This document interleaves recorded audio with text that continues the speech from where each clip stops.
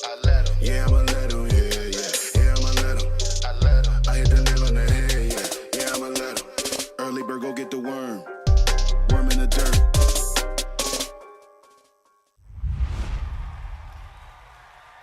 Panas. Itulah, panas gila. Kau ada payung? Ada? Kau tak dengar ke Kak Gura selalu cakap? Sediakan hujan sebelum payung untuk M6. Hacik kau. Sediakan payung sebelum hujan. Oh, iya ke? Tapi apa kena mengena dengan M6? Apa kena dengan M6? Ha.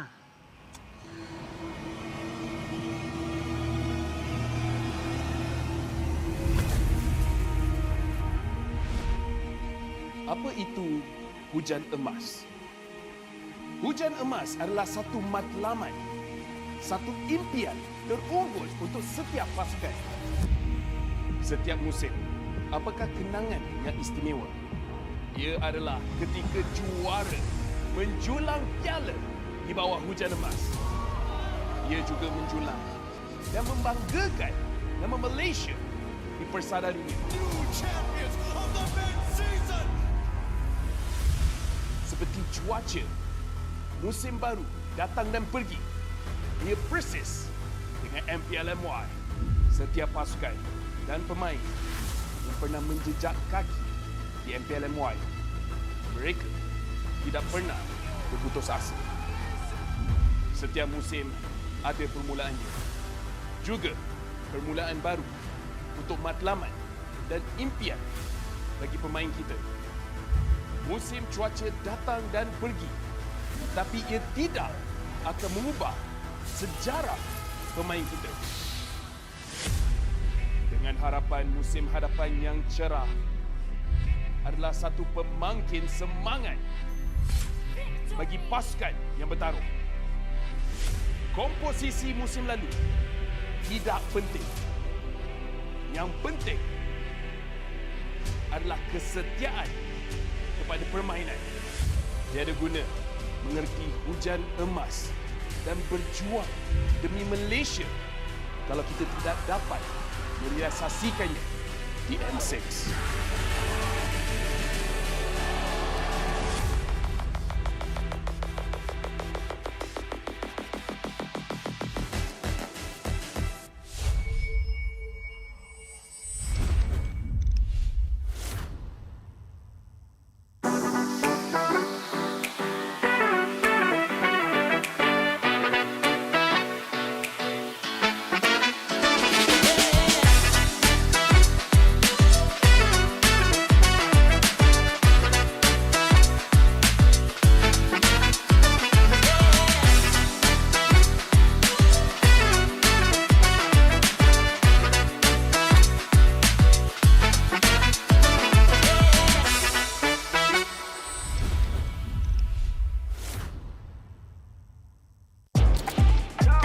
Jago sukan apa jua? Jagokan lagi dengan rangkaian 5G termantap dan tanpa lag. Gaming sepantas kilat. Menang di Land of Dawn. Tukar ke Holling Prepaid 5G sekarang.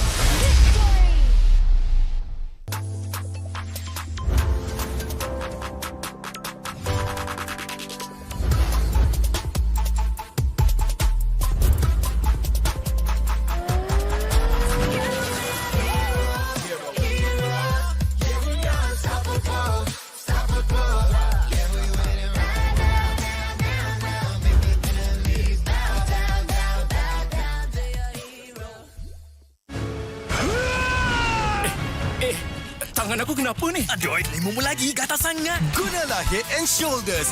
100% keyakinan, kelumamu dan kegatalan. Wiped out. Unstoppable. All I hear, go get the money. So I go get it.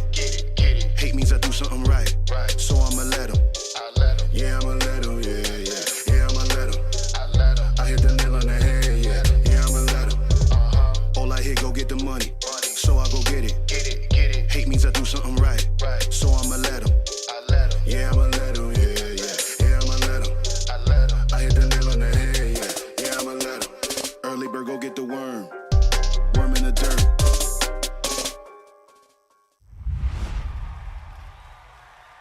Panas. Itulah, panas gila. Kau ada payung? Ada? Kau tak dengar ke Kak Gura selalu cakap? Sediakan hujan sebelum payung untuk M6. Cik kau. Sediakan payung sebelum hujan. Oh, iya ke? Tapi apa kena-mena dengan M6? Apa kena dengan M6? Ha.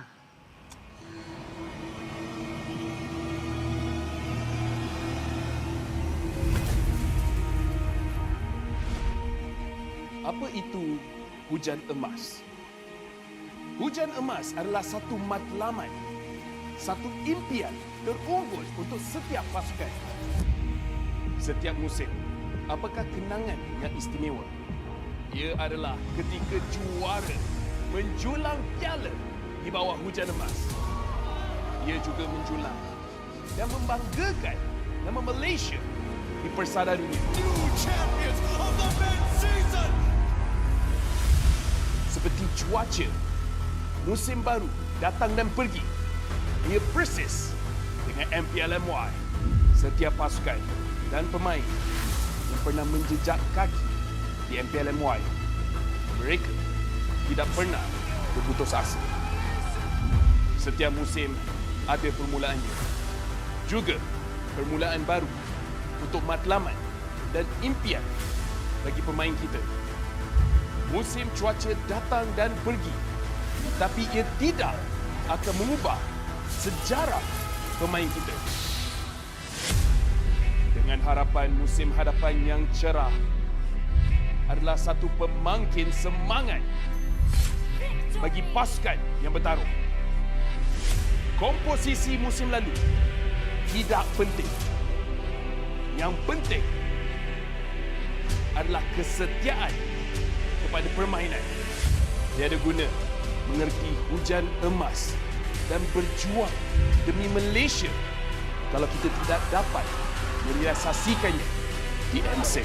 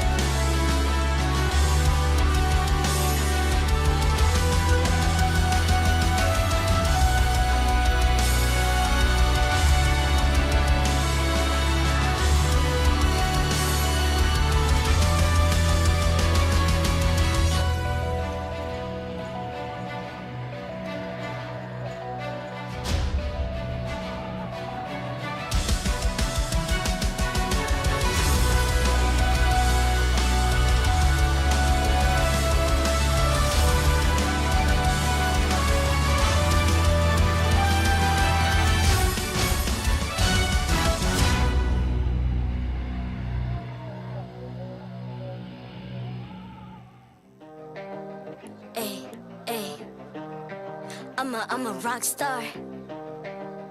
Yeah, rock star. Hey, hey, hey. I'm a rock star, baby. I'm a rock star. I'm a rock star. I'm a rock star. I'm a rock star.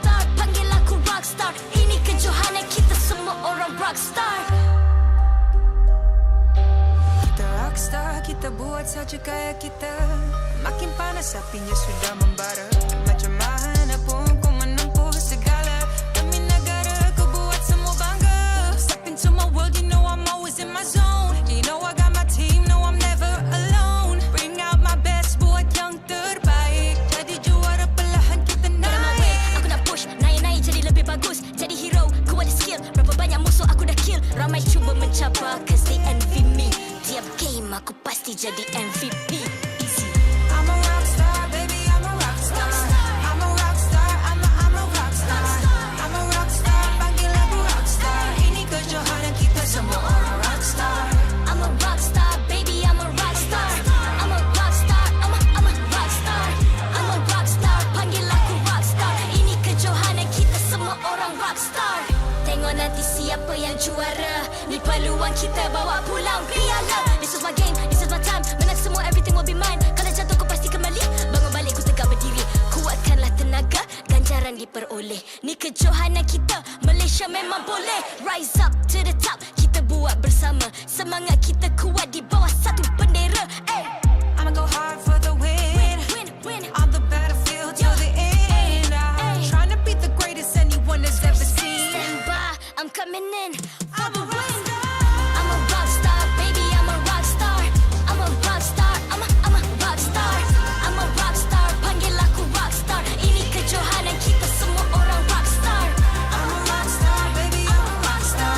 I'm a rock star, I'm a rock star. I'm a rock star, panggil aku rock star. Ini kejohanan kita semua orang rock star.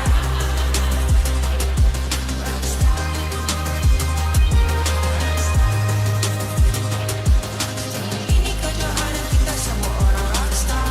I'm a rock star, baby, I'm a rock star.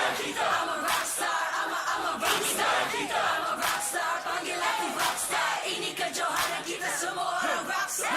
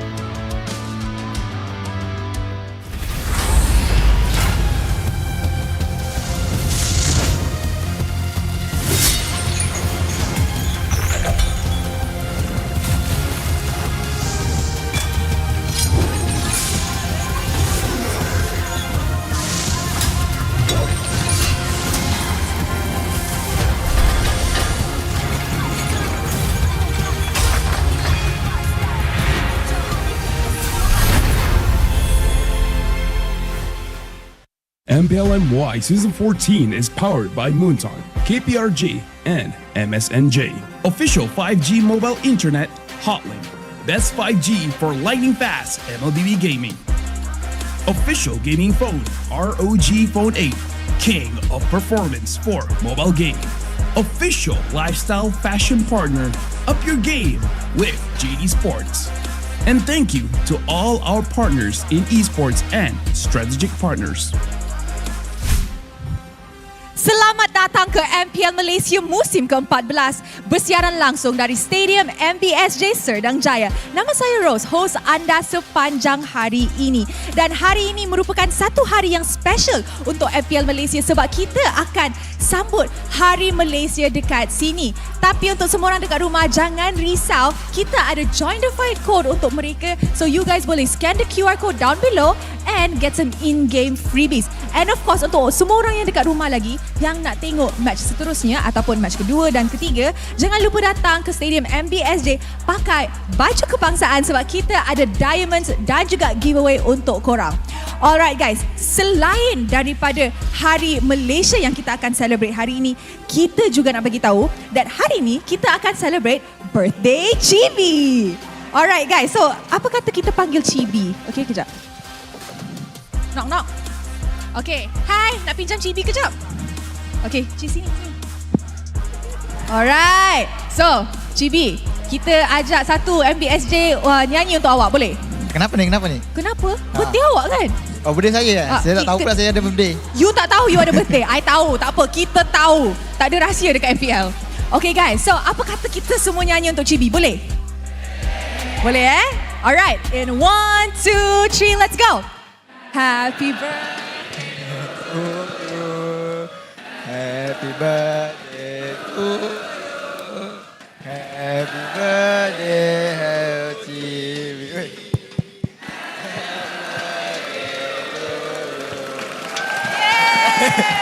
Ni dalam planning ke apa ni? Dalam planning ke apa? Tak tahulah dengan dorang ni. Dorang ni sayang awak. Zon sekarang sana. Macam mana dia nak potong kek kalau awak sebelah saya? Okay. Chibi. So saya kena buat apa ni? Potong kek Potong kek kan? Potong. Tiup dulu. Tiup. Yay! Happy birthday, Chibi! Apa? My sister birthday today. Happy birthday to your sister! Maligayang kaarawan sa kapatid ni Neds, okay? Okay. Alright. Chibi birthday. So saya kena buat apa ni? Potong kek Potong lah sikit. Okay, so while Chibi tengah potong kek, Chibi, sekarang dah umur berapa? Sekarang dah 21. 21 tahun. Okay, so Chibi nak cakap apa dekat fans yang datang celebrate birthday Chibi? Untuk fans-fans yang datang hari ni, thank you datang sebab support team favourite korang, walaupun team Hak ke team Vamos ke. So korang support lah team kegemaran korang dan bagilah semangat untuk dorang. Alright, terima kasih Chibi and good luck to Team Vamos. And with that, kita dah ready nak start match pembukaan untuk hari kedua, minggu kedua. With that, casters, take it away. It's a celebration in and out. Happy birthday, Chibi and Annette's sister. And also, this is a Malaysia Day celebration. It's the Seru Saturday for week number 2 at MPL Malaysia Season 14. My name is Husky. And alongside me, I got a keyboard mishap, Sadafa. And I got bipolar translator, Lafel. Yes. Hello, guys. What are you up to? That's the spirit I like. That's the energy I have. Yes! Sorry, guys. Sorry. My. Sorry. Just, We're in live. We're in for quite a series, quite an opening series. We got Team Vamos. It's like, what? We got Team Vamos. They weren't ready. They weren't ready. Sorry, chat. Bipolar in a nutshell, yeah. Skibidi in chat. Skibidi in chat. Toilet energy. We got main characters today. We got Aura, Chibi's got the Aura, got the wrist, and also we got the Team Hak as their opponents today. It's going to be incredibly exciting because Team Vamos so far 4-0 in the regular season. I think they've been doing pretty good for themselves, right? There are some teams who have been finding their place here at MPL MY Season 14 and some other teams that are still having a little bit of trouble getting started. And I think that these teams are kind of in that process right now, figuring out where exactly they're going to go. Yeah, before I come to you, Lafel, I gotta ask you a question. I'm okay if you don't come at all, but sure. So you got the 5G? I got the 5G, You got man. the 5G, but do you have the Hotlink 5G? Look at me. Of course. Does it look like I don't have the Hotlink 5G, the best 5G for lightning fast MLBB gaming with Hotlink? Absolutely. You can enjoy unmatched 5G network and low latency and improved gameplay with Hotlink. On top of that, 20% discount on in-game Mobile Legends Bang Bang item with Hotlink. Now, Lafel, it's your turn now as we look at the schedule for today. We're going to start with Team Vamos against Team Hak, followed by Selangor Red Giants against Todak, and then Red Esports against Team Ray. Walk me through this. Okay, I'm walking. Keep up. Vamos against Team Hak. Team Hak, if they actually perform well against Vamos, then this is a good showing from them because honestly, the previous showing was very shaky. SRG against Toda, we gotta look at a lineup. If Toda brings their A-game lineup, it's gonna be great. If they bring their Team A lineup, it might not be great. Team Red, Team Ray. Red, are they gonna bring their roster that everyone has been talking about? And can Team Ray dismantle that? What about you, Sadafa? Because we're going to start with the Team Vamos lineup. We've seen this plenty of times. Some champions in the roster, Warlord, Smooth, Chibi, Zorn, and Nets. Yep, I think this is a very interesting roster right now. It seemed like they may have some trouble against JP Niners yesterday, but we're still able to close out the match, showing that they do have a greater control over the state of the game in comparison. I think the addition of Smooth into the ranks of the ex-Homeboys lineup has really stabilized that part of the map and allowed them to go for greater plays overall. Excuse me, it's Smooth and the rest of the lineup came in, okay? He's the original one, okay? Put some respect. You're right. right. Everyone My bad. else came in. My okay? bad. But what about this one, Lafel? Because you talked about abandoning your family. We got Box on Team Huck's side. Yep, Hesu, yep. Lesia, Miko returning from another region, and also the return of Panda. So here's the thing, right? We really got to look at this lineup. And when I say this with respect, right? Lexia is the one playing the mage, but Miko is looking mid, right? He has to step up because so far, he's not performing as he was when he was in Team SMG. It looks like the team ain't gelling, bro. I mean, we can draw some parallels between Team Huck against RSGMY, right? We talk about this eternal matchup, Miko against Stoem. We said that both of them like to make the first move, and it was Miko who kind of won the series for Team Huck by making more of the initiatives. But also, we gotta look at the junglers, the battle of MVP. Box against Chibi, regular season MVP for season 7. That's Box, and the season later it was Chibi, and the rest is just the accolades for both teams. But most of it for Chibi, at least, were with Homeboys. Yeah, here's the thing. They both debuted in the same season. Yeah. It was season 7, but Box came like much stronger, but Chibi is the one that's more consistent. Speaking of MVPs, shout out to Leo. Leo is watching the stream right now. Leo Cass from the Philippines. That's my MVP right there. That's our MVP. Yeah, nice to see you, Leo. And it's nice to see these players as well. Like Chibi, like you guys mentioned, more consistent player overall. Box has been kind of up and down throughout the season since he got that regular season MVP, but is looking pretty good now that the meta has switched back over to Assassins. Yeah. But will he be able to compare?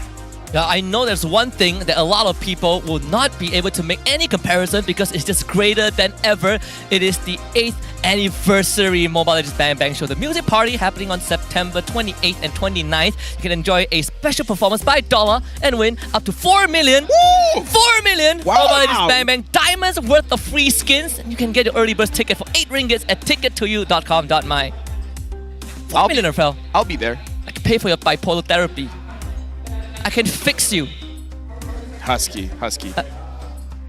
Only girls say that. Don't. You're Actually, no. right. Guys say that to girls too. You're right. I can fix her. Yes, I know. You. Yo, I can fix you. You Yeah. agree? I think so. I mean, diamonds usually fix things. Am I fixable? Are you? Do you believe you're fixable? My mindset says yes. Then I you can, are. I can fix myself. Yes. Call that's me the spirit. mechanic. That's the spirit. Which side of the file are we looking at today? Okay. Sounds good. Good talk, Lafel. Good talk. Yeah, there you go. I mean, this is quite an exciting series. I'm looking at the jungle as well. I know Box against Chibi. Quick words, expectations? Chibi, like we've already mentioned, is a little bit more consistent. I think he's become a bit more mature, but Box could be more explosive. Well, let's welcome the two teams onto the stage right now. We have Team Vamos and Team Huck.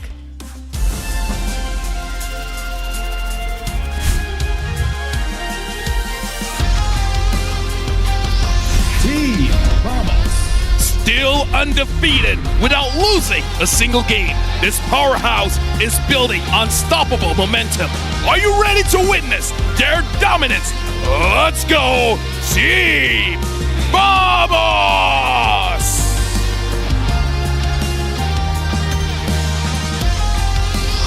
Team Huck. Assembled in a rush, but lethal from the start. This roster boasts 2 former MPL champions and rising stars. Without further delay, rise and roar for Yibambe Team Huck!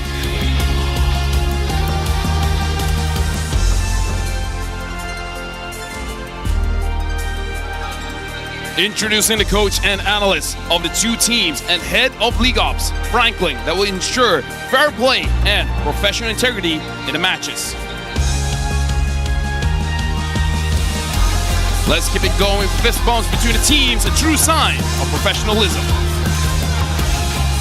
Good luck to both teams, as this is gonna be the battle of previous, current MVPs. Previous team has returned to MPL. So many storylines, Lafel and Sadafa. We gotta get this. We gotta get oiled up for this because I think the engines are already starting to heat up. We talk a lot about Team Vamos. They're on a win streak so far, looking for their 3rd potential perfect season. But let's start with Team Huck first, Sadafa.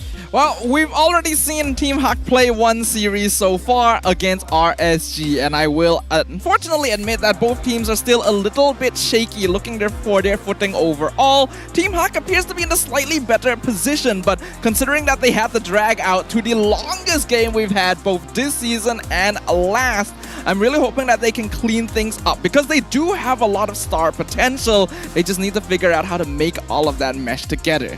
For me, like, again, I'm a technical kind of guy. I wanted to look at the draft because so far for Team Vamos, they've won every single game. And every single game, they were able to get the Zask.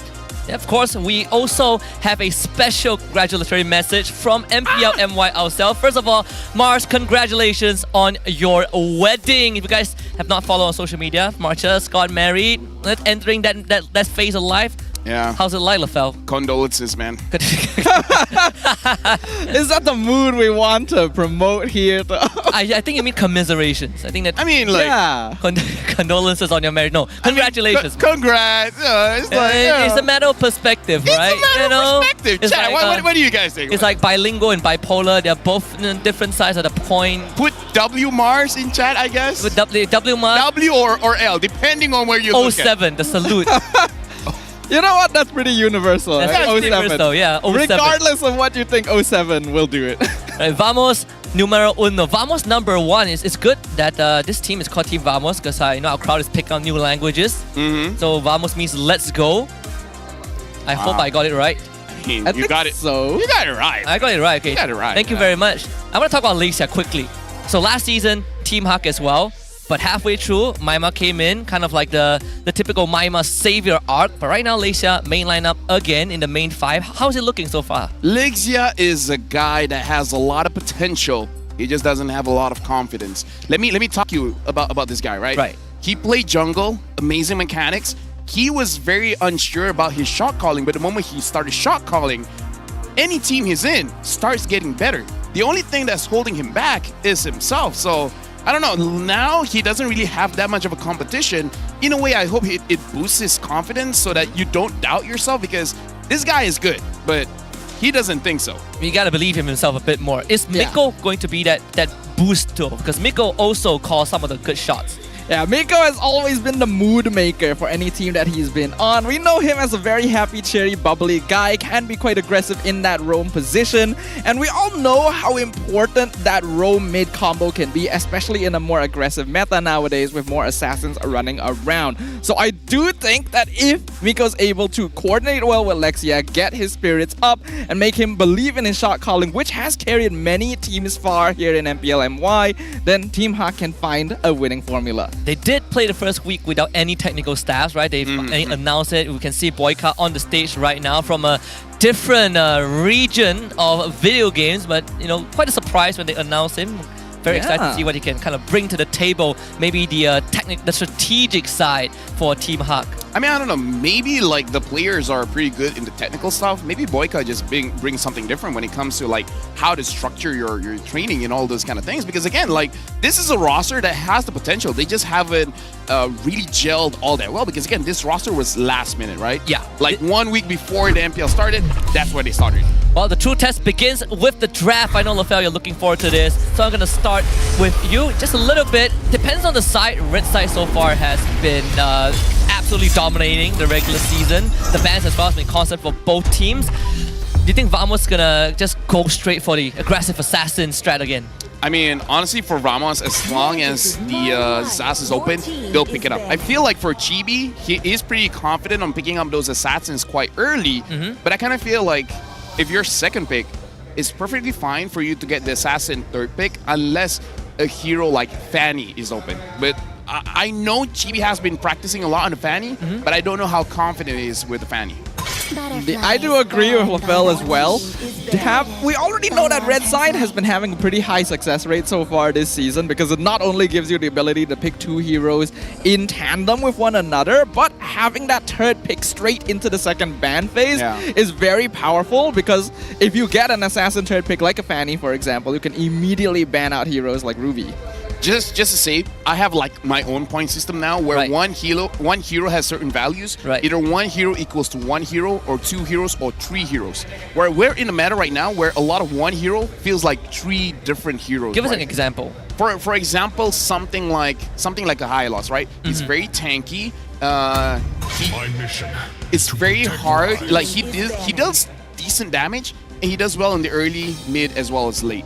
Right? Looking at Arlet, I would give him a value of 2. He has damage and he has crowd control, but he doesn't have the tankiness. That's the flexibility of the hero kind of adds on to your value though. Like Something like a Valentina, value shakes up depending on what the other team has. Right. If you have a lot of value when you use your IMU, then yeah.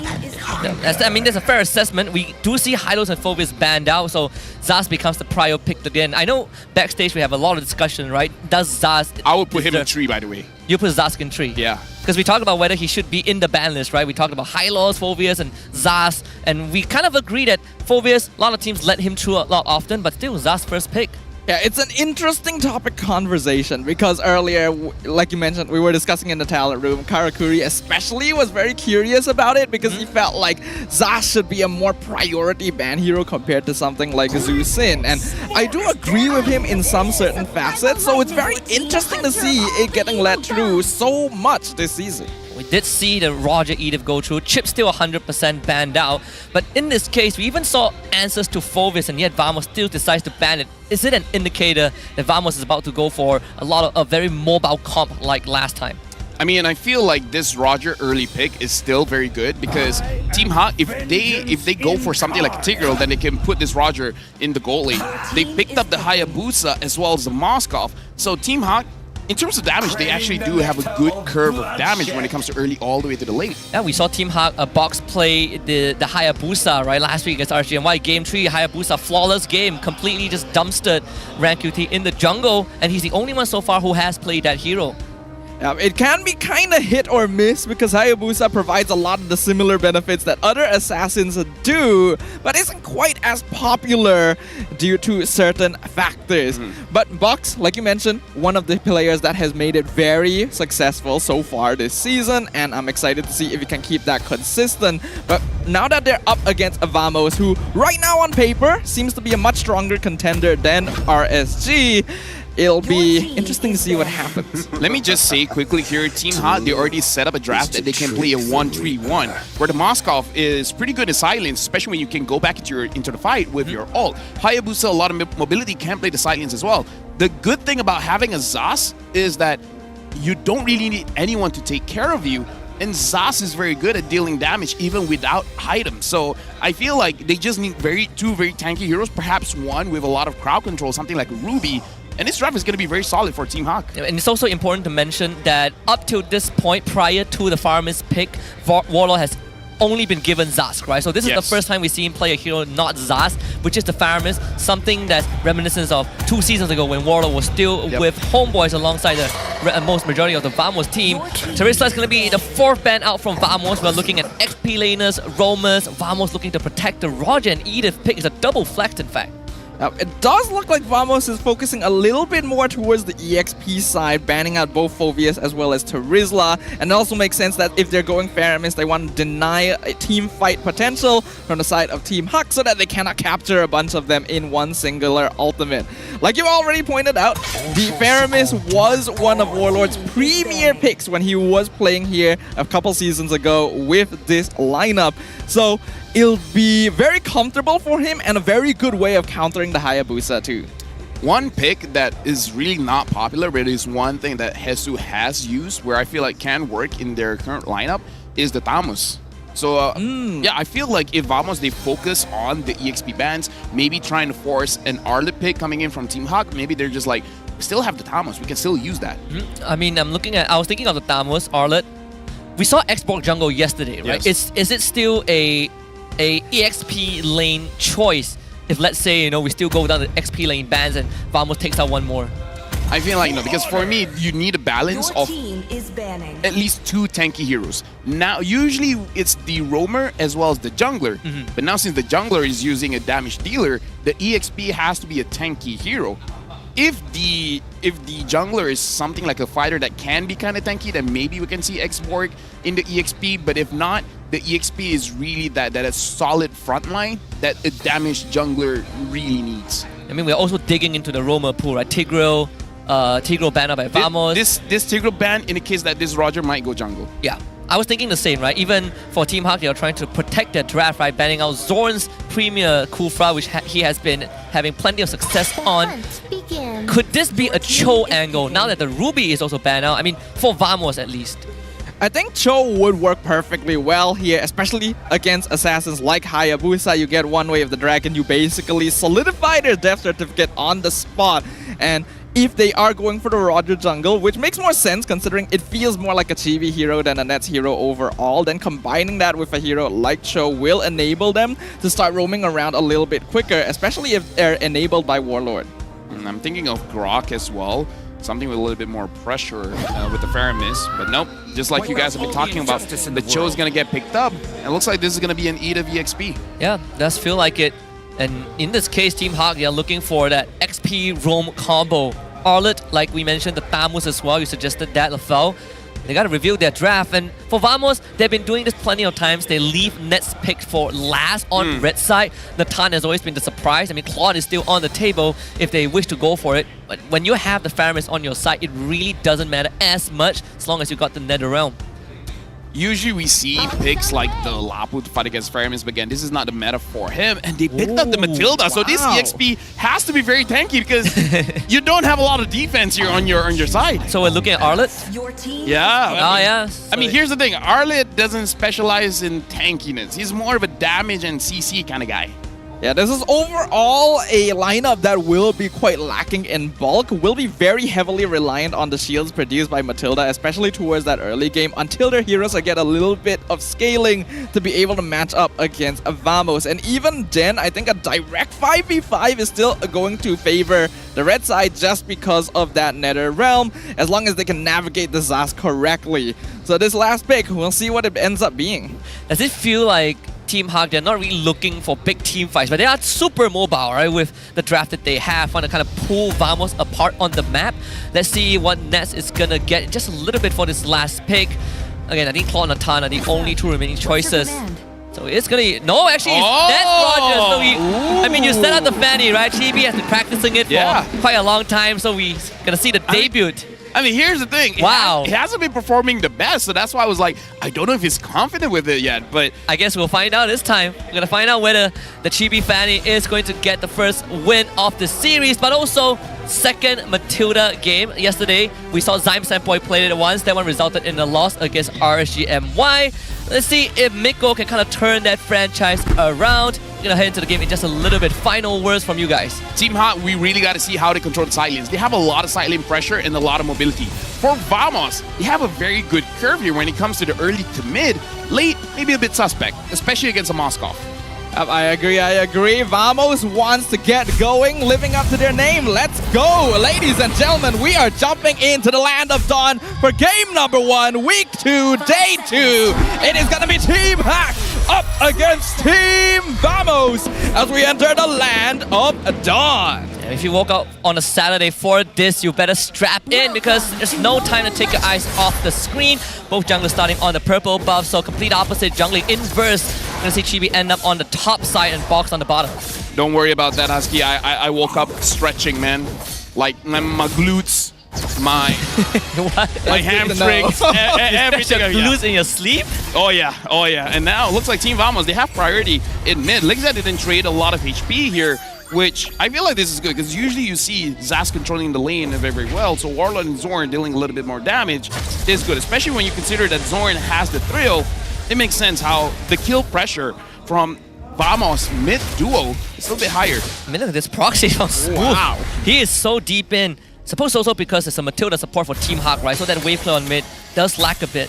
It's a smart play as well from Smooth because he knows that if the Arlet doesn't have a wave to heal off of, he becomes a lot weaker, especially at level 1. But here comes GB going for Box straight away. The cables come out. Zorn gonna get the knockup. Box then fall. First blood given over to GB. Zorn will be very happy with trading his life there. And the last minute Jit Kundo didn't even have the flicker for that skirmish. That's gonna be a happy Chibi for sure. Mid-side. Oh, Warlord in trouble, able to get the pull. Does some damage to Hesu, who has rotated to the mid lane, but no kills for Team Hawk. Honestly, that should have been a kill for Team Hawk because that was a very big mistake coming in from Warlord. But now Panda's going to get targeted. Jimmy again, he wants Panda. That's an endangered species right there, but Nat's now in trouble as Miko comes in for the backup. Panda dashes forward, not able to get the damage in. Meanwhile, Smooth and Zorn getting a kill on Hesu in the top lane. Wow, that's I guess a two-prong attack from Team Vamos. That's actually false. Miko commits for the kill. Didn't let him recall the base. Looks like this is a match that we really have to look at the roamers because both Zorn and Miko, they're using roamers that actually deal quite a bit of damage, especially if Miko builds a little bit more magic items on himself. But Zorn is already level 4, gets the way of the dragon, forces out Purify on Miko quite early on. Spear Destruction, it steals it! That was a purple buff stolen by Panda with the Moskov ult. That is wild. And Chibi did have his retribution. I feel like when Zorn kicked Miko, Miko saw the purple buff, caught a glimpse of it before he ran away. But we see Nash, he just got the Sky Piercer. You know things are about to get dirty in this turtle fight. That was sick. That was sick though. Actually sick. That was skibbity. That was plus 10,000 aura. Yeah, that's main character energy. Main character energy. Okay. How you wanna, jump He in? ate and left no No, crust. I think you guys all hold on. Way of the Dragon on Miko, not able to follow up thanks to the stun from Lexia. Smooth going to miss the engage as well as the Circling Eagle comes in. Box whip. The Yogi Shadow Kill finds Smooth. The Netherrealm is too late and here comes the final slash. Zorn just barely gets out, able to regen up a little bit more HP and Warlord able to escape as well. It looks like they won't get the turtle. Very unfortunate. Vamos didn't really have what it takes to fight for this turtle, not without Chibi's purple buff and Warlord blowing his ultimate to save Smooth, who was just straight up overextended. Team Hawk really taking advantage of that to get Box a hit. I mean, we did talk about Team Hawk. They have a lot of damage. Even the roam position has damage. So I feel like Team Hawk, they can really go for a catch kind of playstyle going up against Team Vamos. And it does look like Team Vamos is going to be more or less the same, having the Cho as well as the Fanny. Nicholas been doing a really good job of just manning Cho. Every time there's the Purify, he just doesn't feel like a good target. And how's Panda looking though? Pretty nice. Yeah, the states are looking pretty good here. I like that Team Hawk decided to go for the aggro play too after Panda had stolen the buff, knowing that Chibi would be disabled somewhat. And we normally expect Zorn on the show with the Fanny to be more aggressive, but Miko is doing a great job of just sandbagging this early game. I would say this is like man-to-man defense. Like Miko, you just make sure that they don't get anyone. You know, it's like you play basketball. Speaking of, that's a slam dunk. Zorn with the Way of the Dragon finds Miko, sets it up for Chibi. And Team Hawk not going to be able to do much about it. Panda actually has to be a bit careful here. Box looking for a potential revenge kill onto Zorn. Ogi Shadow Kill comes out. Not going to be able to disjoint it, so that is going to be a return roam for roam. That's good. Both junglers cash in on a kill each. Miko still retains the Purify. Spell Destruction actually missed, very ambitious, but it does force Nets away from the turret.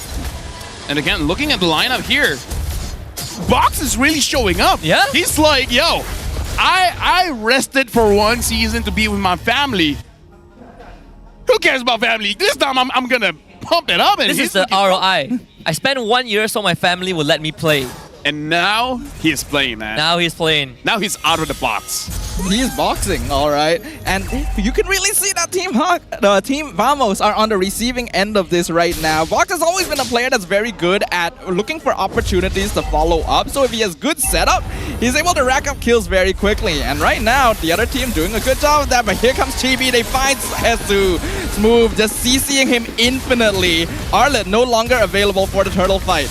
Lexia in the area. Warlord gonna start zoning him out. Nightmaric Spawn gonna be pulled away from the turtle to make it easier to take. Zorn with the flicker does find a knockup on the Miko.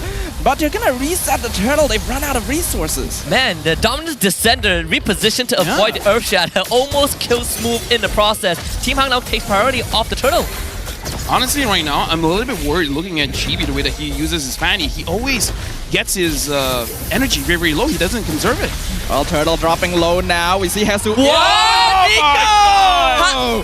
Miko steals the turtle. Netherrealm comes out. Chibi will be the first one to fall. He escaped. And Zorn now going to be targeted by Panda. Miko is in the area. He can pull Panda forward. Oh my goodness. Forces him back. Cuts off the escape route. Team Hawk is taking no prisoners. Talk about insult to injury. early. First, Miko steals the turtle when Zorn kick box away. They might lose more mid. Hesu final slash on 2-man. The knockup on 3 is good, but there's not enough HP to play with here. And that's gonna be too dead. Hesu gonna be traded. Box actually steals away the purple buff from Chibi at the same time. Chibi looking for some vengeance, but Miko has too much shield. Team Hacker outplaying Vamos. Essentially a team wipe, right? Team wipe plus turtle and purple buff. Dude, They just rinse Team Vamos in that fight. this game is hype. Now Team High has 3.6k goal lead. Box having that Sky Piercer, so he's gonna deal a little bit more damage whenever they're low. And excuse me, is this caster curse where we're like, oh, Miko's mid? Well, hold on that. Nets, Ogi Shadow Kill comes out. Box gets Oh, the my killing goodness. spree and backs off the safety, taunting Zorn in the process. That's gotta sting. Nets flickered. And then he rolled back into the shurikens as it got retrieved. The Sky Piercer procced at the last second. That's the first stack for Box as well. Let me just say, Box right now is putting an argument for him to be in the top 3 junglers. GB going on Panda. Smooth going to miss the onward, gets the Earth Shatter, but there's nothing left. No purple buff. GB cannot continue. Route spot for Vamos to be in one sequence, and Team Hawk balloon a 500 goal lead to 4k with Box kind of re-leading the Helm Hunter Strike, Sky Piercer. I think he's building towards a BOD. The real problem is, where did the goal go to, right? Because yes, Team High has a goal lead, but majority, Panda as well as Box, both have over 1,000 goal advantage against their counterpart. So it's not just they have a goal lead, it went to the right people. Yeah. Even Miko arguably 8 out of 9 fights participated. 95% kill participation. Yeah, this has already been an incredible start here from Team Hawk, making full use of this Matilda. And we talked about that mid-roam combo. Lexia is making his presence known on the opposite sides of the map as well. But we have to note, Team Vamos seems to be a little bit weaker on the early end. We saw that in their match against JP Niners. Team Hawk needs to keep this pressure up. Seen him in this spot before. Can he turn this around? Warlord is going to try and poke Panda out because Panda is aggroing the objective. Zorn trying to chase Hesu, uses Way of the Dragon, but doesn't get the right target. So he doesn't have that for setup. Here comes the Circling Eagle into the backline. Net taking tons of damage. Already forcing out the Netherrealm. Chibi looking for Hesu, not able to finish him off though. And Netherrealm is already gone as Box secures the Lord. Now jumping in at the Warlord with the Ogi Shadow Kill. That's the move! Mega kill streak for the Hayabusa. Let me just say, Team Hawk, the only time this drop is going to be a little bit bad is around the Lord fight, because they're not tanky. They can't take a lot of shots from the Lord. They can't dance. They can't prolong it. But somehow, not only were they able to do it, Team Vamos, Zorn trying to catch Hesu looks like it was a bad trade. Yeah, it went for the flicker kick, loses crucial resource. Yeah. Lisa and Miko, you said right, Team Hawk Hero have a lot of base damage, right? Miko and Lisa zone out Nets. Exactly. Of all people, they force the Netherrealm out early and then allow Box to go in with his Shadow Kill without having to worry about the insurance policy. I mean, if Team Hawk is saying damage is the new meta, I'm all for it, man. If I kill them, they don't kill me. Exactly. You can see how much damage Panda has already built up, able to zone out Zorn purely by himself there. They're gonna take the mid and top tier 2 right here, gonna start knocking on the doors of Team Vamos. Lord should fall quite soon. I don't think Team Hawk will need to force a fight here, but they are gonna be able to pressure confidently regardless. The one thing that we have seen is that Team Vamos is pretty good when it comes to base defense. Team Hawk wasn't able to really synchronize all 3 waves. So that bottom tier 2 might even survive this. I think it goes down. Honestly, like, Vamos as well as other teams, they gotta look at Box on this Hayabusa. Like, this is just a small thing. But the fact that whenever he wants to use his quad shadows, he used the walls to his advantage to increase the range. Like, that's such a small thing, but that's micro mechanics that makes a difference whether you're there for the team fight or not. That's how we see every single time something's going on. Either he's there or he's far away from everyone else. Like, the way that he uses the walls, incredible. It's very deceptive. The range is quite deceptive, right? Sometimes you get hit by the shadows and you don't know it. I mean, Chibi is going through starvation, extreme starvation, nothing in the jungle, no orange buff, purple coming back up in 10 seconds. Not a good birthday. Not a good birthday. Not a good birthday. At least he got the cake, you know? Yeah, he got a cake. Yeah, Box is like, you had too much. I don't have a cake, I need your buff. He must have told someone his birthday wish, you know. You always don't tell people or it doesn't come true. Or maybe he didn't even make one, he just blew the candle.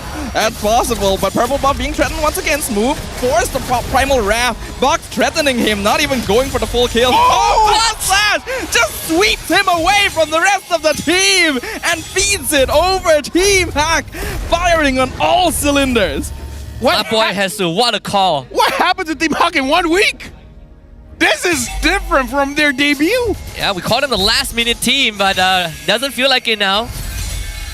Could be also the addition of the coaching staff, but overall, Gang Squad bottom.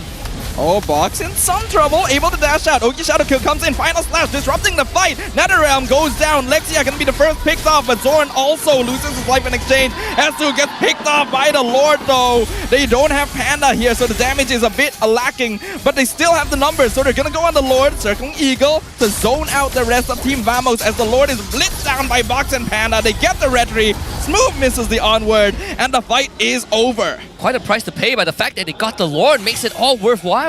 Oh yeah, I would say worthwhile. They're still controlling the goalie quite well. And the thing is, when the Lord spawn, Lexi as well as Hesu is going to be there as well. So, and Team Vamos, honestly, looking at their lineup, they don't really have a lot of wave clear. That's a big issue as well. How long has Chibi gone in this game without the purple buff? That's my question. As long as you remembered. And you don't remember much. Perhaps ever since the steal, the sniper panda, maybe? Yeah. Could be that.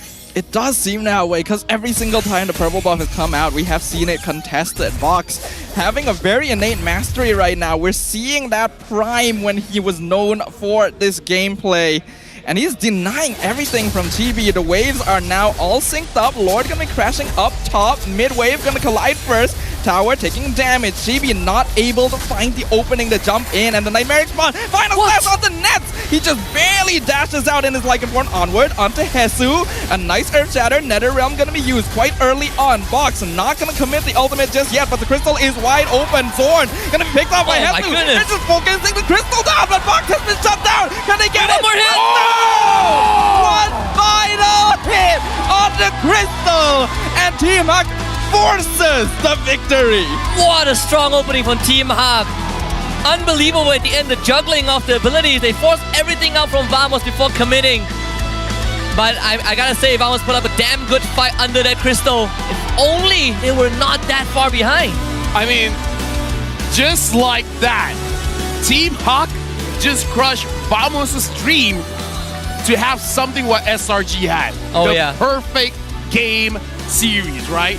In a dominant fashion. And this is why I said, I know Chibi has been spamming the Fanny in rank, but looking at the performance, I wasn't confident with it, and I guess it showed.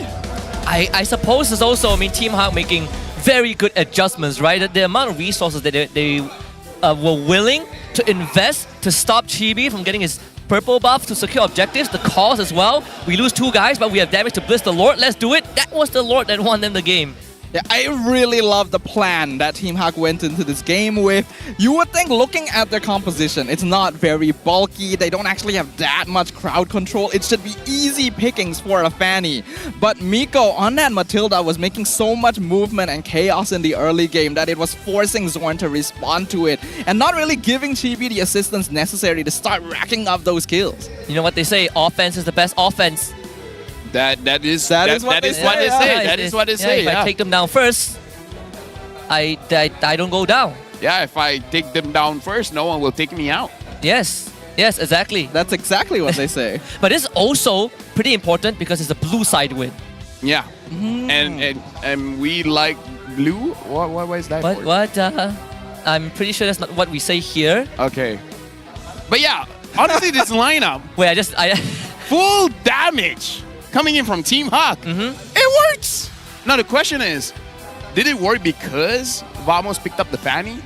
What if we live in a world where the Roger was the jungle? Will it be the same? Like, I feel like that's the thing that we have to watch for game number 2, because I kind of don't feel he's going to get the Fanny again. Yeah, I think so too. I feel like also Team Vamos felt quite confident to go for a very aggressive start, right? Fanny, I want to get the lead. They even bought first item, Sky Piercer, 4 nets as well. That didn't really pay off that much, unfortunately. Even when you look at the highlights alongside our MVP performance this game, We've got Malaysia in that mid lane. We talked about him at the very start, but he's a crucial anchor for the team. Yeah, and again, honestly, both teams, they utilize their damage very well because the Chill with the Trill early game has the damage, so Team Vamos did what they were supposed to do. But again, we got to talk about the macro play here. Miko really slowing down Team Vamos, and I kind of feel like that's a different way to use the Matilda, where we usually see the Matilda making your own team fast. Miko used the Matilda to slow down the enemy. Yeah, that and also the formation of Team Hawk, right? It's not just Miko, but we also have Malaysia on this Zaz. Just the zone control with the Dominator's Descent is disgusting. Yeah, we talked about Zask during the draft, how powerful this hero can be and how often he's been led through the ban. I think Lexia's presence was what really made up for not really having a bulky hero, because the zone denial that the Dominator's Descent provides, especially around the Lord Pit, makes it difficult for Team Vamos to engage, even though they should have better frontline heroes. So this is the 3-point that you said. Yeah, this is the 3-point. This is the 3-point. Here's the thing. I did a live stream yesterday, and I did say, I'm going to see something very crazy here. Right. Very controversial. Right, go ahead. It could get me cancelled. Chat, don't cancel me for this. But just imagine, ban his ass. I agree. Let's get cancelled together. Let's get cancelled. Why don't people Skibidi. ban the Zask? If you don't watch other regions, they ban Zask. They do, actually. It's a really weird question, right? Like, I get that there's a lot of very strong heroes right now that need to be priority banned, but we are seeing this Zaz create so much space for so many different teams.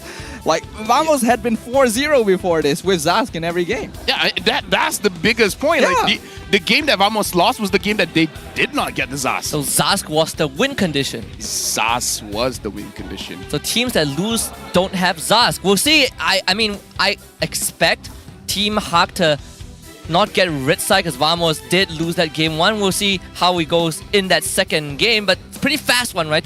13 minutes 41 seconds. You look at the total damage dealt, it was basically painted Team Hawk.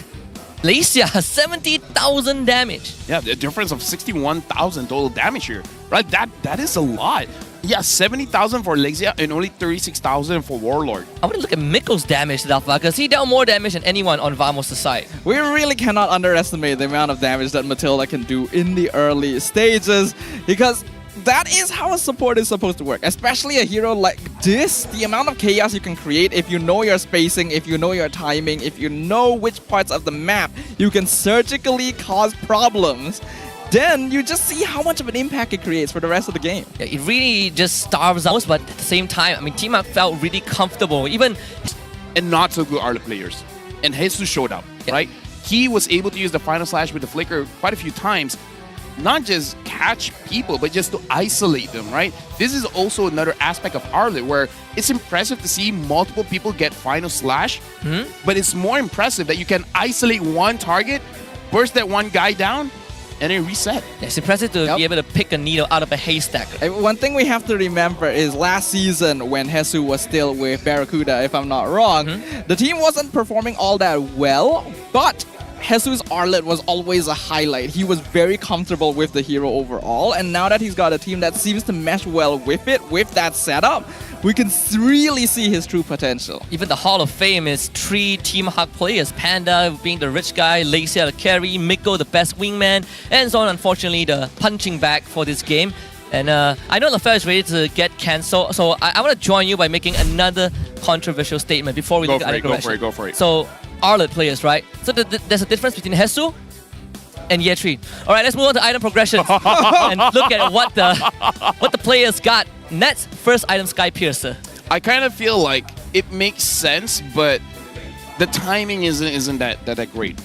Especially because if they're playing around nets and then he has the Sky Piercer, 100% it's going to be great because you're going to get the stacks. Because we see a lot of professional players staying away from the Sky Piercer just because it's very hard to consistently get the stacks. Maybe a little bit different when you're using something like a Beatrice that joins the fight early, even though it doesn't make sense for you to join the fight early, as well as some assassins in the jungle. But yeah, I feel like it's this game did not go as planned. That's the only thing I can say about Vamos with the Sky Pierce is like, we're going to get kills on the nets. Yeah, I suspect this was a mid-game plan switch, right? Because obviously they want to play around Fanny, but when Chibi was getting pressured, they decided to switch pressure to Nets instead, like told him, get the Sky Piercer, we're going to try and feed you as much as possible. But that didn't work either, so they just ended up overcommitting in that regard. Yeah, the fact that he got a Sky Piercer and then Box shows up and then kills him off, so even if he had stacked, he probably lost all of it, or majority of it. Means a great start for Team Hawk. I wonder what Rose has in store for us, because we got another offstage segment by Hotlink, so we're gonna pass it over to the one and only Rose. Selamat datang ke MPL Offstage yang dibawa oleh Hotlink. Dan sekarang ni saya dengan satu fan daripada Vamos. Hai, apa kata you introduce yourself to the audience yang tengah tengok sekarang? Hai, nama saya Tamim atau korang boleh panggil saya Chopa. Okay, so kita boleh nampak daripada baju awak hari ni, you memang sokong Vamos. Okay, cuba bagi tahu ataupun share dengan kita orang kenapa you sokong Vamos. Majority sebab player daripada Homeboys lah. So kita tahu yang 80% daripada player Vamos adalah daripada Homeboys. So memang saya support gila-gila Zon, Chibi, Sepat semua. That's it lah. Okay, tapi dalam ramai-ramai player yang you mention, which is around 80% kan? Siapa yang you paling minat? Zon. Kenapa you minat Zon? Sebab memang tengok Zon daripada Geek Fam dulu. Oh, so you memang dah tengok MPL dah lama dah? Sebab kalau tak silap Geek Fam, it was like what, season 2 ke season 3 MPL MYSG kan? Yes. I see. Okay, apa yang buat you minat dengan Zon?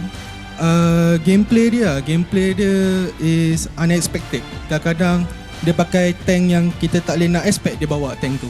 Macam contoh, kadang-kadang Johead, Chow, dia freestyle, recall that's it lah. You rasa Zon boleh execute tak hero yang unorthodox? Dia boleh execute dengan sebaik mungkin ke? Ataupun you rasa kadang-kadang ada je room for improvements? Macam mana? Like macam you rasa gameplay Zon ni, you rasa dah memang perfect ke ataupun ada lagi room for improvements, especially bila dia bawa hero yang tak biasanya orang bawa? Dia memang dah perfect lah. Wow, kita boleh nampak dia ni adalah satu fanboy Zon yang agak besar. Okay, so sekarang you rasa ini adalah habis dengan 2-0 ke 2-1 dan Vamos akan reverse sweep balik? Vamos akan menang 2-1. Wow, we love the confidence. Alright, anything yang you nak sampaikan dekat Vamos sebelum we wrap up this interview? Kepada Vamos, good luck. Semoga comeback 2-1. Apa-apa pun, hala Vamos, numero 1 Vamos. Alright, terima kasih kepada Tamim. As we can see, Vamos punya fans here, they're all ready to witness the game 2 untuk perlawanan ini. Adakah Vamos akan reverse sweep untuk dapat kemenangan ini to continue their win streak, ataupun Team Hawk will end Vamos' win streak? Mari kita throw it back to the casters untuk mulakan game kedua dalam Best of 3 series ini. Casters, silakan. Thank you very much, Rose, and the support from Zorn and Team Vamos' fan. But if they want to stay numero 1, they gotta win this game. They gotta win the series. Hola, no hables español. All I say. Yeah, I got nothing. Pepperoni mas mozzarella. No, that's No, that's very that's cancelable, all right? That's cancelable. I want a pizza. That is fair though. That one is understandable. What isn't understandable is how much difficulty Team Vamos had going into that game, because their draft seemed like it should be able to rack up a lot of damage straight out the gate, right? You have Zorn on his signature show, you have Fanny, you have Roger, you have Edith. What went wrong here? Well, maybe it starts with this. Let's see. Okay, never mind. Miko broke eye contact. No, I feel like this season I'm not gonna go all in on this. Yeah, no. We saw Loleo did it 2 seasons ago.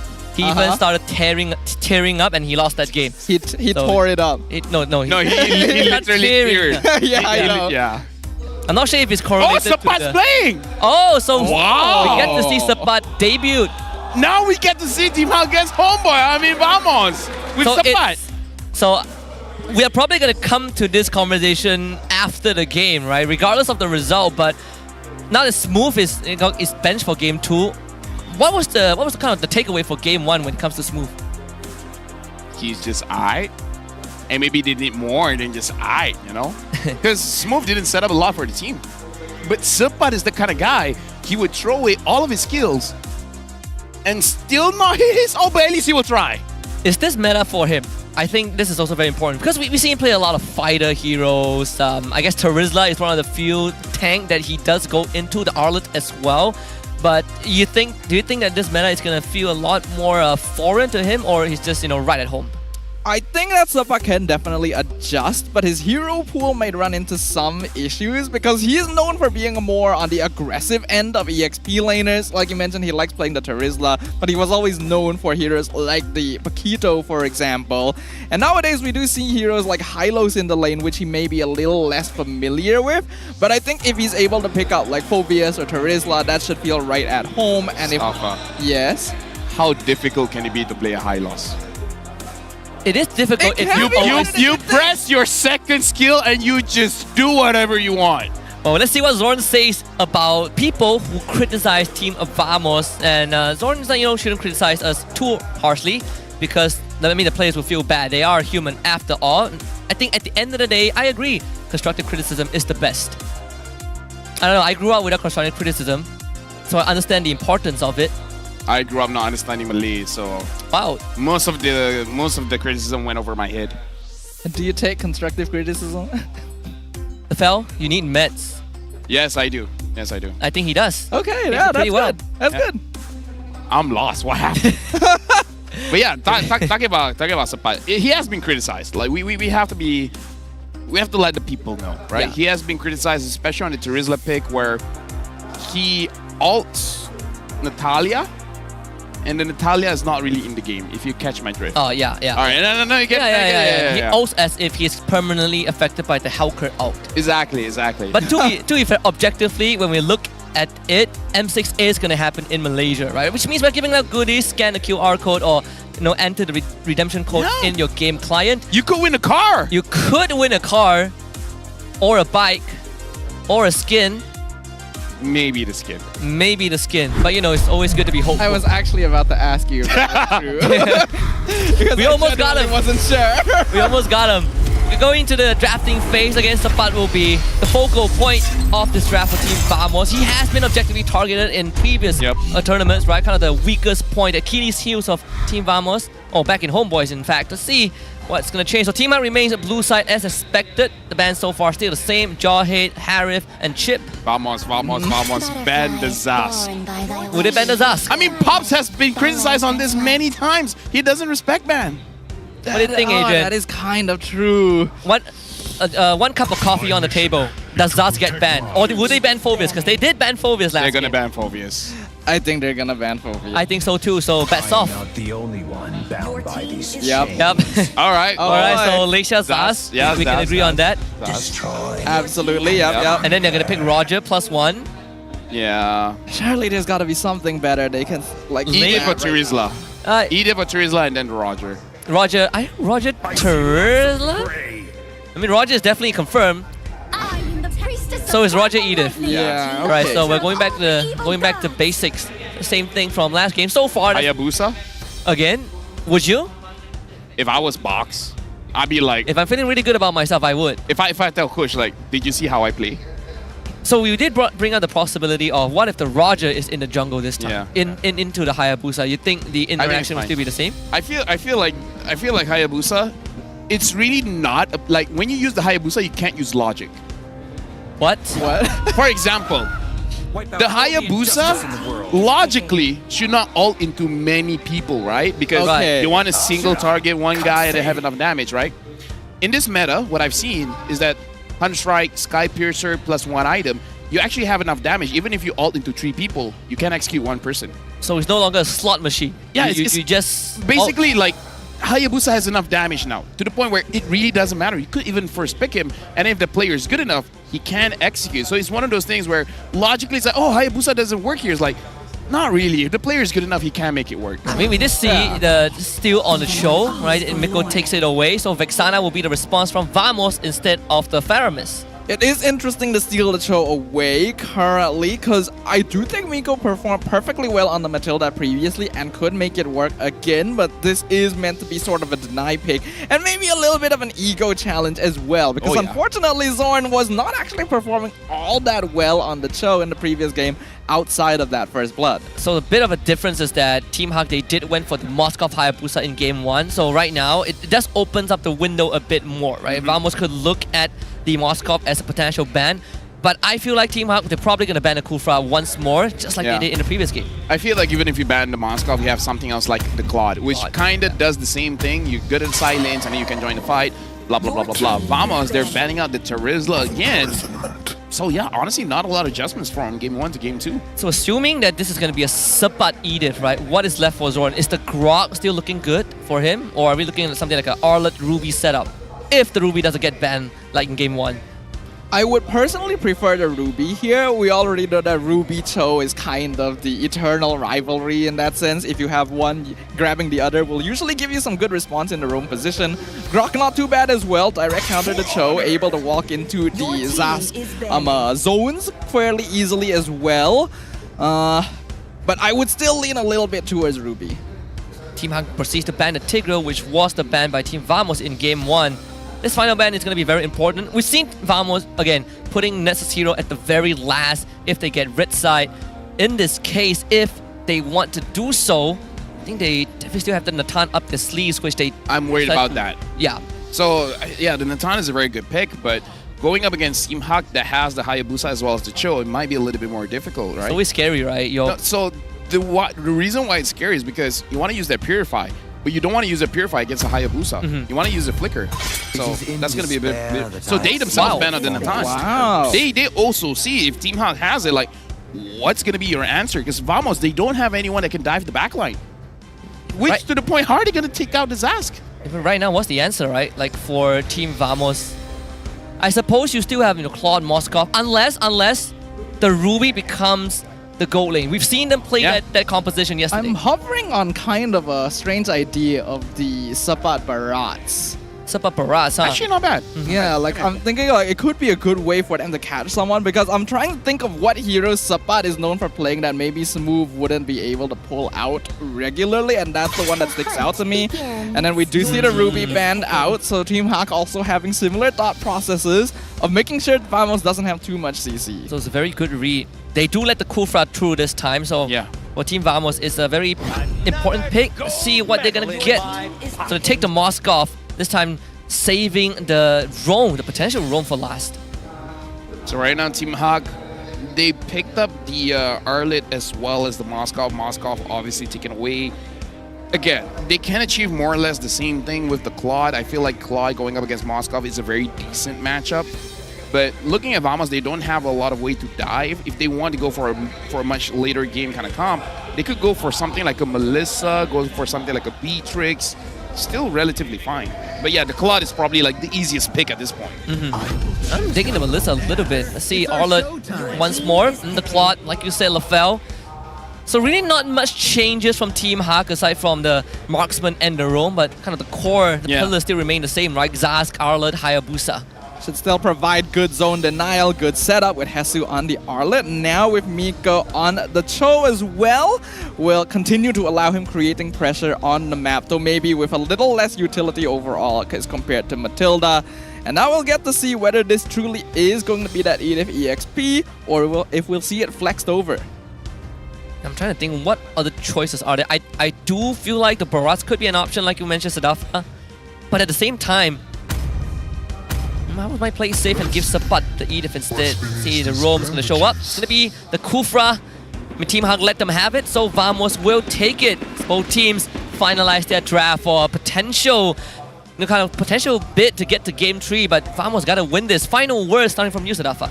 Well, I do think that this draft from Vamos looks a little bit more universal. They will have that late game scaling and a good amount of early aggression too with the Roger and the Kufra, as long as they can get those setups and play around Miko and Lexia. For me, I'm going to be the boring guy. I'm a Zas believer now. Zas hasn't been around for the longest time when it comes to meta appearances, but when he's here, he's dominating Descending.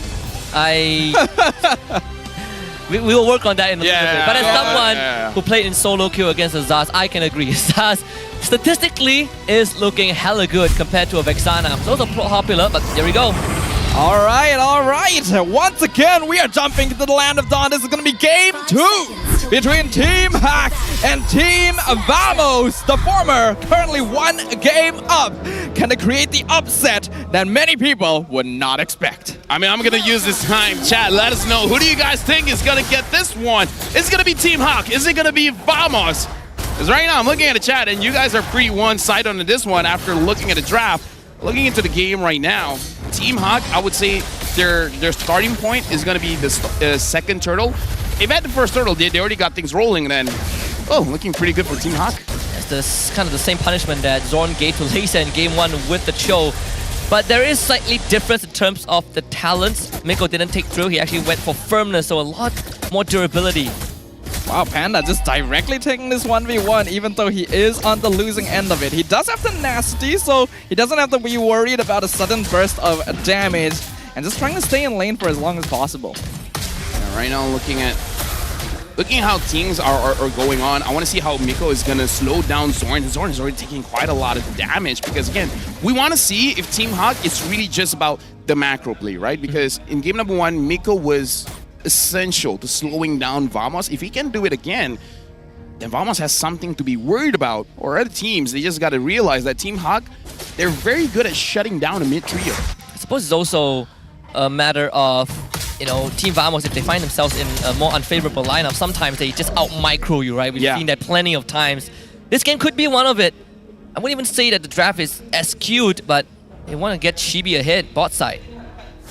Looking at bot side, charged up from Zorn. They are trying to eye Hesu, but he's got good game senses, realizing a lot of people are missing on the map. So not going to overextend, though he may be forced too soon. Oh, here comes Zorn, gets Tire's revenge. Flicker from Hesu can be baited out. Miko in position just to provide a little bit of backup, and nothing will happen here. But thank God they got the flicker out, but Hesu was able to soak out majority of the XP, so he will still hit 4 for this upcoming turtle fight. And Chibi, he spent a lot of time, so he's under level compared to a box. Yeah, right now it's Miko going up against 4. Can he actually delay long enough for Box to join in the fight? Final slash finds Chibi. Warlord gonna secure the turtle for the side of Team Vamos, and now Hesu left on his lonesome. That's gonna be the first blood given over to Sabat. Miko forced to back it off. Man, that feels bad. Would have been nice if they got the turtle, but both junglers on the retro finger both kind of got outplayed by Warlord at the end with that burst damage from the Vexana, and Zorn's gonna start taking over the jungle. Yep, Zorn once again dashing forward, finds Miko, finds the Hayabusa, and he gets terrified. Box not able to respond. Dominator's Descent not gonna do too much. Good poke damage, but it is not enough without their Hayabusa. Something I realized about Vamos is how they evolve from game number 1, game number 2. Not just this game, but other series as well, where in game number 1, they identify who's the real problem. Like, in our eyes, Box did great, right? But we see that Team Vamos in the early stage, focusing on Hesu, making sure that Hesu doesn't have a good time, and afterwards, just by proxy of getting the turtle, they just invaded the jungle and then tried to slow down Box as well. So Team Vamos, they're a team that can pick things off. Way of the Dragon ambush onto Zorn, flickers out with the bouncing balls. Box gonna jump in, Ogi Shadow Kill gets the execute, but that's a lot of resources, and now Vamos are chasing. Blazing Duet comes out, Chibi chasing Panda, but not a lot of HP left, so he will back it off. A good footsteps from Panda to negate majority of the damage, but I also say that, Miko just hit his level 4 and thankfully was able to get Zorn, at least get a kill into Box's pocket. He just went down early on, so Box able to recover in terms of that goal a little bit, but all this while Nets is just free farming topside. I just like how Team Hot, they use their offense as a defense, because we saw Lixia as well as Panda using their skills to make sure that Team Vamos can actually enter a team fight.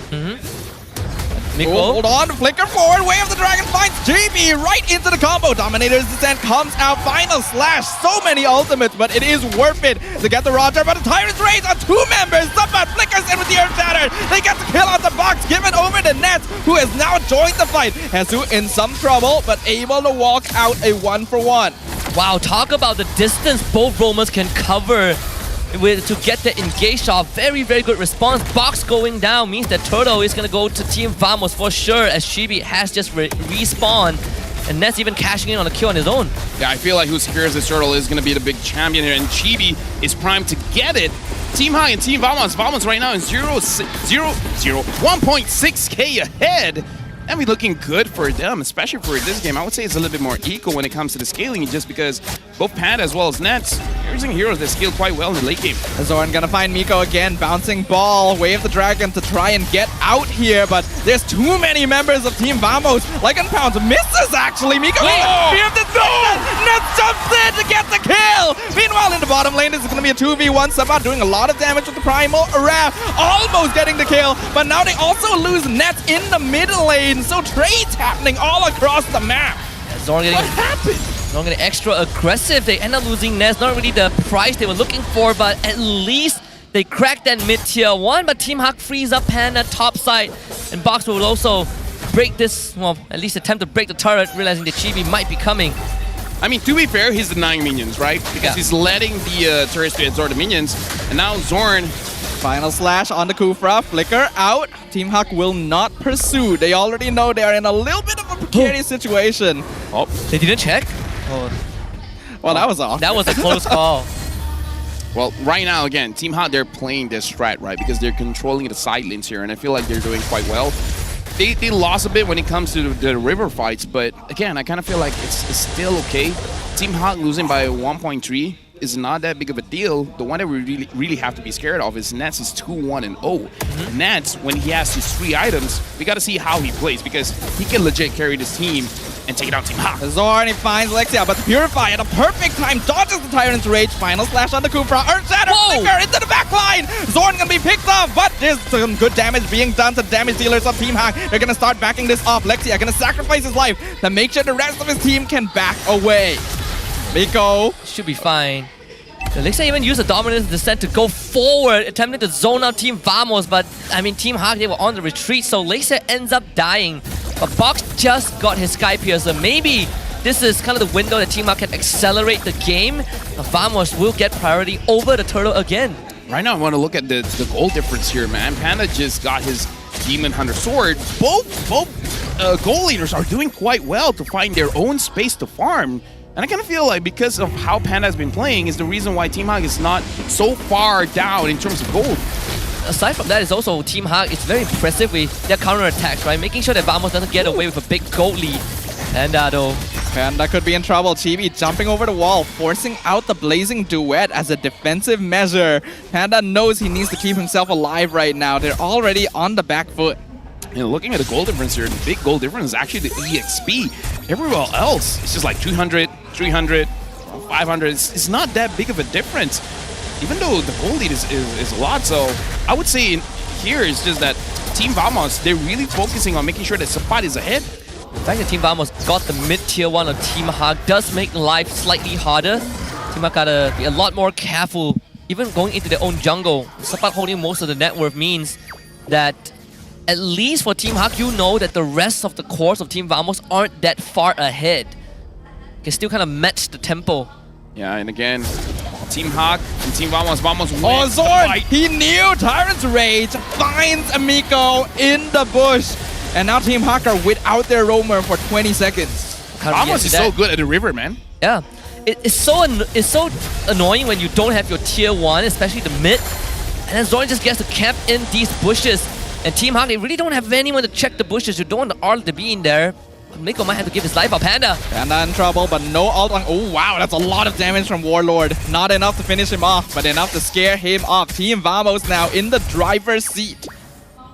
Right now for Team Vamos, again, looking very good. And like I said, we're just waiting for Nance to get his 3 items. It looks like he's not going for the attack speed build first. He's actually going to complete his Wind of Nature to make sure that he doesn't get bursted down by Box. So this lineup right now, Team Vamos is looking very good. Like, this is their game to lose. Chibi just got the War Axe. Thunderbell stacks on top of War Axe and top side. Ooh, Panda trying to duel against What? Nets for some reason. And ends up picked off in the 1v1. That was a bad decision right there. Team Hawk, no chance they can contest the Lord now. What do you think was going to happen? He was half health when he took that 1v1. What? This is why Panda is an endangered species. He is. Some things don't change, do they? Yeah, and again, that was a big misplay by Panda. But this is also showing how Nats is capable of carrying the team, right? Because again, Nats has been a question mark ever since he's with Homeboys. There are games where he popped off. There are games where he was slacking. In this game, he's popping off. Nats has always kind of been specialized as a farming goal laner, as far as I can tell. He's not as aggressive as players like Panda or Lolil, for example, but give him time to get his items, and he becomes a beast. Man, Panda fought that without the golden staff. He just got the item. So Holy Trinity done for Panda finally. Let's see how big this Team Vamos can balloon the lead. He do get all three waves synced up, and Team Harley really are trying to get control of the jungle back. Zorn just got his Dominus Ice also. Right now for Vamos, it's fine for them to play slow. As long as they're managing their waves well, which they're really doing, they're making sure that the Lord side is slow pushing so that they can actually pressure the other lanes first. And Team Vamos, they have this Kufra. They have an option to be like, you know what, screw it, we're just gonna go in. Ooh, nice final slash into the way of the dragon, and Zorn is delivered all the way into Team Hak's base. That's gonna make this a 5v4 defense much more manageable for Team Hak as they work on the Lord up in the top lane. Waves are not the best sync, so Team Hak should be able to get out of this without too much damage. The Flicker Earth Shatter though, onwards, finds one. Down on his descent, comes in, blazes into the back line. Buck not able to do enough damage, but the final slash able to finish off Warlord. Shadow kill in the back line. Wind of Nature keeps the Nets alive. Buck does not have a way out. That's a triple kill for TB. It is a 3-for-3 trade. Commendations to Team Hak. That was a good commitment to really save the game, but now it's the carries against each other. Oh, Panda dealing a lot of damage to TB, and Panda gets caught. What? Panda has to back it off. He doesn't have Wind of Nature yet, so now Vamos are able to walk out with the mid inhibitor. Zorn just arrived. He just arrived. He's alone. He should be a little late. Yeah, I'm That was a crucial stun from Nets. He pinned Miko to the wall, the rubbles of the turret. If not, I feel like Miko would have been able to do a lot more. When you look at the instant replay brought to you by JD, disengaged Panda and Miko reaches the back, but look at Nets. He really stopped Miko and Panda from full committing and allowing Chibi to get away. Yeah, honestly, like, I was looking at the engage. Oh, it looks like a fight is going on. Yeah, Miko has already been picked off once again here, not able to get that kill. We can see that Vamo is specifically positioning to avoid Panda. So the Ogi Shadow kill. Oh, the flicker from Zorn gets him out in time. You gotta be kidding me, right? Oh, that was not a Sky Piercer prop. Yeah, that's not enough. I mean, like, to be fair, at this point, I feel like Box doesn't have stacks, right? Probably not. 3, and 3, yeah, he probably doesn't have stacks. So this is also another reason why we don't really see a lot of Sky Piercers, because it's hard for you to maintain those stacks. It's one of those things where you win big, you lose big. Yeah. Panda just got his Wind of Nature, so he's gonna be able to duel a little bit more effectively now, but Nets also got his Malefic at the same time, so the Moskov obviously ahead. Miko lost his Flicker though. They're looking for the engage. Miko not able to get the kick. Does find it on Edith, but he's just gone. Melted away by Chibi. Lord comes in. Chibi secures it. Buck not in time. Blazing Duet. Wind of Nature too late from Panda. He's already gone. Zorn gonna be traded out, but I think Vamos are okay with that because they are decimating the battle lines of Team Hak. Fox, the only survivor, now having to defend against 4 members of Vamos. I cannot believe it. Miko got the kick on Sepat, but he buffered the Earth Shadow with hit Panda as he was kicked into Team Hak. This should be the game. Box, he's alone. I don't think he can do anything here. The crystal is exposed. Ogi Shadow Kill gonna do nothing as Team Vamos evens it up 1-1. Talk about Miko Express gone wrong in that final fight. Looks so good, but the foresight from Sepat, of course, the collective effort from Team Vamos gives us game 3 within our expectations of Fel.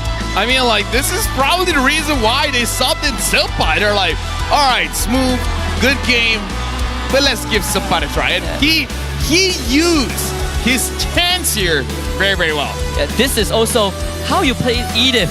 Smooth. Yeah. You know, you gotta learn from each other. But I mean, no one's coming here expecting Vamos to go down 0-2, right? Yeah, I think we were all not gonna lie, I was that. a bit. Me a little bit. Yeah, it's getting close, you know, it's getting pretty close. Yeah, I can kind of see it from that game 1, but Vamos are still a contender for a reason, and I really like what what they did this game. This was an obvious paradigm shift in their game plan after seeing what Team Hawk was capable of, and now all cards are on the table for the final game. And one of the highlights I want to bring up is that Kufra pick that Team Hawk willingly let through. They opted to ban the Tigro and the Ruby to stop a potential fighter lineup, especially with the Ruby ban, but that means Zorn gets his Kufra, and we saw the amount of damage he dealt to Team Hawk. My real question is, the Matilda was good.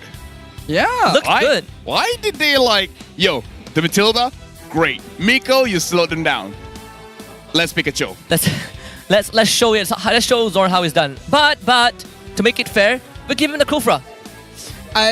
I think this was very much kind of a let's show Zorn how it's done situation, and then Zorn showed them you can't do that to me. He did it 2 seasons ago, to be fair, but 2 seasons is a long time. I mean, even the fans said Zorn is perfect. Yeah. Right? Remember the interview with Rose? Zorn is perfect. Yeah, they asked, some people in chat asked Zorn to play Fanny. That's how good he is. Legit, I feel like Zorn's Fanny is better than Chibi's Fanny. Ooh, controversial. Wow. Oh no, you've never seen Zorn on the Fanny? No, I've not. Dude. Fanny support? No. Fanny jungle? He has used Fanny Petrify before.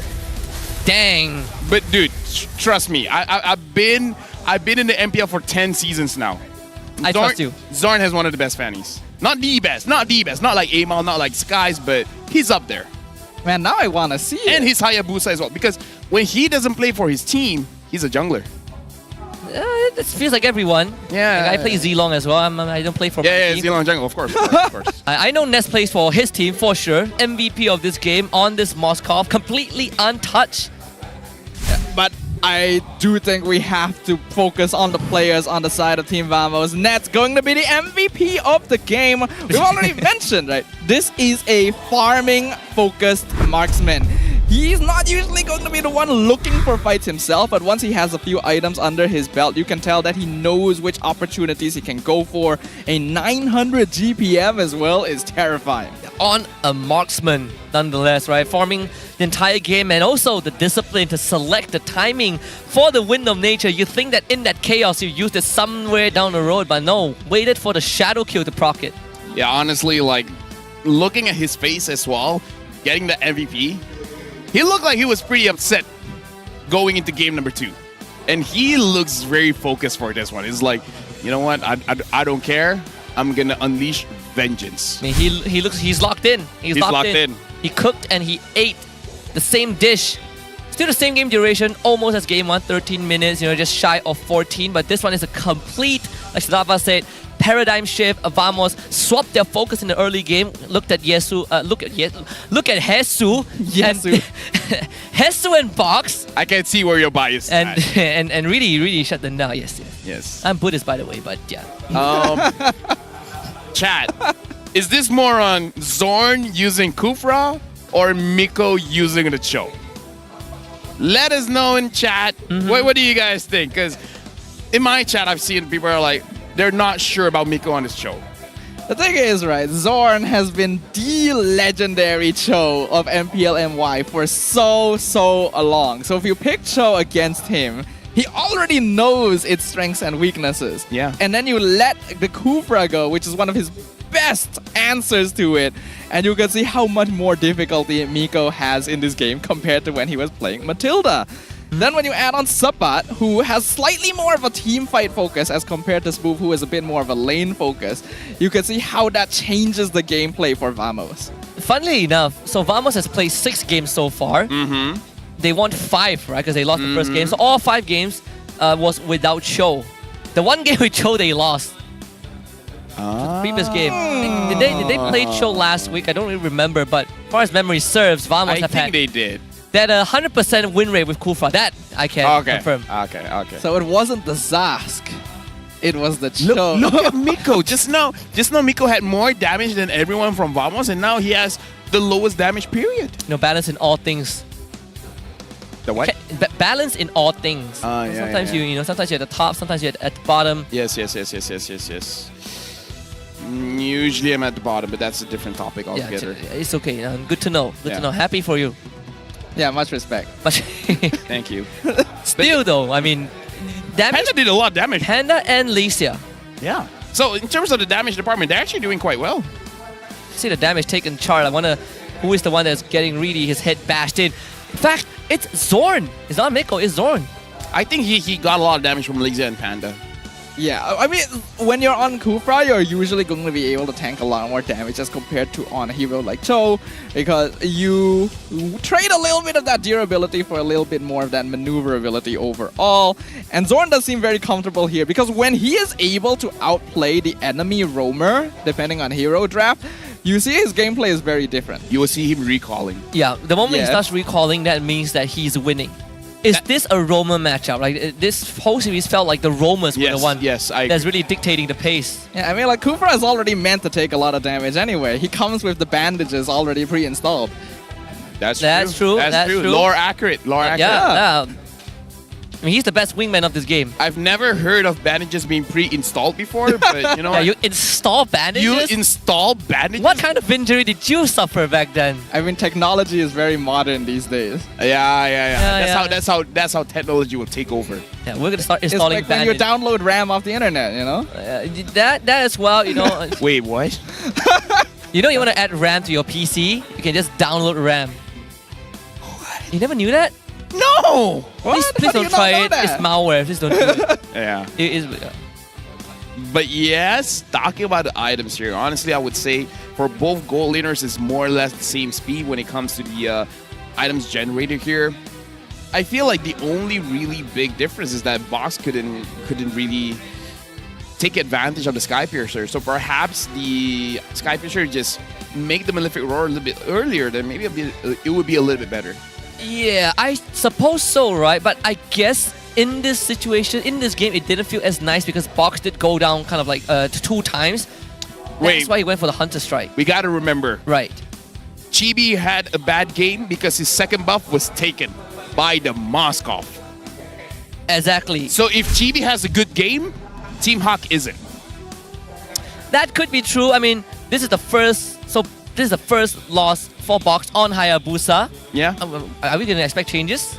I think so, right? Because a Ling? Once it stops working, you gotta figure out a new solution. And I think Vamos figured out, hey, okay, as long as we focus this Hayabusa early, then... But isn't it too early though? I mean, they changed Matilda even though it was working. Who knows, right? I mean, we'll take some time to think about it. But for now, we're gonna send it off to Rose as she has another offstage segment prepared for us. Rose, stage is yours.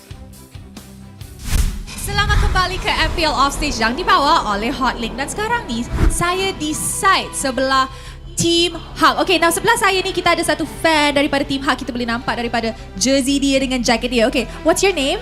Hello, I'm Florence. Florence. Okay, Florence, I nak tanya, kenapa you sokong Team Hawk? Actually, saya suka Team Hawk sejak season 10. Sejak diorang menang qualifier dan diorang champion pergi KM4. So, sampai sekarang, vibe pada season 10 tu sampai sekarang ada lagi dengan saya. Okay, now you cakap you sokong dorang daripada season 10 masa dorang menang qualifier, menang MPL juga musim tu. Tapi sekarang kita boleh nampak daripada line up mereka, dorang dah tukar banyak daripada roster. Now, siapa yang player yang you suka sangat sekarang ni? Panda. Kenapa Panda? Sebab saya pun ada main kompetitif juga. Saya role gold lane, so saya idolkan Panda tu sebagai ni lah. Idola awak lah. Yep. So, you rasa ni Panda ni sebagai gold laner, dia adalah, in your opinion, one of the best gold laners in Malaysia lah? Yep. Okay, selain dari Panda, siapa lagi dalam Team Hawk yang tengah buat benda meriah, happy, ataupun yang you suka tengok? Hesu. Okay, kenapa Hesu pula? Kang Pargoy. Beza dia tu, Panda dengan Hesu agak besar. Okay, nah I tak pernah lagi ajak Panda buat TikTok, maybe kita boleh ajak. Okay, sebelah ni kita ada nampak fan-fan Team Hawk juga. Tadi I nampak dekat phone abang ni, let's go Team Hawk 2-1. Korang yakin ke Team Hawk boleh menang game ketiga ni? Boleh. Oh, wow. Okay, kita tadi nampak that actually pasukan Vamos sub in Sepat. Now, apa korang rasa masa nampak Sepat main tu? Full OG line up korang rasa nervous ke untuk Team Hawk? Dan apa yang korang rasa jadi dalam game kedua tu? Kenapa kalah? Maybe sebab communication. I see. Diorang tak expect kot Sepat main kan? Yeah. Okay, apa yang nak cakap kepada Team Hawk yang baru je naik atas pentas? For Team Hawk, buat yang terbaik untuk game ketiga ni. menang kalah tu ada permainan. Yang penting hidup mati tetap tim hak. Alright, hidup mati tetap Team Hak. And with that, mari let's show it back to the casters untuk start game ketiga dalam Best of 3 series ini. Casters, silakan. You've heard it from the Team Hak fans. Thank you very much, Rose. Loyalty, undying loyalty is something that you cannot be purchased. Hidup mati tetap Team Hak, the last ride. And I'm still joined by the bandwagon of the Black Panthers. But game 3, coming up in a little bit, we discuss a bit about whether there will be changes to the jungle, and that can only be speculated. But I want to go back to the Zas topic. You think it's still going to go through now that Vamos has beaten it once? I think yes, because it still provides a lot of benefit here. If they intend to stick with the Hayabusa, then rather than the Zask being the issue, I think they need to reconsider their roam hero, because this show kind of ended up playing into Vamos somewhat. It does feel a bit weird. But what's not weird is that M6 is happening in Malaysia, and for anyone who has been here for M1, we're the best, even though not in-game, but we're the best hosts. So scan that QR code, tap in redemption code, get some good stuff. Yeah, scan the QR code. You guys might win yourself some durians. And shout outs to the Philippines, Indonesia, Singapore. Come to Malaysia, eat durian. Nasi lemak. Nasi lemak.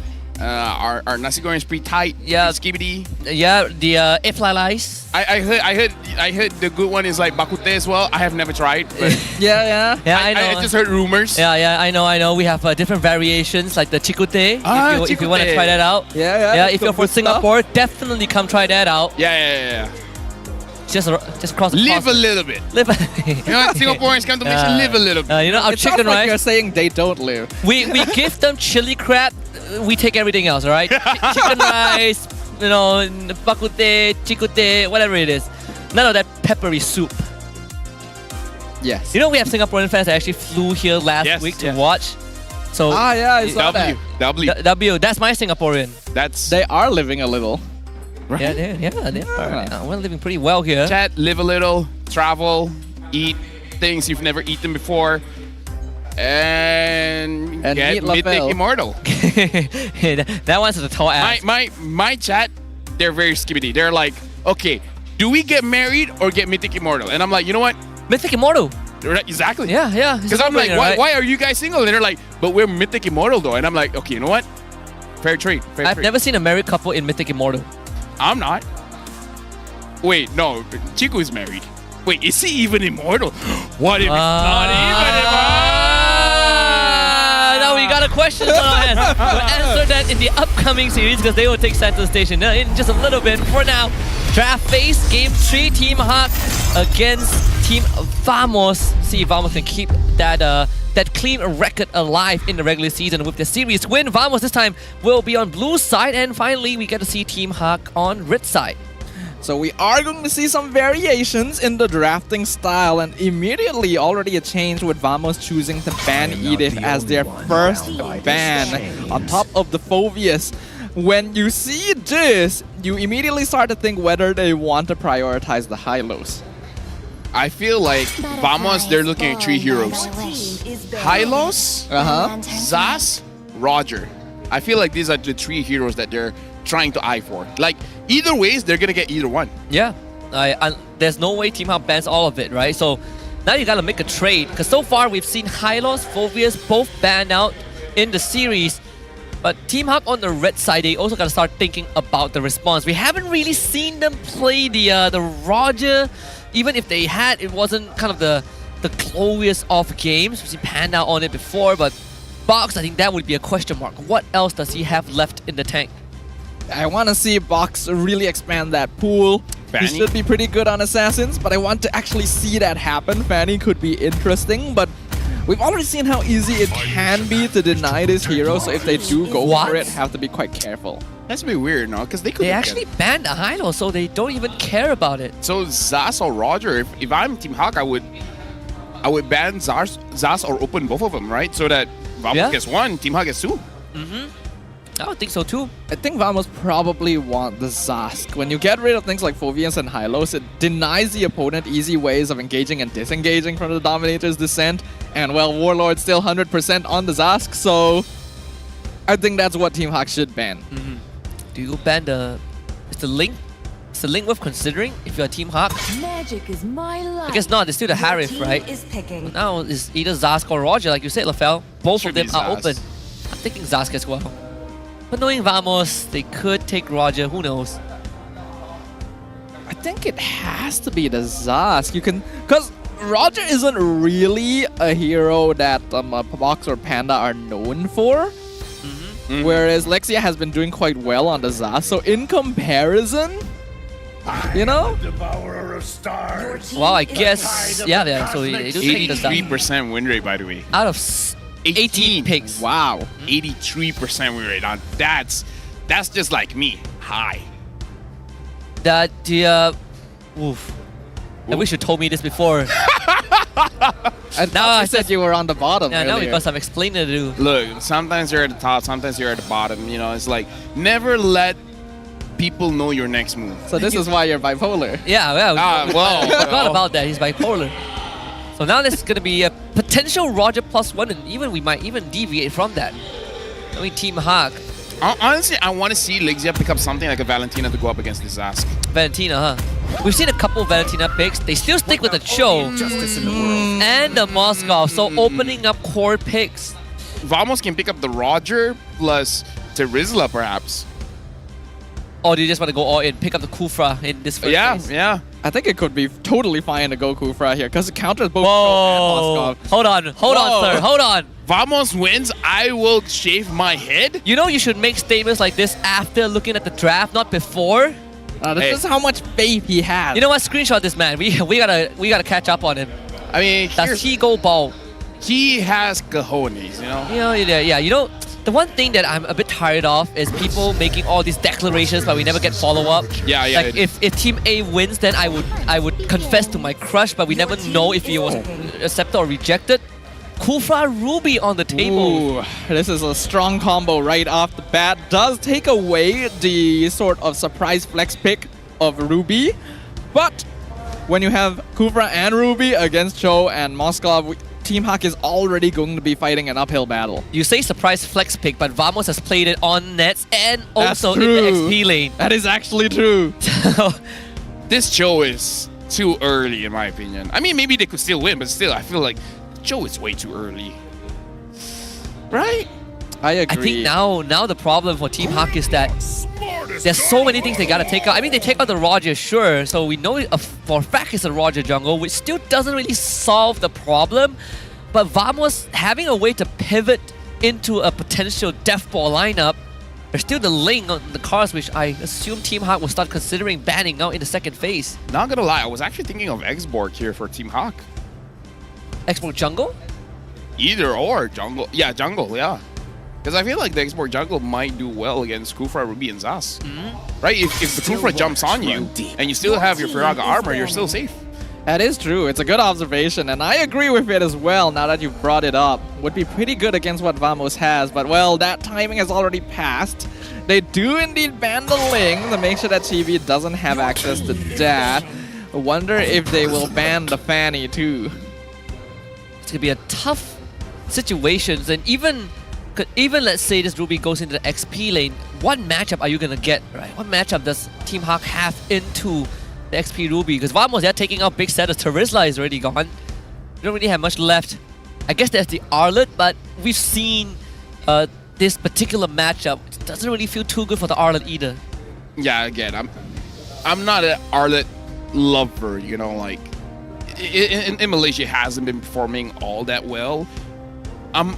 Between Arlet and Tamus, I would really rather just Hesu to pick up the Tamus. But I think Arlet is probably one of the safer options. I also do like that they're banning out the Natan here. Nets is most well known for playing heroes like Harif, Natan, and Moskov, and all of those have been taken off the table, basically forcing him into the Claude. And then Vamos ban out the glue, so they are looking at the XP laners, yeah. Wait, Barat should be okay here. Baratz, right? Yeah. Thinking of a Baratz, yeah. I mean, you would get... Okay, I was thinking of either Baratz or CC, but I'm feeling Baratz.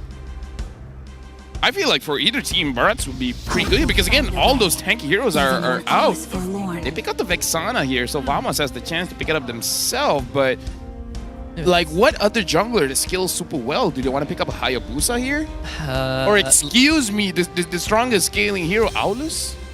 Oh wow. Okay, that's or Lancelot, Lan- Nolan. It has been. Oh, Nolan's not bad actually. Oh yeah, Nolan. Oh, Nolan's still up on the table. Yeah. Yeah, you know what they say? When you pick Nolan, you gaze into the unknown. Gaze into the beast. Beast or unknown? Let us know in the chat. I feel like it's an unknown. I think it's gaze into the abyss. I don't even remember whose Is line it this gaze into the unknown? I don't realize. It's the last word that I'm not sure. So it's the Hayabusa for Team Vamos, and the show box house is done. And the carry. Okay, it's one of the few gold laners left. It would either be Carry or Claude in this situation. I actually feel like Claude may have been a little better, but looks like Nets has made his choice. I kind of do feel like Lexia could have gone for Valentina actually this game, because Zask, Ruby, Kufra has some great ults to steal, but they go for the Vexana instead to have a little bit more early game fighting potential. And that last pick going to be the Joey! What? Whoa! Whoa! How is that gonna work against Ruby EXP? We've seen, I mean, the concept for Joe XP, we've seen Sanford do it. Yeah, this full tank, concussive blast, utility. But man, into this lineup, this is gonna be, I feel like it's quite a nightmare. I'm looking at Vamos' draft and I'm feeling really good about it. You know, I said earlier Cho and Ruby is the eternal rivalry, but I never would have expected them to be facing each other in lane here. The XP lane, Yeah, right? that's super interesting. Guys, what do you guys think about this show pick?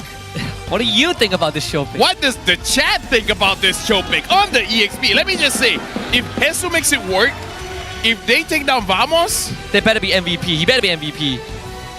dude. I can't wait to get this started. I mean, Oh boy, oh boy. Yeah, looking at the drafts, they've got some interesting answers on both sides, but only one of these two teams will be able to emerge the winner of our first match of the day. Is it going to be Team Hack or Team Vamos? Only the Land of Dawn will bear witness to the answer.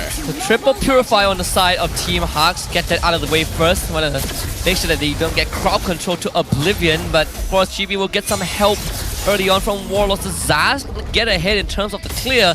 Parallel jungling on both sides. They will end up on gold lane.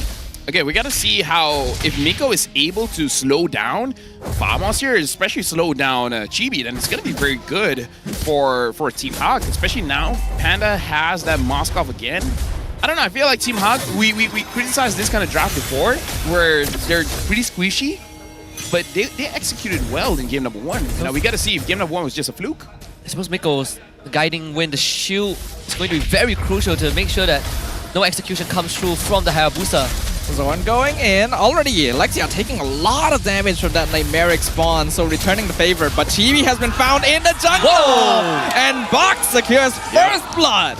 Yep. You literally just called it out, right? Miko's the supervision with this Matilda. It's been quite a while since any team faced a Matilda. Didn't expect the movement to be that fast. In fact, the Miko got info that Hayabusa started red side, so the orange buff. So he knows that he's gonna end up top side and just brings Box to a first blood. I mean, it's already starting to look like game number one, where instead of getting the buff, you just straight up kill the guy. And it works well, doesn't it? And they knew Zorn wasn't there as well, because he was already seen in mid doing that damage to Lexia, so it was a free kill for them and a great start. Especially when Hesu with the show clears the way with the concussive blast, starts rotating, essentially 2 support instead of 1 for Team Hawk. But they gotta keep the gas going, gotta step on the pedal and not relent. Yeah, exactly. Have your foot on their necks. Don't let go. Team Hawk is still controlling the turtle, but Zorn, who's he gonna go for? The turtle dropping low, Box gonna secure it. Zorn now out of position, wave the dragon onto the Kufra, has to flicker out of the turtle pit. No. The circling eagle catches up to him, and now Subbat, the next one on the chopping block, just barely able to dash over the wall. Team Hack making use of their EXP advantage, not quite able to stop Chibi, but the damage is done. Man, if Sapa wasn't a Ruby, Zorn would have straight up killed him by bringing Miko over with the circling eagle. But still, Hesu doing a fantastic job on this show, a full level ahead of Subbat. You think that Vamos had a lot of setup, but Team Hawk also has a lot. I guess the answer about Joe going up against Ruby is just like, don't go against Ruby! Hesu with a flicker! Way of the Dragon onto Zorn. Tyrant's Rage on 3 members! Zorn trades his life for a kill onto Hesu. Miku just barely able to get out with the guiding wins. And that's going to be a 1-for-1. Wow, crucial Tyrant's Rage. They didn't have the damage to kill him off in time. And Vamos finds a trade onto Hesu, who got up to a great start. And that's going to pump on the brakes of Team Hawk a little bit. But again, we see the potential here that Team Hawk has with Hesu just moving around the map. It's essentially Team Hawk using 2 roamers here. But yeah, Zorn is still a little bit too tanky. Maybe Team Hawk just overestimated their damage. A little bit here. Looking at the mid lane, a lot of pressure coming in from Team Vamos, and I like that Team Hawk is playing a bit safer. You saw Lexia, he suspected Zorn on the right side, and so he played to the opposite side of the lane instead. Box is hanging around this area also. If Vamos can take out Lexia a second time, or at least that's the first time, in fact, make life hard, but they're forced to come top side though. A lot of pressure put on my Panda on the turret, almost taking away all the gold. Yeah, it's quite weird that Vamos, they saw Team Hawk putting pressure on gold lane, but they really want to make sure that they catch Lexia here. So it looks like their game plan for game number 3, take down Lexia.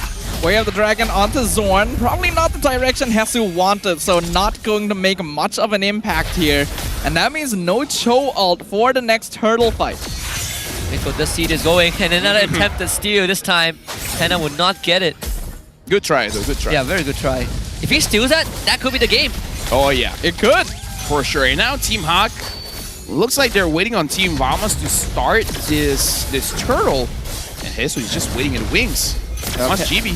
He's looking for it. Will jump in. Miko maybe a little early. Almost dies, but is able to dash out. Turtle dropping. What? Fox! Gets the Lycan Pounce. Gets the Retry. Way of the Dragon onto Zorn once again. Right into the Dominator's Descent. Warlord gonna pop out. Get that safety. And there's gonna be no casualties here, actually. Man, the fact that Hesu got out of that despite a weird the Dragon angle, he got his flicker back up in time. That's how he survived. But Box surviving, securing 2 turtles already back to back in such a messy situation really shows that man still got it. I still remember back in Season 7 when Box was the regular season MVP, he was known for being a turtle slayer. His retribution timing was always on point, and we're definitely seeing a return of that. Oh yeah, like right now, GB has to be a little bit worried because he used to, like every single season, he's the one that gets the most lords as well as turtle. Now he's definitely being challenged. Oh, Zorn, nice dash. Finds Miko. Ogi's shadow kill. Doesn't get the kill. Yes, it does. That's going to be a free execute right there. Team Hawk not able to respond, but they do find the kick onto Warlord. Doesn't follow up on it. And Zorn wastes his Tyrant Rage in response. They worry about Zorn, the counter-engage potential in that choke point. That could have been the death of Box and Panda. At least Miko was a good price to pay, but Zorn is hanging around. They want more. Oh, Hesu showing face. They're going for Hesu. Finds Hesu. Trying to go for the siege, but not able to find the catch needed. A nice knock-up onto 2 members, but they're diving the tower. I'm offended onto 2 in the back line. And Hesu gonna be the first one picked off. Sabat continuing the fight. Ruby gonna be able to lifesteal a lot, and he's just diving Team Hawk. Not able to get the last hit on Miko, though. So they'll settle with the kill on Hesu. Does allow Box to take the bottom tier 1, so Panda is not farming, but Box is. I guess Team Hawk more than 1 win condition. As long as one of them is having a good time, they're not too worried. They will lose top tier 1, but at least so far, almost 7 minutes into the game, there's still no team that has a big, kind of an obvious lead. Yeah, honestly, GB, even though he died in the early game, but he got 3 kills after that, so he's looking pretty good. And he's gonna get the turtle, and we see the Cho get pulled in. Does get the kick on the GB, but Ogi's shadow kill gets into safety. Mega kill on a higher boost side. On a flicker, Tyrant Rage on the Box against the back of the turtle pit. Team Vamos flaunts their superiority. Execution error, Panda. He did it. He threw his stun a second too late. Chibi went into the shadow kill right as the arrow connected, so didn't get stunned out, and Panda even attacked the Nightmare Respawn of all things before that. Just a fraction of a second made all that difference, and Vamos starting to really crack this game open. In my head, I'm still reliving how Zorn was able to catch Box. Like, he knew Box was gonna get out somehow, and he was more than ready for it. Like, That's a big turnaround. This is showing how Team Vamos, they're very used to fighting along this turtle line. And now Sapai pulls in Miko. Looks like Miko is still going to be pretty fine here. We can see Zorn not even using his resources. Knows Miko is going to be able to get out of there, so not much point expending that extra time. Team Hawk going to be playing for macro now instead, focusing on letting Box split push the other side of the map now that they're behind. But look at the pincer attempt. All of Team Vamos collapsing on Box and Hesu. Hesu trying to buy some space, but they're not able to do it. They find Box. Hesu going to get sacrificed for an unstoppable in the hands of Chibi. But his sacrifice allows Box to get out safely. They don't know where Zorn is still. Uh-oh, Box! Oh no, the sacrifice is wasted! Zorn was waiting for him in the backline this whole time.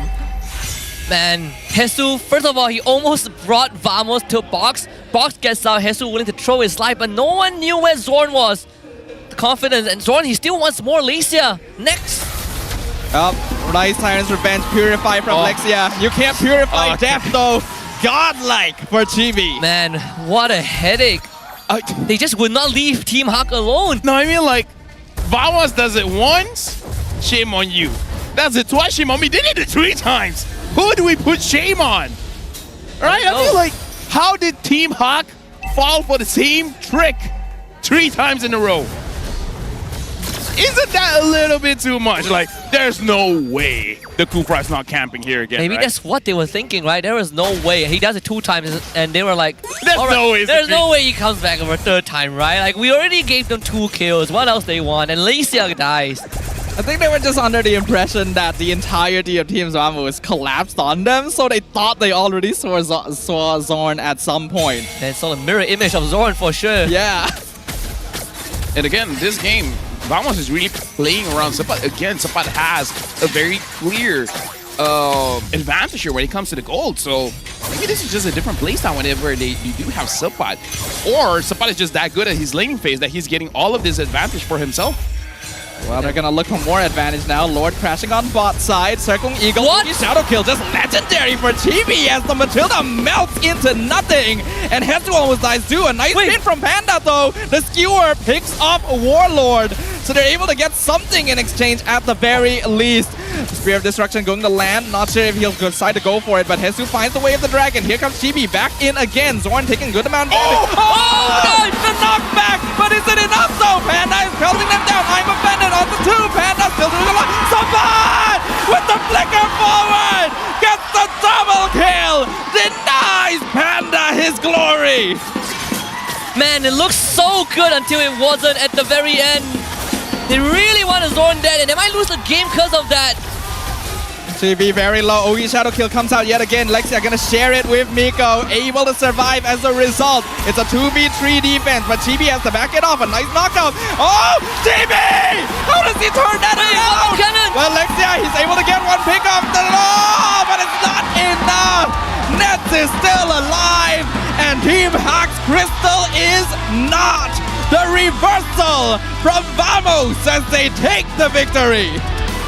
Man, Team Hawk really issued the challenge. Doubled down in game 3, took the choke, gave the Kufra Ruby. I gotta say, they put up quite a fight. But Team Vamos really showed why you shouldn't underestimate them. What a bout we had in this series. 2-1 for Team Vamos. Congratulations. They keep the regular season win streak alive. But let's see what they have to say with Rose on the stage. Rose, take it away. Kemenangan untuk pasukan Vamos 2-1 melawan Team Hawk. And guys, the Vamos win streak continues. Alright, first of all, okay, kejap bagi diorang celebrate dulu. Dia tengah tunggu. Sepat, welcome back. Welcome back. Welcome back. Long time no see.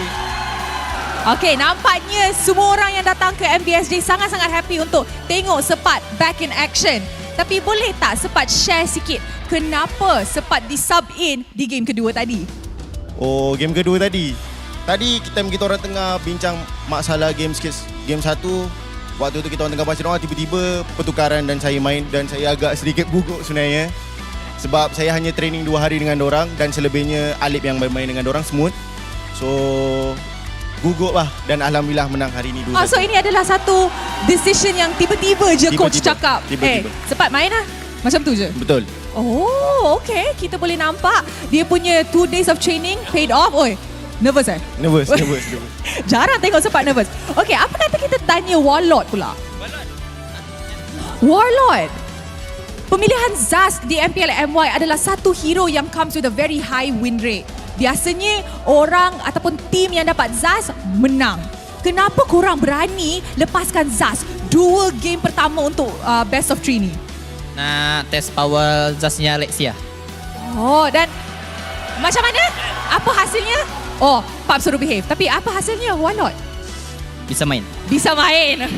Ni lepas Pub suruh behave. Okay guys, now kita dah tengok daripada gameplay tadi yang sangat sengit, tapi satu player mesti stand out untuk match ni. So, I'm pretty sure everybody has their own MVP, tapi siapakah MVP perlawanan ini? Mari kita tengok. In 3, 2, 1. MVP perlawanan ini jatuh kepada Zorn. Alright Zorn, first of all, very nice game. Tapi win rate 100% korang dah pecahkan. Adakah ini kacau mental mereka ataupun korang macam tak kisahlah win rate je pun? Tak kisah sebab kita orang target champion M6 sebenarnya. Wow! Bukan target champion MPL MY tapi M6 terus. Alright, they are dreaming big. Okay, can we please pass the mic to Chibi? Before we wrap things up, Chibi.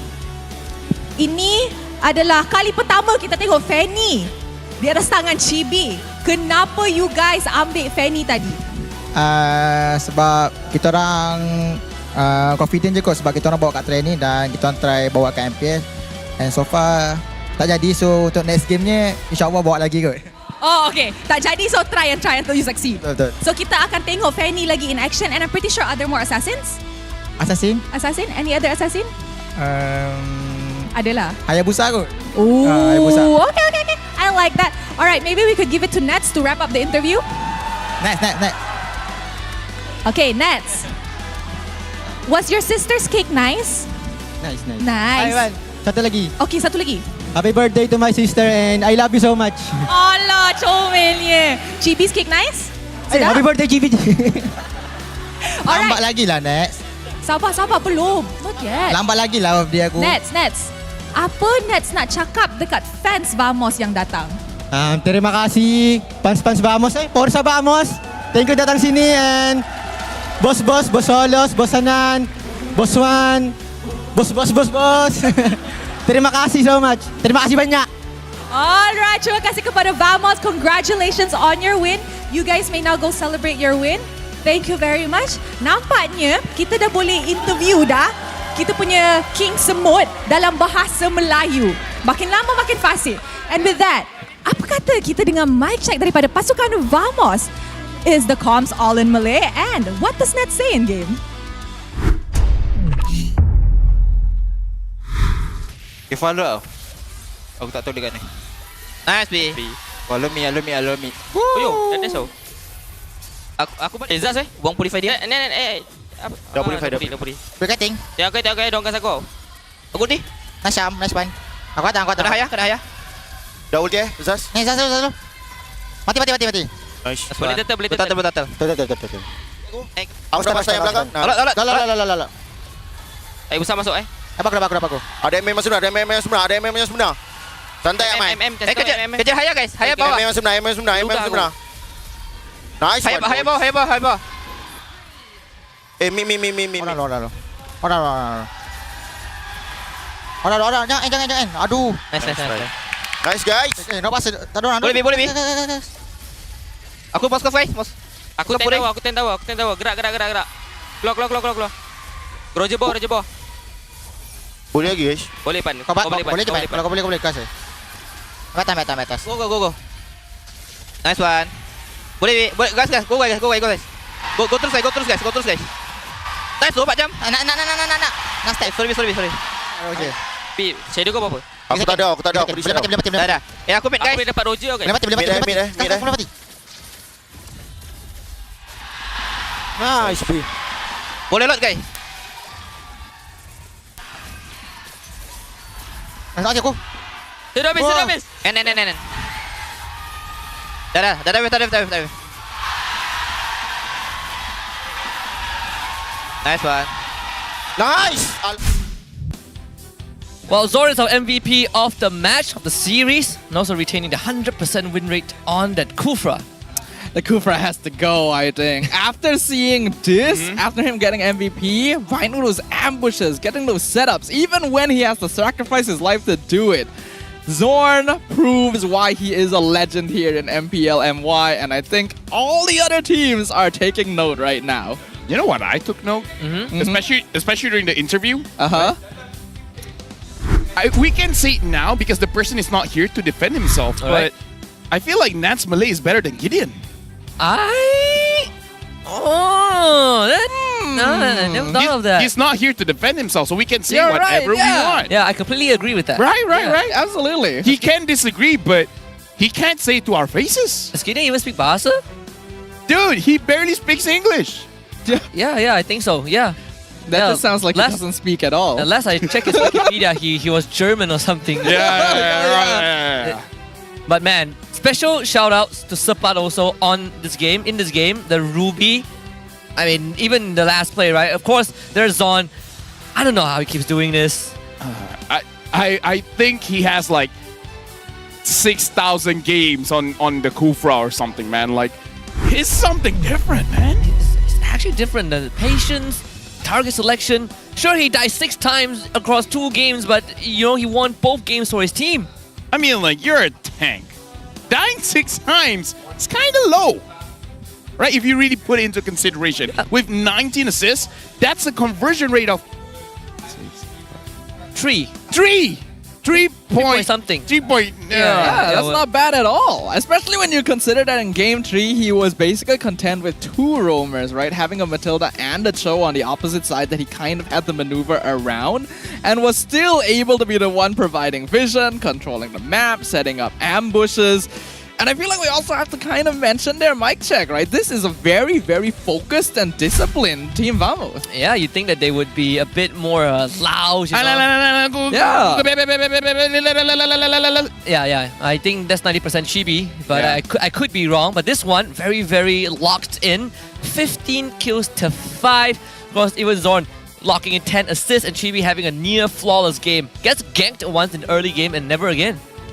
Dude, we've been having 30 minutes and now in 11 minutes. Yeah, so Vamos, they really pick up the pace, and it's really interesting to see how they change from game 1, 2, and 3, where they start having focus points. Where it's like, we will camp this area for a while. We saw in the starting of the game, they wanted to camp Lexia. Didn't work out. Then they camped the bottom side of the map, and they were able to get 3 and plus more, right? So it's something interesting to see how Vamos changes their rotation from game to game.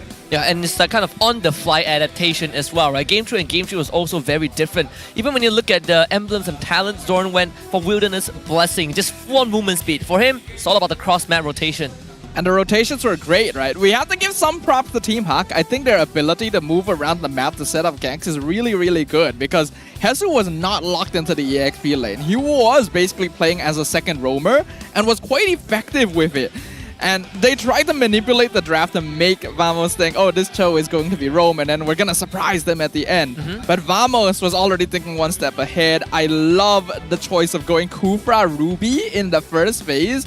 All your crowd control needs are just settled at that point. And also, special mention that Vamos, the positioning in these team fights, right? The setup also great. They made Zorn the only viable target for Hesu to kick, but every single time he kicks that big ball bandage back to his team, it's doesn't really work out. It's a death sentence. Yeah, if he used any other heroes, Hesu might not have kicked him.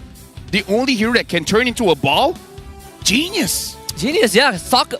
Right, exactly. Like, it's like Hesu, they did a background check on Hesu. Hesu looked like Bruno. Yeah. They did a background check. They realized that Cho also likes to play ball. Yeah, you know, I think he's a big fan of Shaolin soccer. No, I think Cho plays takraw. Cho plays takraw? Yeah, he seems like the guy that would play takraw. I can see that. I was thinking futsal, but yeah, takraw also. And like a ball of bandages is not too far from a takraw ball, right? Exactly. Plus, this is Malaysia. You know, shout out to takraw. Yeah. My friends used to do it back in school. They would take. They used to kick Kufra? No, they will crumple up paper and make it into a soccer ball. How we break window panes in class. Not we, them. Them, of course. I'm a spectator. I cast for a living, so you know. Yeah, I give them the commentary. Do these crumpled balls of paper also grow arms and push all your friends against the wall? Oh, thank God, no. That would have been absolutely scary. That would be traumatizing as a kid. It would be. What's the item progression? We take a look at box first. Starting with the Wind Talker, despite having that first blood lead, I would think that he would go a bit greedier, but decided to stay with the farming route.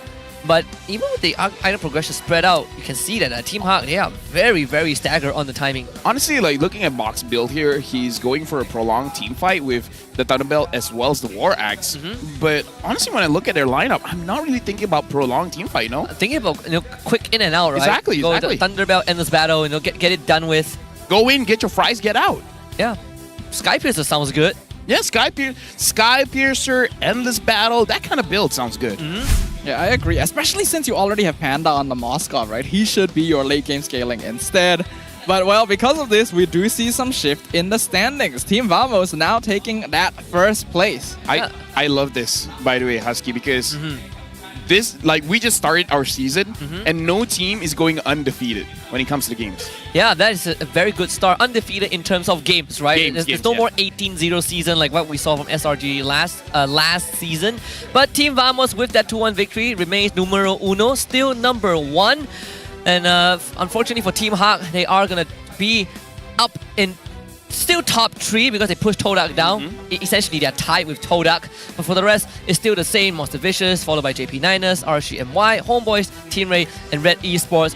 But the standings will definitely not remain in this spot because coming up is another big showdown. Selangor Red Giants against Todak. Man. That standing is about to shift again. And SRG's the best bet is to try and tie up with Team Vamos by the end of it if they get a 2-0. No, honestly, Selangor Red Giants, they're shaking in their boots. Yeah, I would be too. Did you see what Chiku did yesterday? No. Hanabi without the Lolita? Yes. Dude. I would be shaking too. Selangor Red Giants would be like, oh no, how are we going to get number 1? Yeah. How with that exact tone, by the way.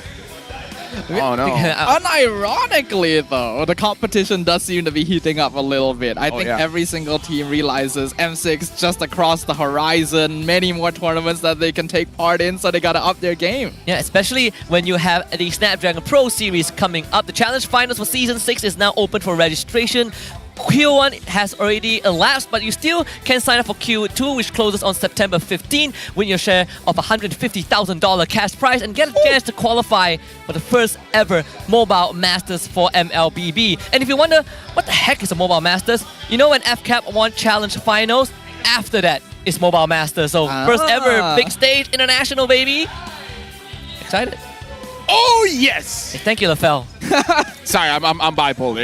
Yeah. Like either I'm down or I'm up. You can never really tell. Yeah, it keeps it exciting, right?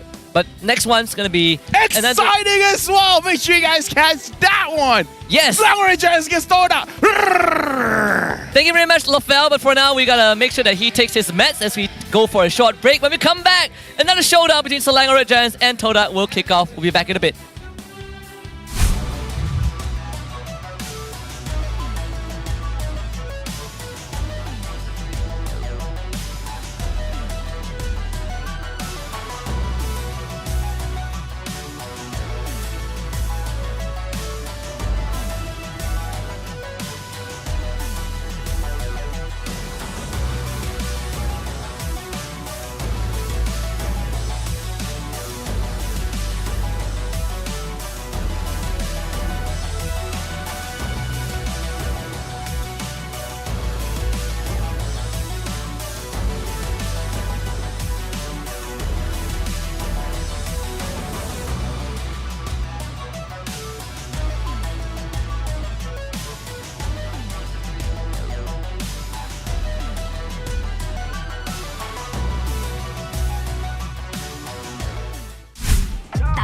Jago sukan apa jua?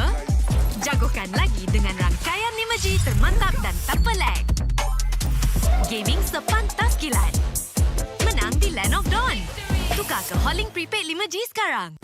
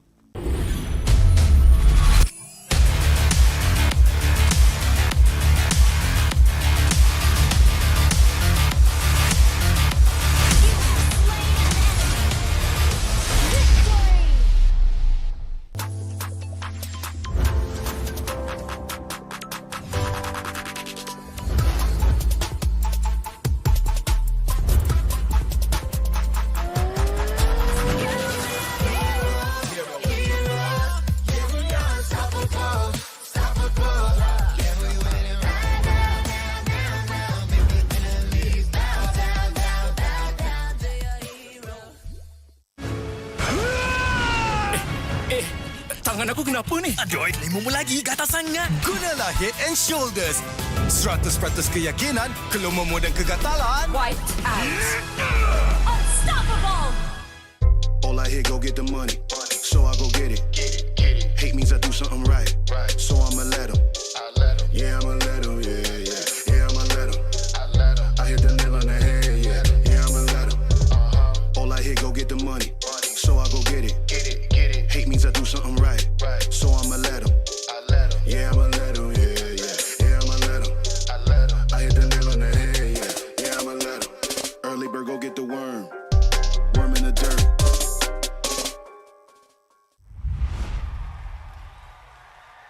Panas. Itulah, panas gila. Kau ada payung? Ada? Kau tak dengar ke Kagura selalu cakap? Sediakan hujan sebelum payung untuk M6. Hacik kau. Sediakan payung sebelum hujan. Oh, iya ke? Tapi apa kena-mena dengan M6? Apa kena dengan M6? Ha.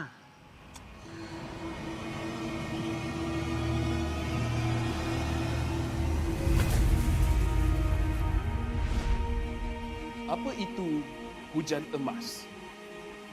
Hujan emas adalah satu matlamat, satu impian terunggul untuk setiap pasukan. Setiap musim, apakah kenangan yang istimewa? Ia adalah ketika juara menjulang piala di bawah hujan emas. Ia juga menjulang dan membanggakan nama Malaysia di persada dunia. Seperti cuaca, musim baru datang dan pergi. Ia persis dengan MPL MY. Setiap pasukan dan pemain yang pernah menjejak kaki di MPL MY, mereka tidak pernah berputus asa. Setiap musim ada permulaannya. Juga permulaan baru untuk matlamat dan impian bagi pemain kita. Musim cuaca datang dan pergi, tapi ia tidak akan mengubah sejarah pemain kita.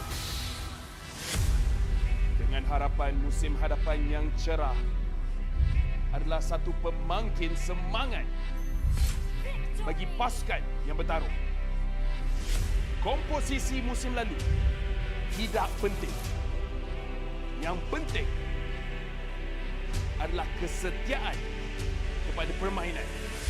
Tiada guna mengerti hujan emas dan berjuang demi Malaysia kalau kita tidak dapat merealisasikannya di M6.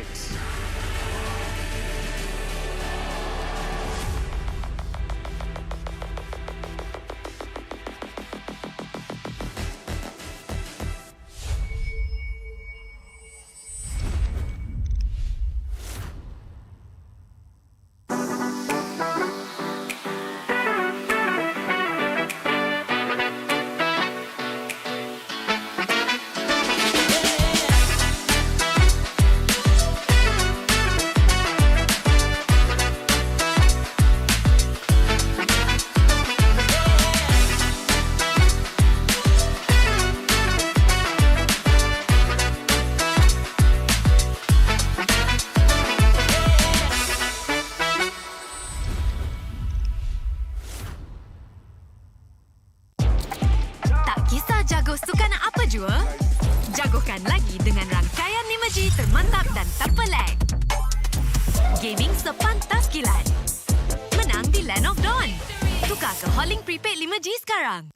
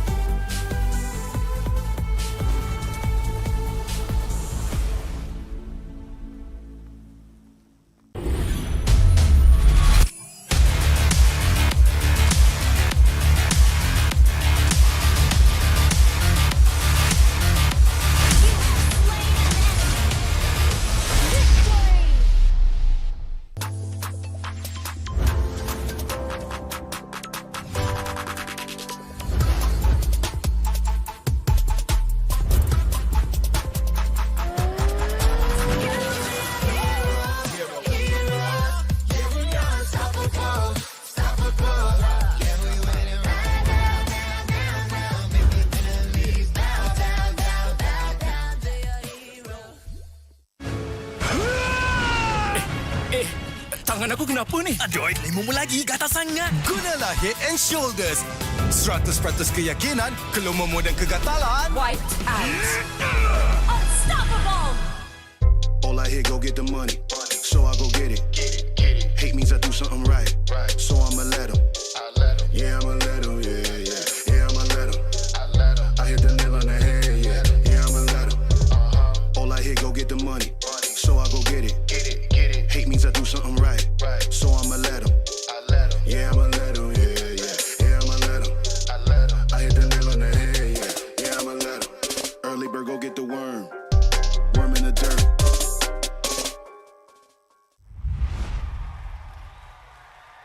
Panas.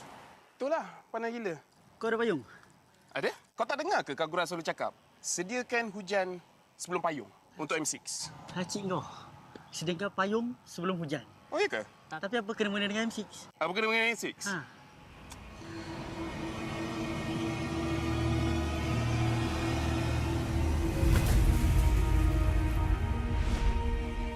Apa itu hujan emas? Hujan emas adalah satu matlamat, satu impian terunggul untuk setiap pasukan. Setiap musim, apakah kenangan yang istimewa? Ia adalah ketika juara menjulang piala di bawah hujan emas. Ia juga menjulang dan membanggakan nama Malaysia di persada dunia. Seperti cuaca, musim baru datang dan pergi. Ia persis dengan MPL MY. Setiap pasukan dan pemain yang pernah menjejak kaki di MPL MY, mereka tidak pernah berputus asa. Setiap musim ada permulaannya. Juga permulaan baru untuk matlamat dan impian bagi pemain kita. Musim cuaca datang dan pergi, tapi ia tidak akan mengubah sejarah pemain kita. Dengan harapan musim hadapan yang cerah adalah satu pemangkin semangat bagi pasukan yang bertarung. Komposisi musim lalu tidak penting. Yang penting adalah kesetiaan kepada permainan. Tiada guna mengerti hujan emas dan berjuang demi Malaysia kalau kita tidak dapat merealisasikannya di M6.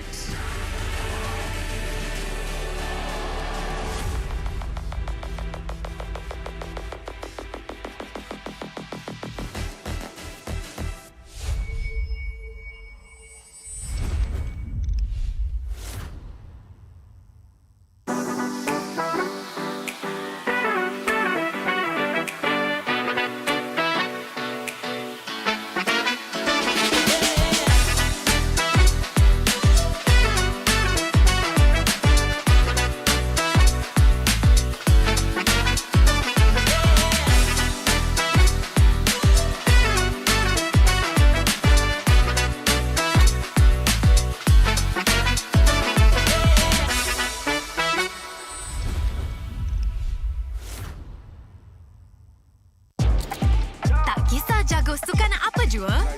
Jagokan lagi dengan rangkaian 5G termantap dan tanpa lag. Gaming sepantas kilat. Menang di Land of Dawn. Tukar ke Holling Prepaid 5G sekarang.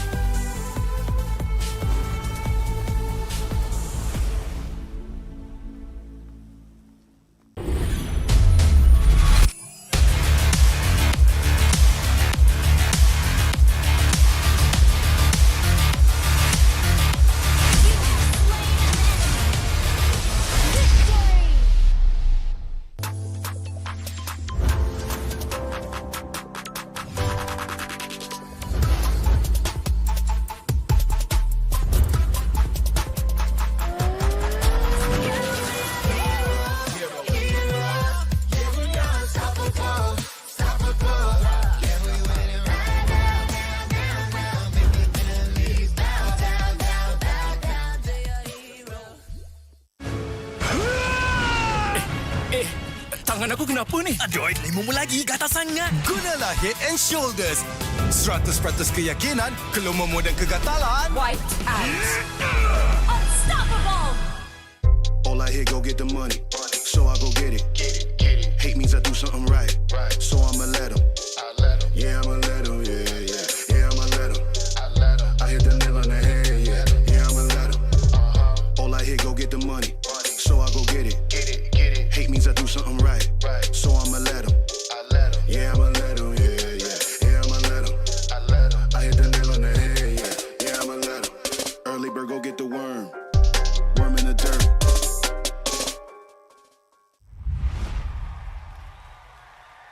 Panas. Itulah, panas gila. Kau ada payung?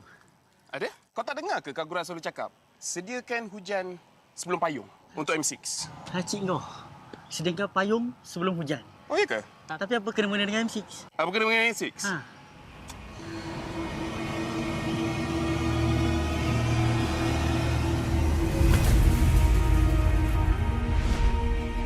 Apa itu hujan emas?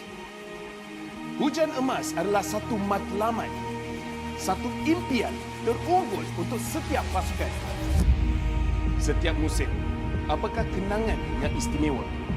Ia adalah ketika juara menjulang piala di bawah hujan emas. Ia juga menjulang dan membanggakan nama Malaysia di persada dunia. New champions of the mid-season. Seperti cuaca, musim baru datang dan pergi. Ia persis dengan MPL MY. Setiap pasukan dan pemain yang pernah menjejak kaki di MPL MY, mereka tidak pernah berputus asa. Setiap musim ada permulaannya. Juga permulaan baru untuk matlamat dan impian bagi pemain kita. Musim cuaca datang dan pergi, tapi ia tidak akan mengubah sejarah pemain kita. Dengan harapan musim hadapan yang cerah adalah satu pemangkin semangat bagi pasukan yang bertarung. Komposisi musim lalu tidak penting. Yang penting adalah kesetiaan kepada permainan. Tiada guna mengerti hujan emas dan berjuang demi Malaysia kalau kita tidak dapat merealisasikannya di M6.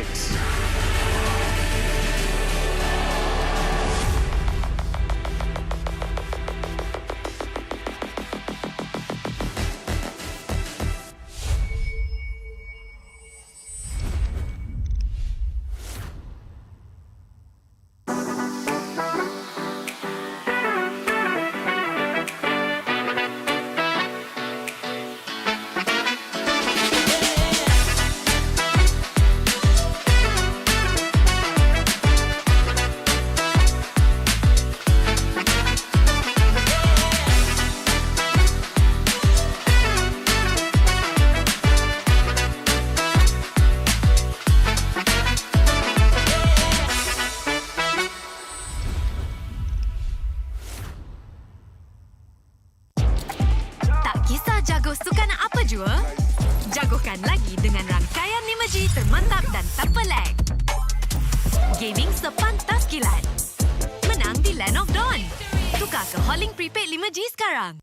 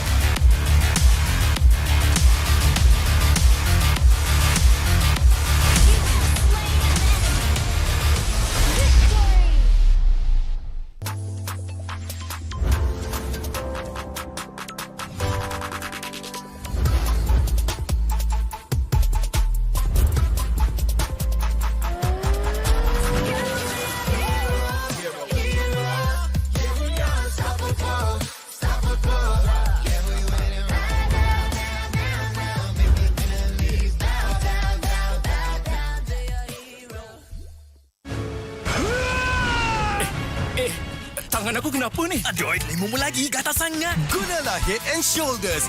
100% keyakinan, kelumamu dan kegatalan. White out. Unstoppable. All I hear, go get the money. So I go get it. Hate means I do something right. So I'ma let him. Yeah, I'ma let him. Yeah, I'ma let him. I hit the nail on the head. Yeah, I'ma let him. All I hear, go get the money. So I go get it. Hate means I do something right. So I'ma let him. Yeah, I'ma let him. Yeah, I'ma let him. I hit the nail on the head. Yeah, I'ma let him. Early bird, go get the worm. Worm in the dirt.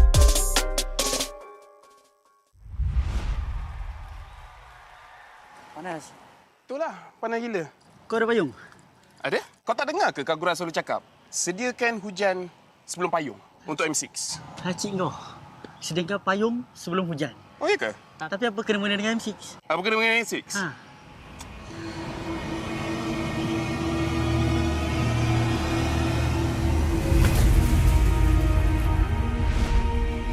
Apa itu hujan emas? Hujan emas adalah satu matlamat, satu impian terunggul untuk setiap pasukan. Setiap musim, apakah kenangan yang istimewa? Ia adalah ketika juara menjulang piala di bawah hujan emas. Ia juga menjulang dan membanggakan nama Malaysia di persada dunia. New champions of the mid-season. Seperti cuaca, musim baru datang dan pergi. Ia persis dengan MPL MY. Setiap pasukan dan pemain yang pernah menjejak kaki di MPL MY, mereka tidak pernah berputus asa. Setiap musim ada permulaannya. Juga permulaan baru untuk matlamat dan impian bagi pemain kita. Musim cuaca datang dan pergi, tapi ia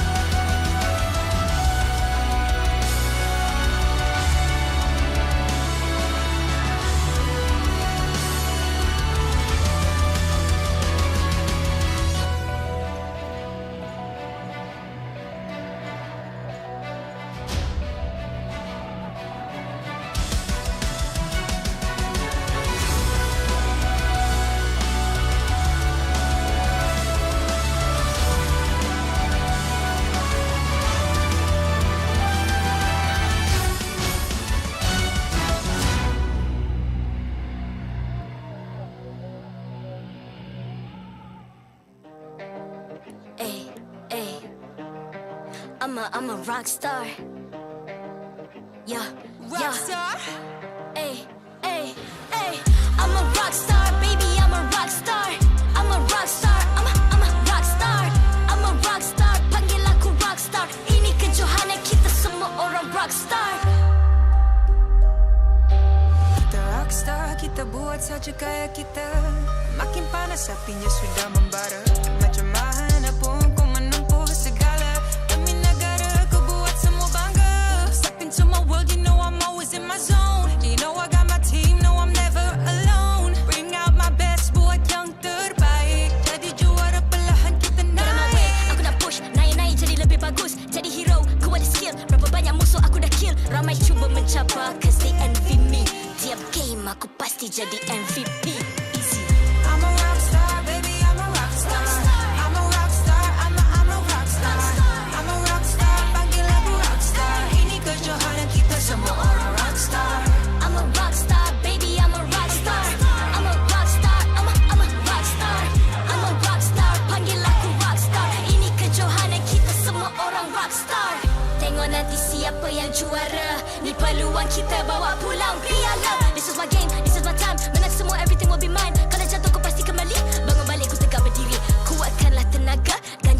peroleh. Ni kejohanan kita, Malaysia memang boleh. Rise up to the top, kita buat bersama. Semangat kita kuat di bawah satu bendera.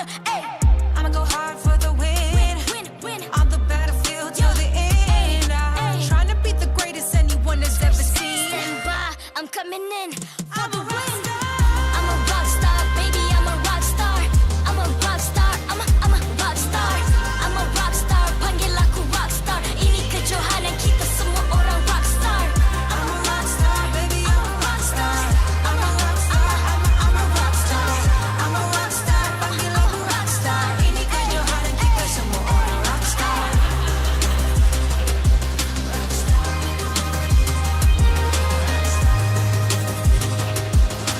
Ini kejohanan kita semua orang rock star. I'm a rock star, baby, I'm a rock star. I'm a rock star, I'm a rock star. I'm a rock star, panggil aku rock star. Ini kejohanan kita semua orang rock star.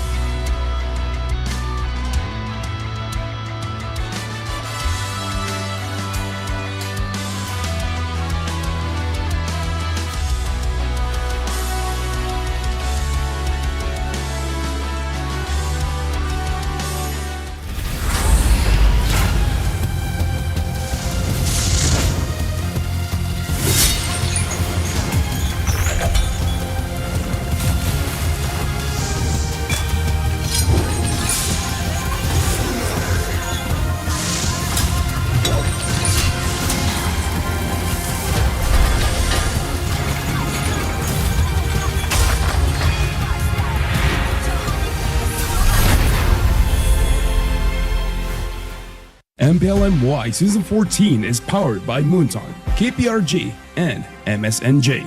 Official 5G mobile internet hotlink. Best 5G for lightning fast MLBB gaming.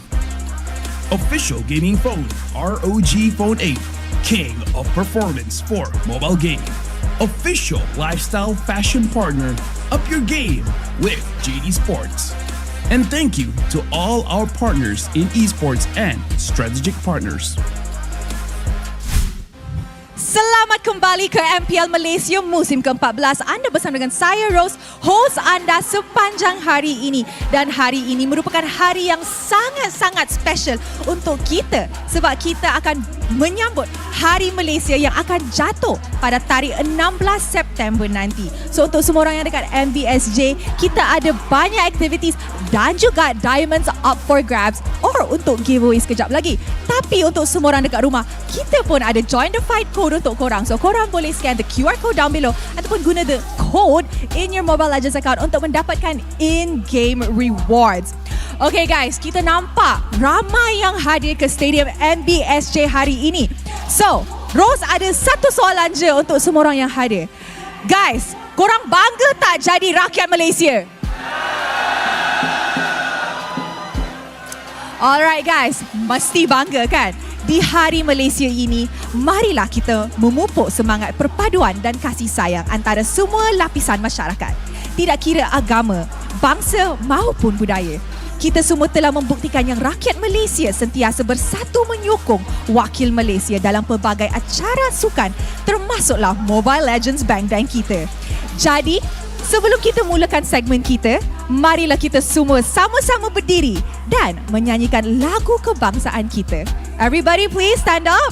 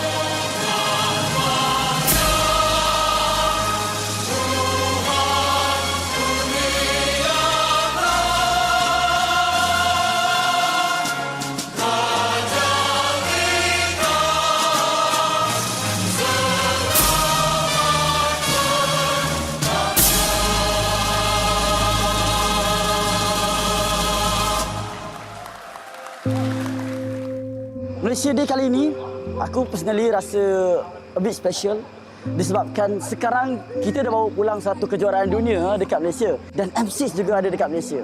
Sebagai orang yang terlibat secara mendalam dalam MLBB, ini adalah satu benda yang besar untuk aku. Kita orang start support MPL MY waktu season 7 yang RSG menang tentu. Kalau saya tengok MPL MY sejak ada tim Saiyan lagi. Waktu tu zaman Saiyan kuat lah. Ada Fredo, Solos, Repack. So, kenangan termanis saya especially masa dekat M1. Masa tu Todak buat pasukan Malaysia rasa sangat berbangga dengan performance mereka berjaya dapatkan tempat ketiga. Jadi itu kenangan termanis saya iaitu menjadi sejarah dalam M1. Salah satu momen pro player yang saya tak boleh lupa ialah momen zone di MPL MY dan peringkat internasional. Sebelum ni saya datang daripada orang yang biasa, orang yang seperti korang juga, yang tak expect pun yang korang boleh jadi macam ni, dan saya selalu doa untuk saya menjadi wakil Malaysia. Kalau MPL MY punya momen waktu zaman gemilang Todak lah. Sebab diorang pada dulu kuat kan, pada season 3 sampai beberapa season lepas tu diorang champion 3 kali. Harap diorang kembali kuat balik lah. So insya-Allah untuk season kali ni tim Todak akan buat yang terbaik lah dan tak macam season sebelum ni. Momen paling kita orang tak boleh lupa waktu SRG menang MSC, yang tentu first team Malaysia menang international trophy.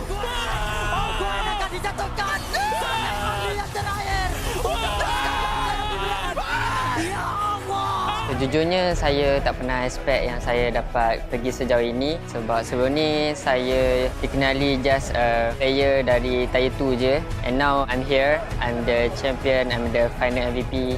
Untuk F6 ni, kami akan melangkaui era baru. Kami dah buktikan apa yang kami mampu buat dan kami akan make Malaysia proud again. So dengan harapan yang menggudung, rakyat Malaysia saya seru kepada anda berikan sokongan penuh kepada pasukan siapa pun yang pergi masuk dalam M6. Kita orang perlukan sangat korang punya sokongan. Sebab tanpa korang, kita orang tak boleh buat apa-apa.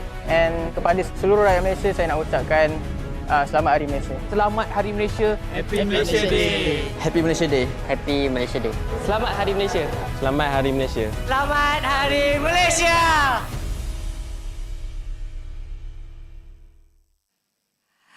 And there you go. Selamat Hari Malaysia semua. Guys, macam mana video tadi, best tak? Best. So, korang rasa terharu tak dan excited nak tengok M6 jadi dekat Malaysia? Mesti excited kan? Okay, so sebelum kita mulakan match kedua kita untuk hari ni, kita ada satu performance daripada Razhak I featuring Mortal, AG Coco and DJ Uno yang bertajuk Ini Negaraku, yang dicipta dan dihasilkan oleh Todak. Jadi, ayo kita lihat dan nyanyi bersama-sama dengan penuh bersemangat. Dipersilakan.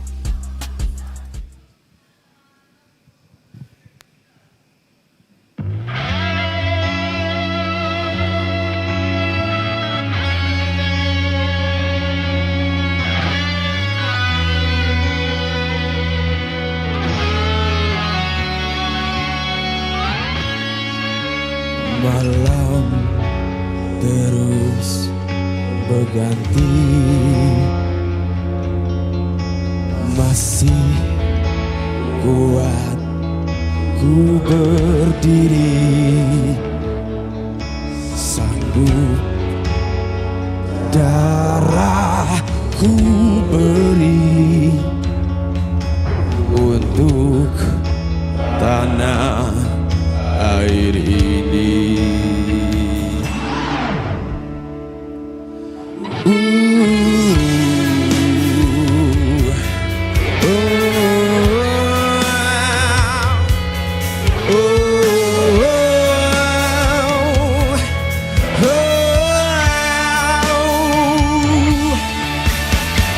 Belalak dadaku,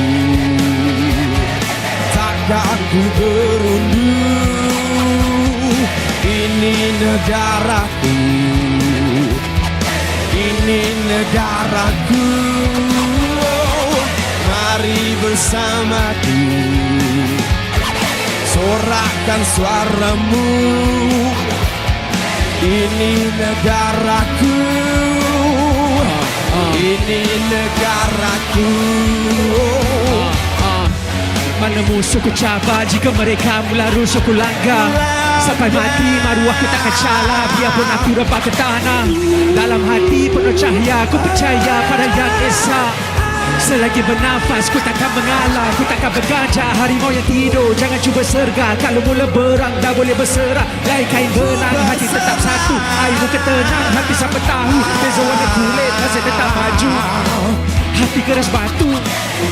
Untuk jalur yang berkibar ku sanggup berdarah di tanah ku pijak.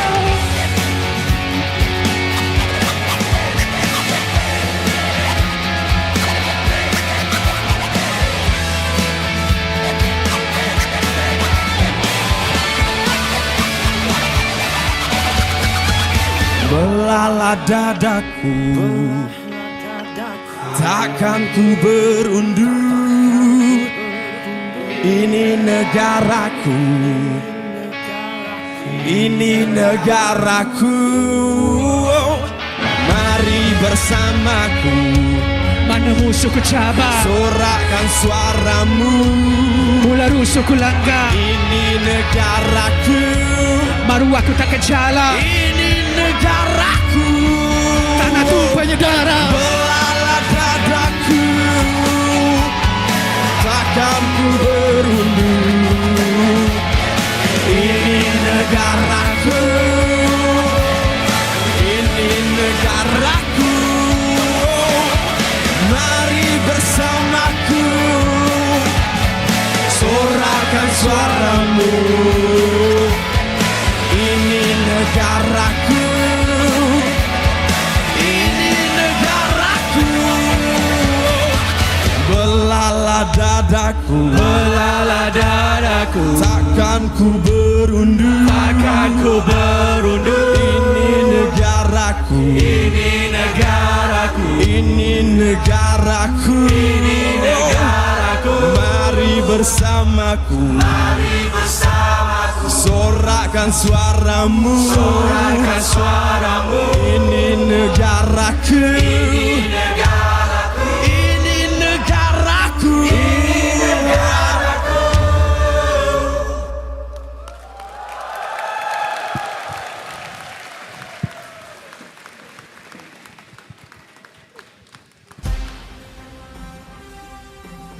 All right, an amazing performance, guys. Once again, a round of applause.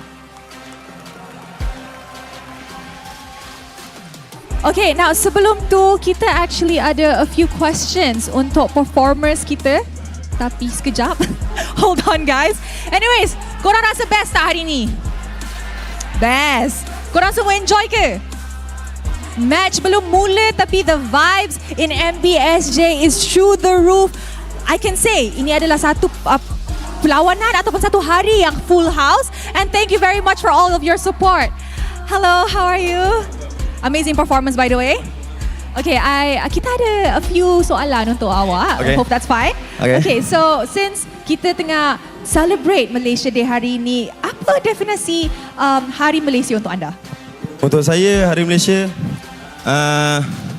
saya sebenarnya tak prepare jawapan untuk benda ni. Tapi apa yang saya yakin, saya orang Malaysia, saya bangga menjadi anak Malaysia. So, saya akan memperjuangkan Malaysia. Okay, apa yang awak rasa bila awak datang ke MBSJ? Nampak semua penonton datang sokong favourite team mereka, queue daripada awal pagi. Saya, of course, saya datang sini sebenarnya pun disebabkan Todak. So, saya bersama-sama Todak dekat sini. Saya harap Todak menang kali ni. Itu harapan saya kat sini.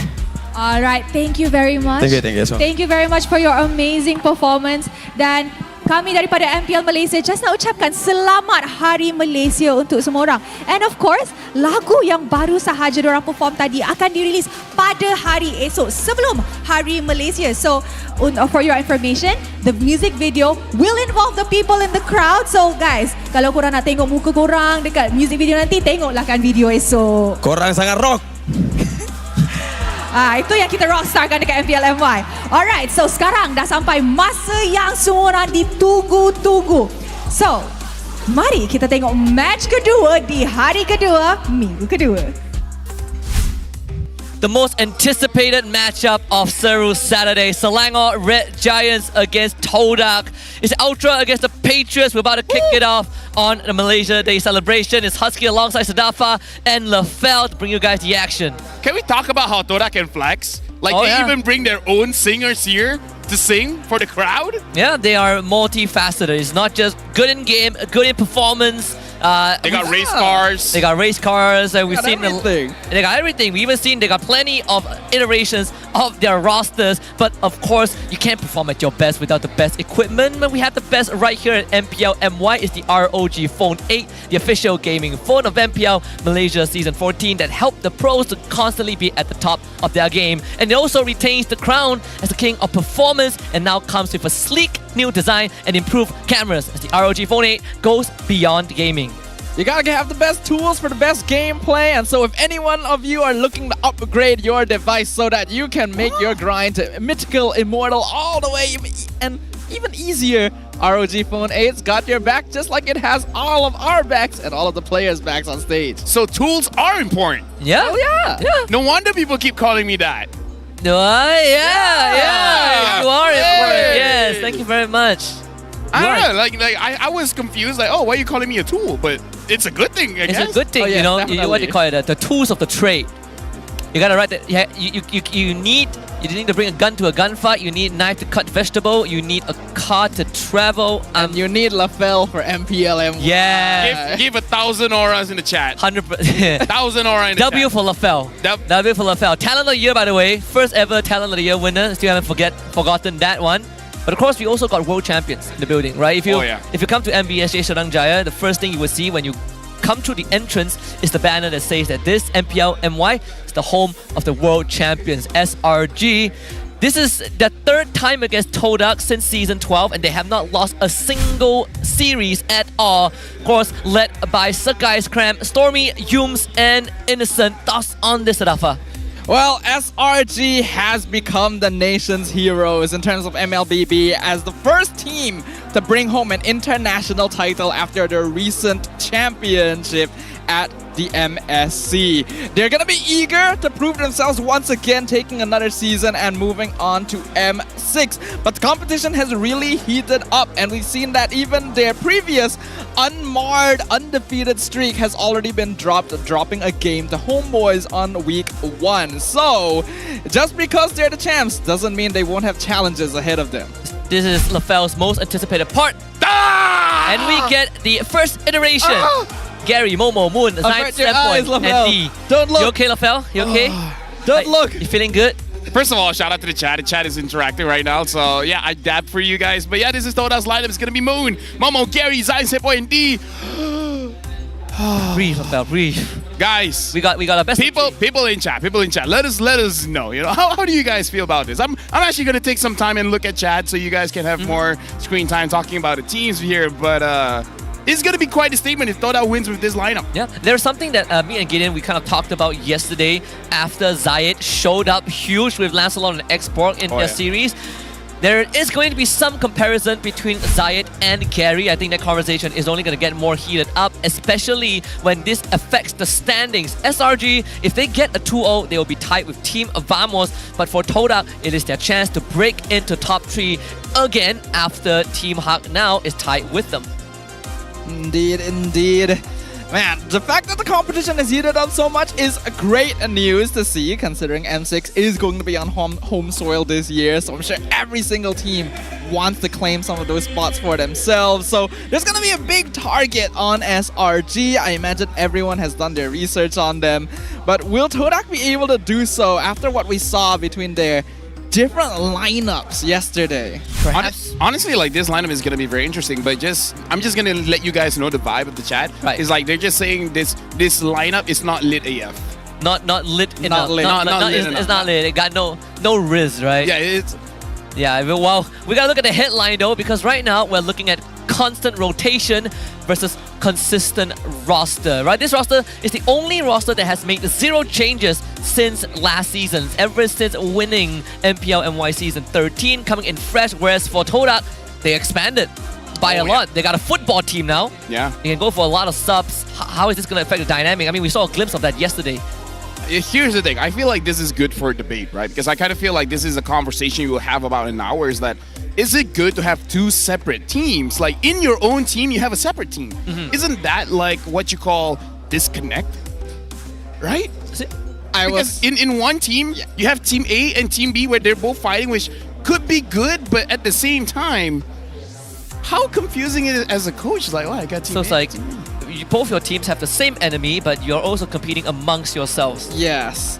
And it's not just that Todak has a football team of players, they have nearly an MLBB team of coaches as well. So we very much have a too many cooks spoil the broth potential situation here. And personally, I really don't like this style. You know, I feel like there's a lot of issues with it, but there are times when it works, so we'll see what happens. I mean, it's very important for Todak because last time M Series was here was M1 and they finished top 3, right? And so this, I think, means a lot to Todak. If they can get a win and even draw blood from SRG, they might kind of reset the expectations. So without further ado, I think it's time to bring on the Giants and the Swordfishers to the stage. Ladies and gentlemen, may I present you Selangor Red Giants and Todak.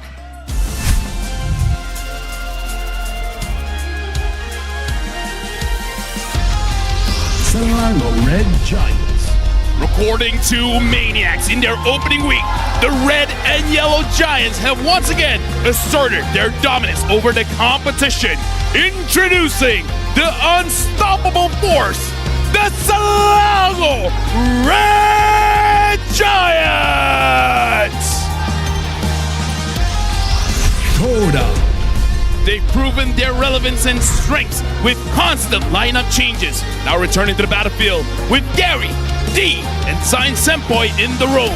Brace yourself for the unpredictable Todak!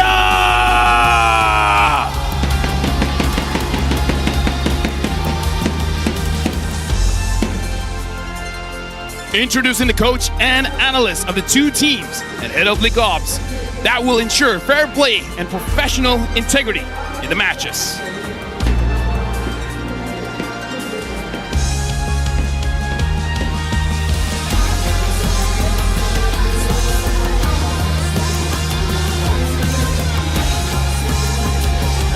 We go in with the fist bumps because it's about to get heated.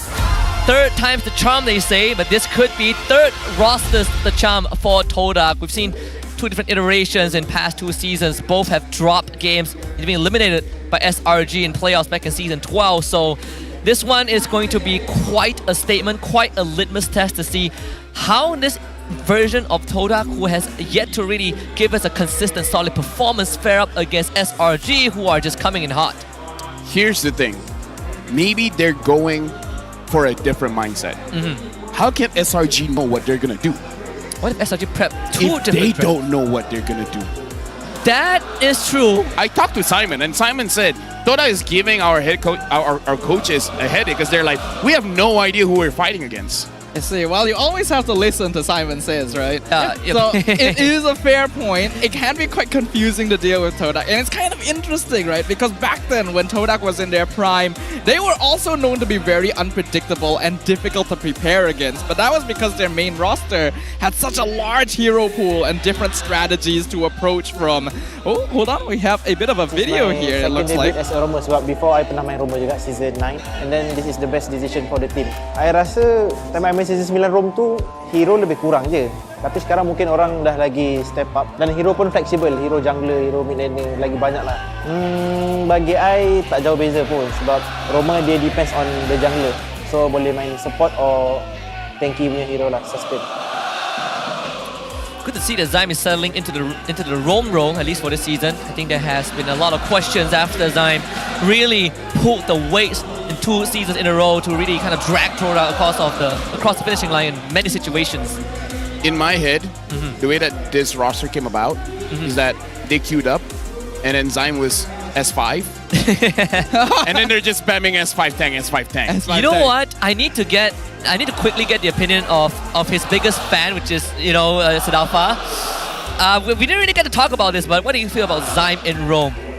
I actually started loving Zyme Senpoi as a player when he was playing roam, actually. I always thought he was fun as a mid laner, but when he was a roam player, I always thought he was really excellent. I mean, throwback to the past, right? It's a trip down memory lane. And also can be the same for the M series. M6, again, coming to Malaysia by the end of the year. So for those who have been there in M1, you know it's going to be lit.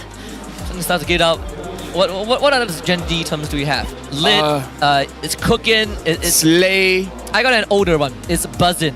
It's bussin'. It's bussin'. Bussin'. Bussin'. Bussin'. It's bussin'. Bussin'. And it's like, say like, Malaysia is giving tropical vibes. Yeah, we are a tropical country. We are indeed a tropical country. I don't. Is that slang? That just seems like a statement. No. So basically, like the way you say is like, it's giving me something. Yeah, it's giving and me then give something vibes, you know, Yeah. like tropical vibes. Okay, you're right. Like saying it's giving grand final vibes. Yeah, it's giving Skibbity. it's giving the Skibbity. it's giving the skibbity vibe. Not Exactly. very Sigma of you. Do you what? Wow, that one. If Innocent drops another maniac, he's gonna be the Sigma for sure. Hey. Moon and Momo are the true Sigmas. No matter the lineup, they'll be playing. No, that is true as well. So let's head into the drafting phase because as SRG has conquered the best in the world, can they conquer an assortment of flavors from Todak in terms of draft and roster lineups? We're about to find out. Game number 1, draft is going to kick off right now. SRG blue side, Todak red. Okay, SRG batting out the Minsitar. This spells out Phovea's first pick, right? 100%. It's not just Phovea's first pick, but anything with mobility. Harif, Nolan. And I mean, SRD took a big page out of RSG MY's book yesterday. Minsitar won both games against Phovea's. We did witness Minsitar being a huge deterring factor against one of the top EXP lane picks in the meta, Phovea's, as you mentioned. So the fact that SRG had banded out this early on is very interesting and very respectful because Momo is one of the more consistent Minsitar players we have here. Exactly. Very respectful, very mindful, very demure. Exactly. We've been keeping up. With the trend. We're young. We're like okay. Chibi was 21 years old. Our age isn't like our age is there. Look at Zyme. He looks like he looks older than me, but he's young. Yeah. No, to be fair, you look younger than most people. Do I? Right, Staffa? Yeah, I think so. Thank you. I mean, I don't. How old are you again? Me? Yeah. It's subjective. We're the same age. It's subjective. We're 1997. Oh wait, Husky. Husky. Yes. With the right mindset, you can be whatever age you want to be. Exactly. So with the right Can mindset, I be old if I want? I mean, you can. No one's stopping you. Dude, this world is nuts. Do whatever you want. Yeah. Last I checked, there's nothing wrong of declaring the wrong age. You know, we just see the Edith getting taken out by SRG. One of the more of a prime ban, I think. Again, we talk about this backstage. Depending on the teams, and SRG want to eliminate a single target crowd control. But Todak now has a big question to answer. Who do you ban out last? Jushin, Zaz, Go Shrew. I mean, Stormy is kind of good with anything. Yeah. So give him one of the most broken hero in this current meta. So it's 5 points for Stormy. I heard a hero, Phovea's. Oh yeah, we forgot about the Phovea's, no, right? we talked about it, right? Talking about it. Right, Like, look at SRG. They banned 3 EXP laners. Yeah. And some of these are meant to counter Phovea's too. So it's like Todak didn't ban it. I mean, one is a direct counter. One is a sandbag. One is just a bit more utility, right? Yeah. So you kind of cover all the bases. I mean, Todak they do get access to the Roger, Zaz, some big picks. The Zaz comes through for Moon. Still, Roger as well. I'm surprised Roger actually has a sub 50% win rate. Right now, the OP heroes, Ling and Harif are still open. Yeah, and they have been ignored. I mean, Harif has been banned in the last series, but Ling has been completely ignored. Banned in one game, but that's all. Does SRG get it? I mean, maybe he wants the flavor of the day by picking up the Hayabusa. Options are plenty here for SRG. So we don't see either of that. So we see Nolan and Vexana, which is something we established, right? The Nolan can be an option. And SRG taking it out means the guy is very comfortable on this hero. With Minsitar gone, Nolan going to have a much smoother time. Quite interesting to see the Vexana being picked up here because the mid lane pool is still pretty open overall. And heroes like Harif, which we already know Innocent is quite comfortable with, would absolutely be banned in the second phase. So Red Giants does seem to have a plan brewing. I suppose if you're on blue side, it does. If you want to save second phase, it's probably never going to come true. You got to take care of the Lunox, the potential Lunox as well. But now Todak, you got to kind of figure out if they want to conceal this Roger. Some teams just pick a Moscow, but no, they actually just review it from jungle. Hayabusa into the Nolan.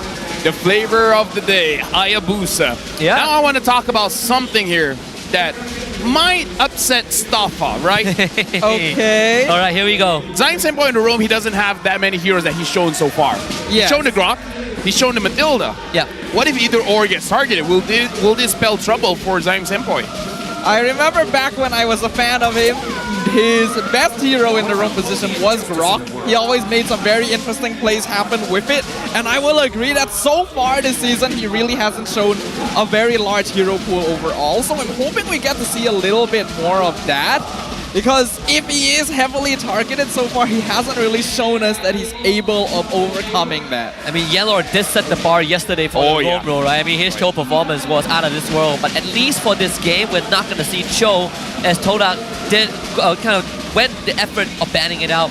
But the question is, there's still a lot up on the table. Of course, Link is no longer in consideration, but the Harif will be one of the focal points. SRG banning out Charizla. 4 EXP laners banned out. Damn. They're really squeezing Momo dry. It's like, Momo.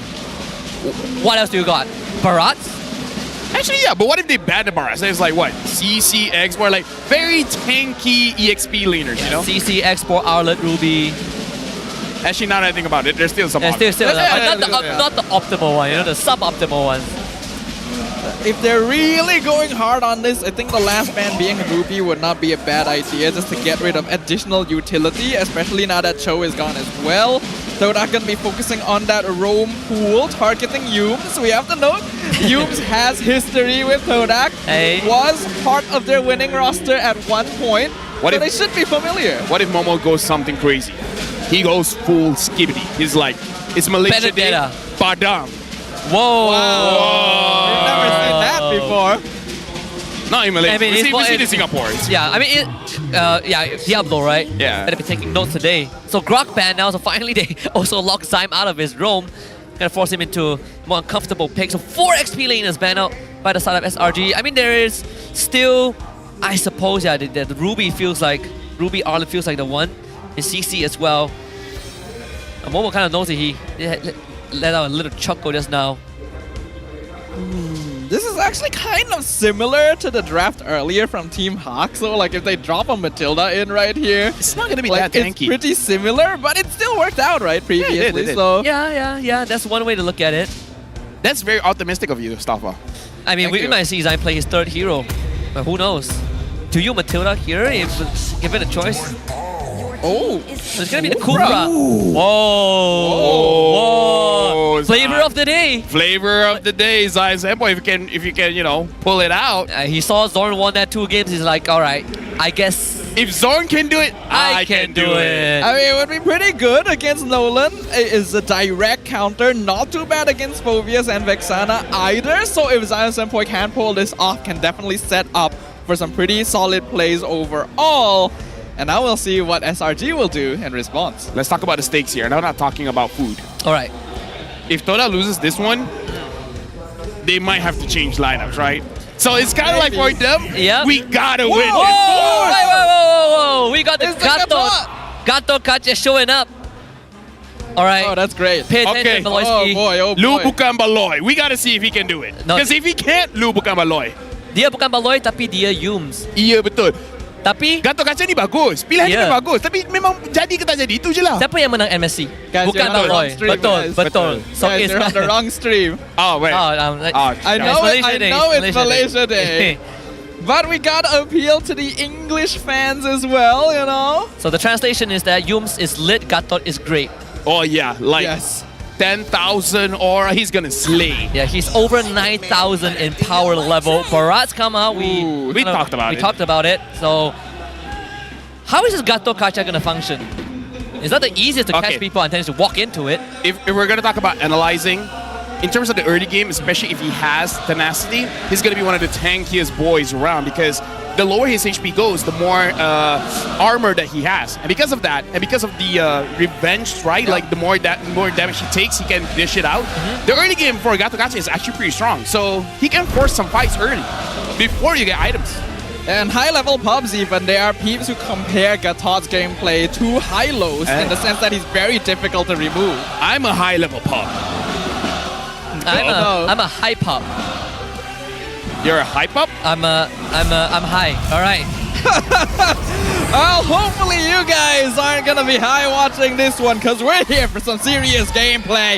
It is going to be the old legends versus the new giants as we jump into the land of Dawn for game number 1. Well, plenty of flavors of the day and some new elements as well. Gato Kacha. Let's see if he spoils the dish or makes it even more classy. Both junglers starting on the orange buff, so that's the start. Parallel jungling, moving towards the bottom side of the map. That's where they're going to end up.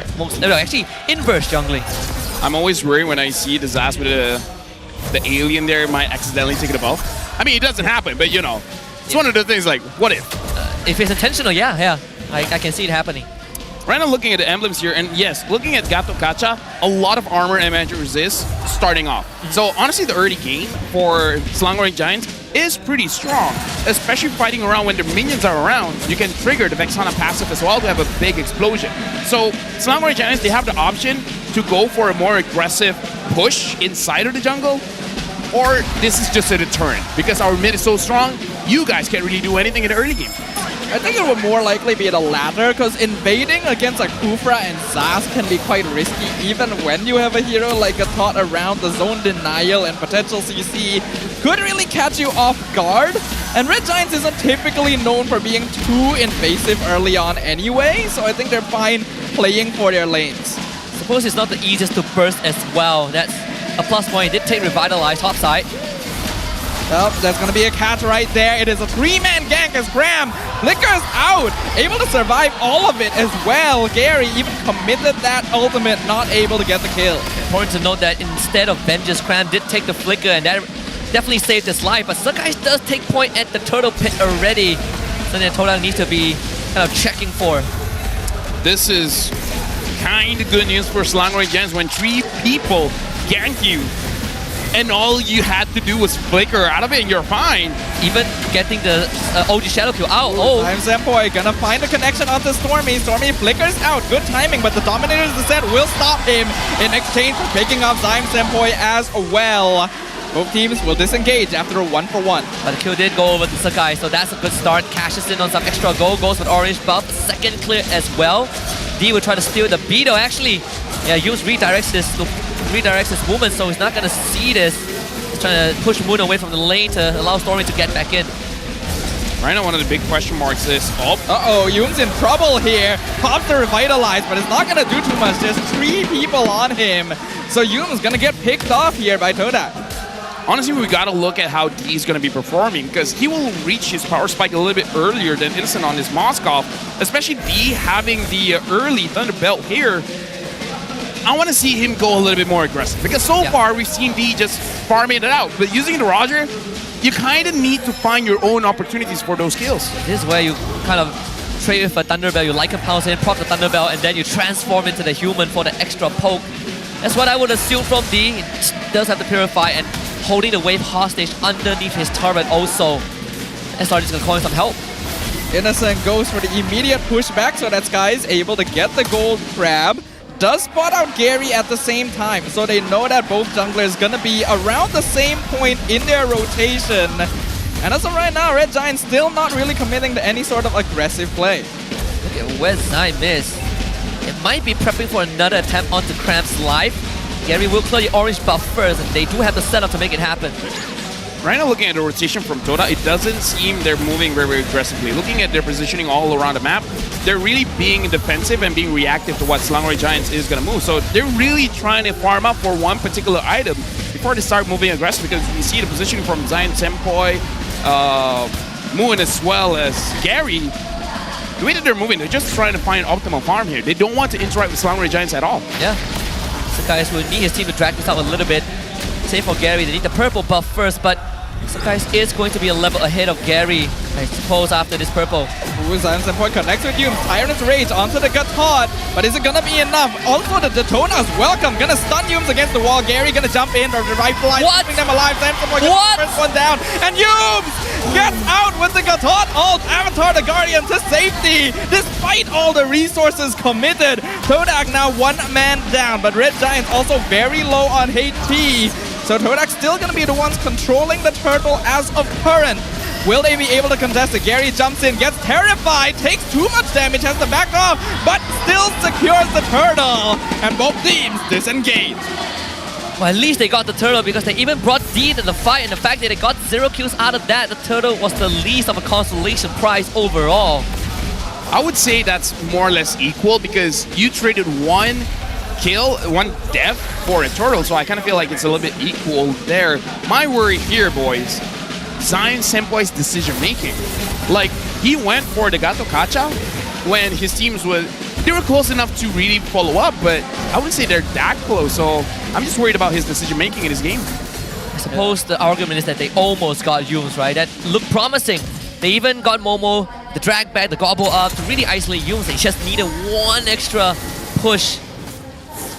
That is the danger of Gatot Kacha. With the Revitalize, he was already kind of difficult to finish off, and we know that with Gatot's passive, he's going to be able to regen a little bit with those enhanced auto attacks as well. But under any other circumstance, that should have been a kill. Red Giants were just able to follow up in time to make sure that he was able to get out.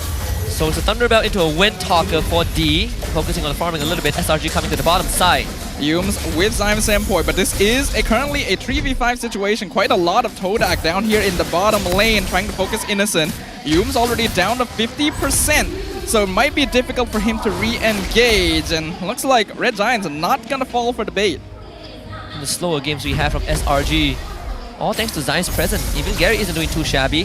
1 assist so far, but clean KD. Right now for Selangor Red Giants, I kind of feel like they're fine with waiting the game stall out a little bit because Innocent, when he's get his items, he has the reputation that he can carry his team.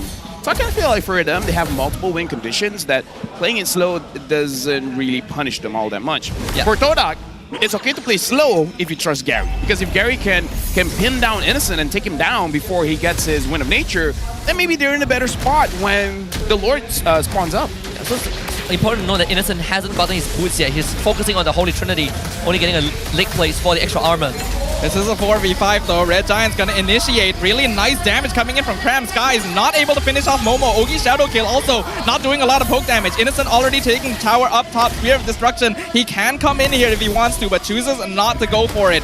Zion Senpai looking for the ambush, but Yumes will be able to scout him out. Gatot gets knocked up. Revitalize gonna be popped down to keep Yumes alive. Daytona's welcome onto the Gatot once again. Sky secures the turtle. Yumes in the backline along with the Ram jumping down. Momo turning the dinosaur extinct once again as Red Giants wins the fight. Yo, both Gatot has been used to run. I mean, but Yumes has done his work. Zion catches one. Oh, but the beautiful Purify from Innocent gets him out. Almost finishes off Zion Senpai at the same time. Red Giants starting to hit their peak. This is when this team is the most terrifying. I mean, something to note, right? Because he doesn't use his ult. Yumes doesn't use his ult to initiate. Yeah. He just uses it to get himself out of there. And then re-engage, right? People have the superhero landing, he has the superhero retreat. I mean, it does work out. He's a poser. Maybe not how I would describe it. But hold on, Yumes could be in a bit of trouble here. He is currently 1v2. Skies is nearby though to potentially back him up if necessary. And Gary will provide the information for his teammates to back out. Man, the Infernal Pursuit of Phobia 0 cooldown makes it so obnoxious. Every time he marks you, he just keeps using it for the heal. Yumes gets the taunt on D. Zion Senpai finds Cram in the bush. Does not commit ultimate. Not the target they are looking for.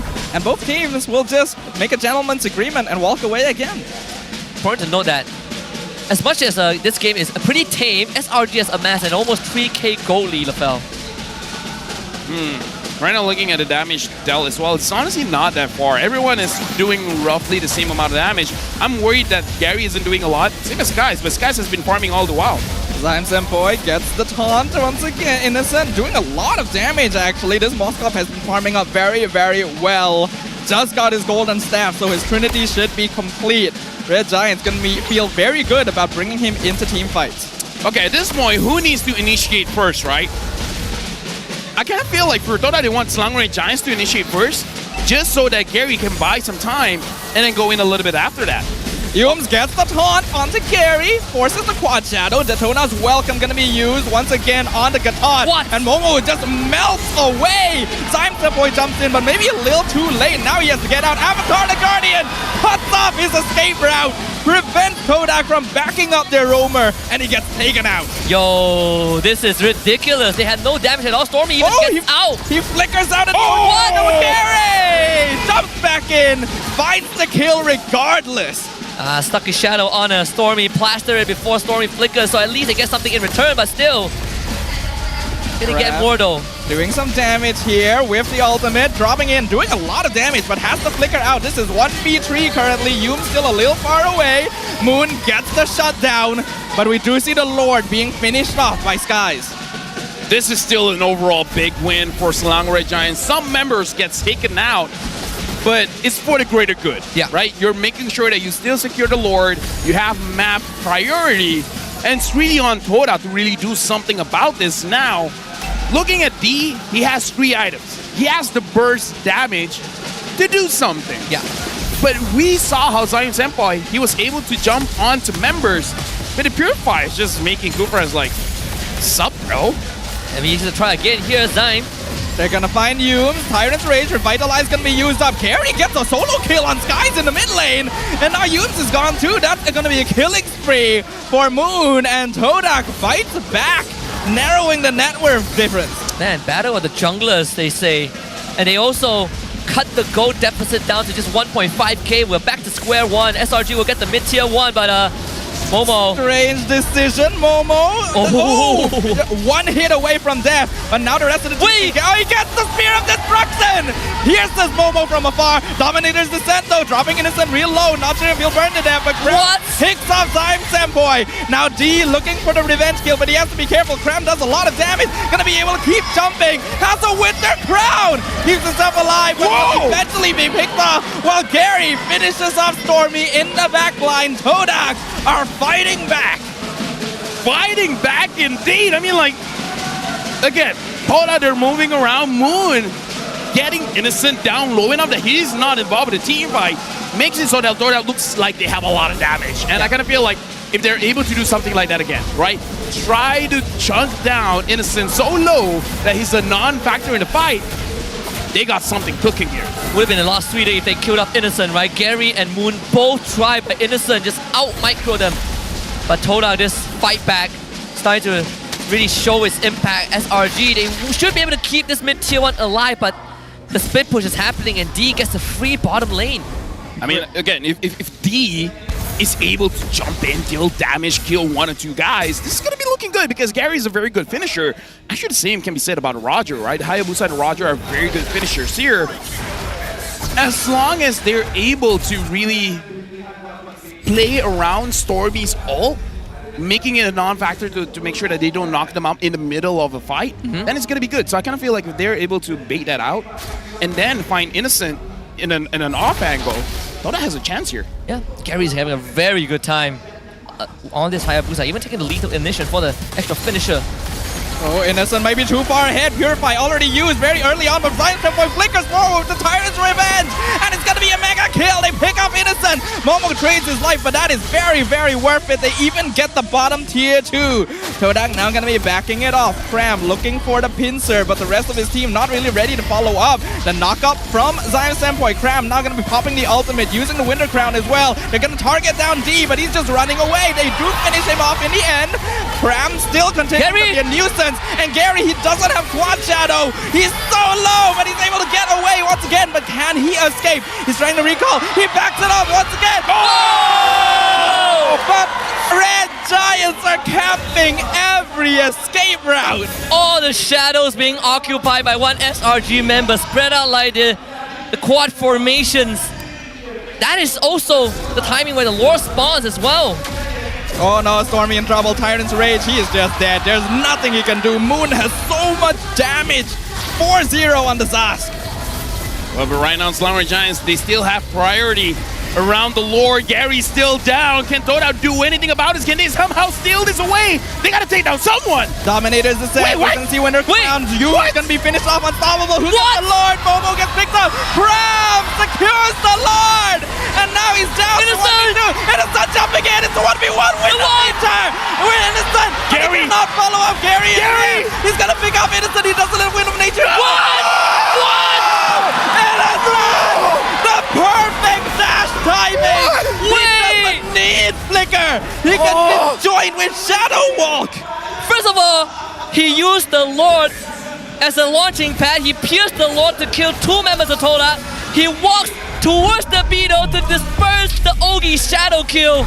Look at the instant replay by JD. Innocent using the Lord to literally tear through Todak. Cran gets the Lord, and then when the fight starts breaking down, Innocent lands a Spear of Destruction, takes out Zyme, fights D with the Winds of Nature, and the moment D leaves vision, he retreats and uses the Beetle to get away from Gary.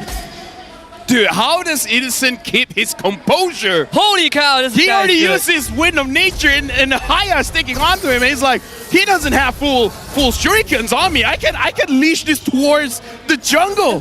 The cast is the Winds of Nature. Oh my goodness. That's the play of the day. That's the play of the day. My goodness. World champions for a reason. That's hype. We're almost 16 minutes in. There's barely any net worth difference, so props to Todak for keeping up all this time. Moon and Gary are still scary. They have a lot of damage. Their KDA is insane right now. But Red Giants still showing the micro mechanics that made them MSC champs. One thing to note, the goal difference isn't really there anymore. Yeah. 800, 700, it's a gold advantage, but not by that much, right? And we can see, Todak, they're starting to inch away at Innocent. Innocent has been getting these very, very close calls, but it's like, you go at it 10 times, one of those times you're gonna get him. Eventually, right? Eventually you're gonna get him. He's not making it easy for sure. Innocent's always been a very slippery guy, one of the best micro mechanics in a marksman we have seen. And he's not even on his signature. Hold on, we get the stun onto Momo right into the taunt. Momo forced to flicker away. Detonas too as an escape mechanism. But he is able to keep himself alive. That's the important part. You can see that Zyme was thinking of a flicker onto Innocent, but wasn't confident that Todak could follow up. Not with Momo in that state. So at least they both get out. Again, at the cost of a flicker though. I gotta say, I didn't expect this game to be this close. He finds Humes. Doesn't get the stun though. Innocent is there. We're gonna see Avatar the Guardian pull Zyme's endpoint back. Immortality pops. Todak being zoned out. D trying to save him, but there's nothing they can do. Red Giants get the pick off. Right before the Lord spawns, 10 seconds on the bottom side. SRG, they're gonna get the purple buff for Surgeist and start grouping up for the objective. Good news is that Gary is here. A steal is very, very possible. And Moon isn't too shabby, right? He's 7-1 and 3 on the Zaz. His damage is not negligible. Yeah, all Todak really needs is a very good setup. Yeah. But again, comes down to time. Easier said than done. Yeah, Humes has been zoning out the whole time. Skies will get the Lord here. That means Todak gonna be in defense mode. Stormy getting the Winter Crown as well. His Vexana has been getting picked off often, so this is gonna be an important piece of equipment. Right now, Slammer Giants almost 3K ahead. Innocent now having the Rolls Gold meter, making it so that he's a bit more tanky now. I don't know, but if they get Innocent, they can win. But again, easier said than done. This is not an easy lineup for you to actually jump into. I mean, if you tell me that, if you cover the team tag of Todak and tell me that this was Todak against SRG, oh boy, I would. With this lineup, I would ask you to rethink your sentence. Rethought it, and yeah, sounds crazy still. Didn't know there was a sound effect for rethinking, but we'll take it. Lord crashing in, mid inhibitor will fall. Todak 5-man strong still, wants to avoid too much structural damage. Hume's actually taking a lot from the summon here from Zaz. Innocent whittling down the tower. Lord on the crystal, but Red Giants will not push their lead here. Not gonna take that risk.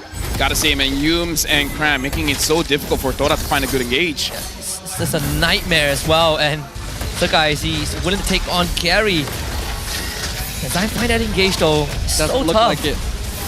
Red Giants continuing the siege. They're aiming for the bottom inhib right now. Gary looking for Skies, but not able to find it. Wow, that's a risky play, but Gary's just going for some poke. Red Giants will finally back it off. And it doesn't make it any easier to defend the base when you have Innocent literally just piercing through the minion wave. Whoever walks up is going to get his health bar chipped away. We saw to play for the Lord again. The third one is going to be up in 70 seconds for SRG. Right now for SRG, looks like they're just going to go for the safer route, wait for the Lord, get good coverage on it, get the Lord, and maybe pick one or two people off, because so far, whenever Momo or Zion Senpai overextends, that's their target. Looks like Todak is trying to flank. Cram very deep, gonna get eaten by Detonas once again. Avatar the Guardian comes out, catches out Stormy. Momo. Look at D from the backline. Oh no! Innocent finds Gary! Stormy gonna be picked off by D in the backline though. Zion Senpai left exposed. Winter Crown on Skies. Manages to escape from D. Zion Senpai gonna be picked up. Moon, the next target, but is able to flicker out to safety. Now D is the one left in the lurch. Skies gonna chase the Wolfman down. Can he escape? Skies uses his immortality, but isn't able to find him. D keeps himself alive, and that is important. This is a 3v4 defense. Cram even tanking unnecessary damage here. He needs his HP bar. D doing his best right now. He knows that his team is on his back. All the damage is on him. It's Lord time. Stormy buying time with the Winter Crown actually caused Gary to go down as Innocent just pounds on him. And Zion couldn't get the Tyrant's Revenge onto the Moskov. They're gonna try and rush this down. Yu's gonna find Todak now. Gets the taunt. Not sure if they can continue this. This is very 50-50. D wrapping around to the backside, looking for Innocent, but decides to disengage once again. Lord dropping the 20%. Sky's in position. Can he get it? Yup, Innocent will secure it. Detona's welcome onto Cram. Wow, he melts so fast. But is it worth it? They got the Lord. Can they use this to end? Probably not end, but do substantial damage, I suppose. But without Cram, like you said, it's going to be very tough. Todak will clear out the Lord in the mid lane, and all side waves are pushed in as well. So I don't think SRG gets to do much out of this. Dude, all I gotta say, D is stepping up. Oh, yeah. Right? D is making work. He's making it look possible for Todak to win this. This is a close matchup. It's 21 minutes. Oh, Zion Senpai finds the knockup, but probably too far forward. He's gonna get picked off. Immortality burnt down and Innocent. Oh, Stormy actually lands the last hit. Todak forced into a retreat. Avatar the Guardian not gonna find Moon, but the red tree being used on the Zaz. Dominated descent to escape. D focused by Innocent on the backline. Purify used. Immortality not burnt. Still able to survive despite all the pressure. Man, Zyme getting baited out by the Gato Kacha as he dashed back, and Zyme ends up overextending. This could be an end angle. Is it gonna be enough? Tower gonna drop. Ogi Shadow Kill being used. Doesn't really do a lot of damage at this stage of the game. Somehow finds a stun. But for now, Todak still holds. They need to find something decisive if they want to turn this game around. I'm not gonna lie, I'm quite speechless at the state of the game right now. Hume's looking for another engage. Avatar the Guardian finds one, but he gets eaten. Detona's welcome. Flickers backwards. A huge stun from Moon on 2, but he gets knocked back. Again, Cram in the backline trying to distract them to keep Humes alive. Moon gonna be picked up. Innocent! But They're all so low! Red Giants needs to back it up right now with the crowd. Cram buying more and more time. Gary just said, wait! Wait! Todak turning it around! Todak has turned around the battle! 4 members of Red Giants have fallen, and Todak's crystal remains standing! Husky! Wow, who would have thought that Zyme was the one that saved the fight? The last minute Tyrant's Revenge to knock up Innocent. He did it twice! Todak could do this! With this lineup nonetheless! You gotta be kidding me, right? You gotta be kidding me. I have a lot of trust, but man. They're going all mid. It's gonna take a while. This is their best opportunity. I don't think they can end, but it's worth a shot. It's close as it gets. Yumes is coming back. Sky's the only one standing. Yumes back in 2 seconds. Gary focusing on the Nolan. Pops the Ogi Shadow. Can they do this? The crystal is exposed. Yumes comes in. Avatar the Guardian. The crystal is exposed. They clear the wave. They need to clear the minions. Yes, they do. But now it looks like Humes will sacrifice himself to keep the game alive. He's going to survive for quite a long time because that's just how Gatot works. Don't overextend. The base broken wide open. D still doing so much damage. What a game of back and forth between two legendary teams here in MPL Malaysia. My heart, man. Imagine if Todak just overextends there and gets wiped out. That's GG. But they can get the Lord, right? They have more than enough people. They find Cram. Cram in trouble now, left by his lonesome. We're gonna see the Infernal Pursuit to keep himself alive. He's taking so much damage, will buy so much time actually. Immortality finally gets expended. Cram should fall very, very soon. Winter Crown, swapping items, just a delay as long as possible. But now, Red Giants are down to 3 members again. Moon is not there. Moon has to stay in base to clear the minions. This is a very risky play from Todak. Wait, look at where the guys is going. Outside the same point. It's a wraparound. Spear of Destruction, Innocent, looking for an opportunity to jump in. Momo actually taking a lot of damage from the Lord. Wait! Dives in the base! Immortality Dominator's going to be used! Unable to get it! The Lord is secured by Todak! The backdoor attempt from Skies not going to be effective as Moon holds the line! Moon almost won that 1v1 against Skies! Wow, if he went down, this game ends right then and there. I thought that Skies might look for a steal angle, but I suppose at least SRG got rid of Momo. I think this Lord is not going to yield anything of profit for Todak, unfortunately. Goal leads don't matter anymore. D cannot be caught out here! D can, beautiful Lycan Pounce. Able to iframe out of it, and OU Shadow Kill can be shared to make sure Sky survives as well. The Lord has been dropped to half HP. Red Giants should be able to hold this, but it's going to be tricky. Cram gonna be respawning right now. Todak is making a statement. Win or lose, win or lose. I'm in disbelief, I'm not gonna lie, but in a good way. Right now, Selangor Giants is able to take down the Lord. And again, the goal lead doesn't matter, but Todak having 4,000 here. This is a screenshot just to show people's size. Spear of Destruction landed there. Oh, but there's 2 no way he there. takes it. Wow, he actually does! Innocent jumps in, Avatar the Guardian to cut off the back line. Zyme Senpoi decides, I'm out of here. I don't want to be here right now. And so does Skies. No casualties from that exchange. I'm telling you, SRG, they're starting to get really aggressive. They take every single shot they can find. Only thing keeping them in this game was the fact that Todak has no inhibitors. Dude, right now, Selangor Giants, they can't make a mistake. Same can be said about Todak. D has been showing his face a little bit too much. Cram in trouble here. Daytona's welcome. Finds the phobias. Yume's gonna be displayed on the other side. Moon! Stormy gets the pickup! Gary has to escape. Avatar the Guardian cuts him off. Again, Momo and Science are being chased out. But they're all dead! They are all dead! Destruction! Destruction lands! Innocent going to be able to reconnect. Goes for the purple buff. Finishes off Gary. Pops the immortality. Winter Crown from Gary to keep himself alive. Oh my god! Perfectly timed for Stormy. Innocent jumping forward. Maybe a bit too far forward, but he's Wind of Nature. Here goes Crab. Here goes Crab from the sideline. He cuts off D. That's a shutdown. Double kill for Stormy as Red Giants finally finds the window of opportunity they have been waiting for. It is a 2v5, and there's nothing that Momo and Sangsepoy can do. A beautiful Tyrant's Rage will not stop this game from going into the hands of the Selangor Red Giants. Hands up for Innocent. Unbelievable individual display of skills and composure in such a game against Todak. I cannot believe it. Dude, wow. Let me just say, I did not expect the game to go like this. Not with this lineup, no. Dude, no. I love the fact that Selangor Giants are not untouchable at this point. Oh, they definitely are not. It's not just homeboys. Even Todak right now, they're like, dude, this is without Chiku. I'm just. It shows either this lineup of Todak is legit strong, or that, Selangor Giants, you guys got to be careful against all the other teams in MPL MY. Yeah, and we thought that we might see a game like this if we go to the second version of Todak lineup, but we haven't even gotten to that step yet.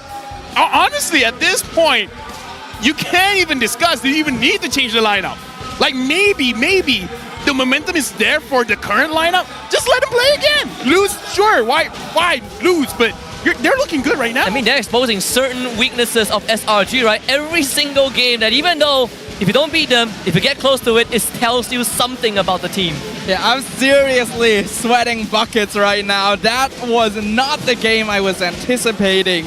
And huge props to both teams for bringing it that far. There's definitely things that could have been fixed on both sides, but it's only week 2 of the season, man. This is not what we were prepared for. Man, this rematch definitely delivered on its opening game. Yeah. I would say it really came down to the most minute of details, right? Respawn timers, lack of structures, cooldowns, and the microplays. Like I said, my Innocence microplay. You take out one of those events that he clutched, this game would have been over. Oh yeah. Oh yeah. He's not untouchable, but dang man, he makes it hard. Zion Simple was good, but imagine if Yanlo was in that game. Hey, it's a bit hard to say in this one.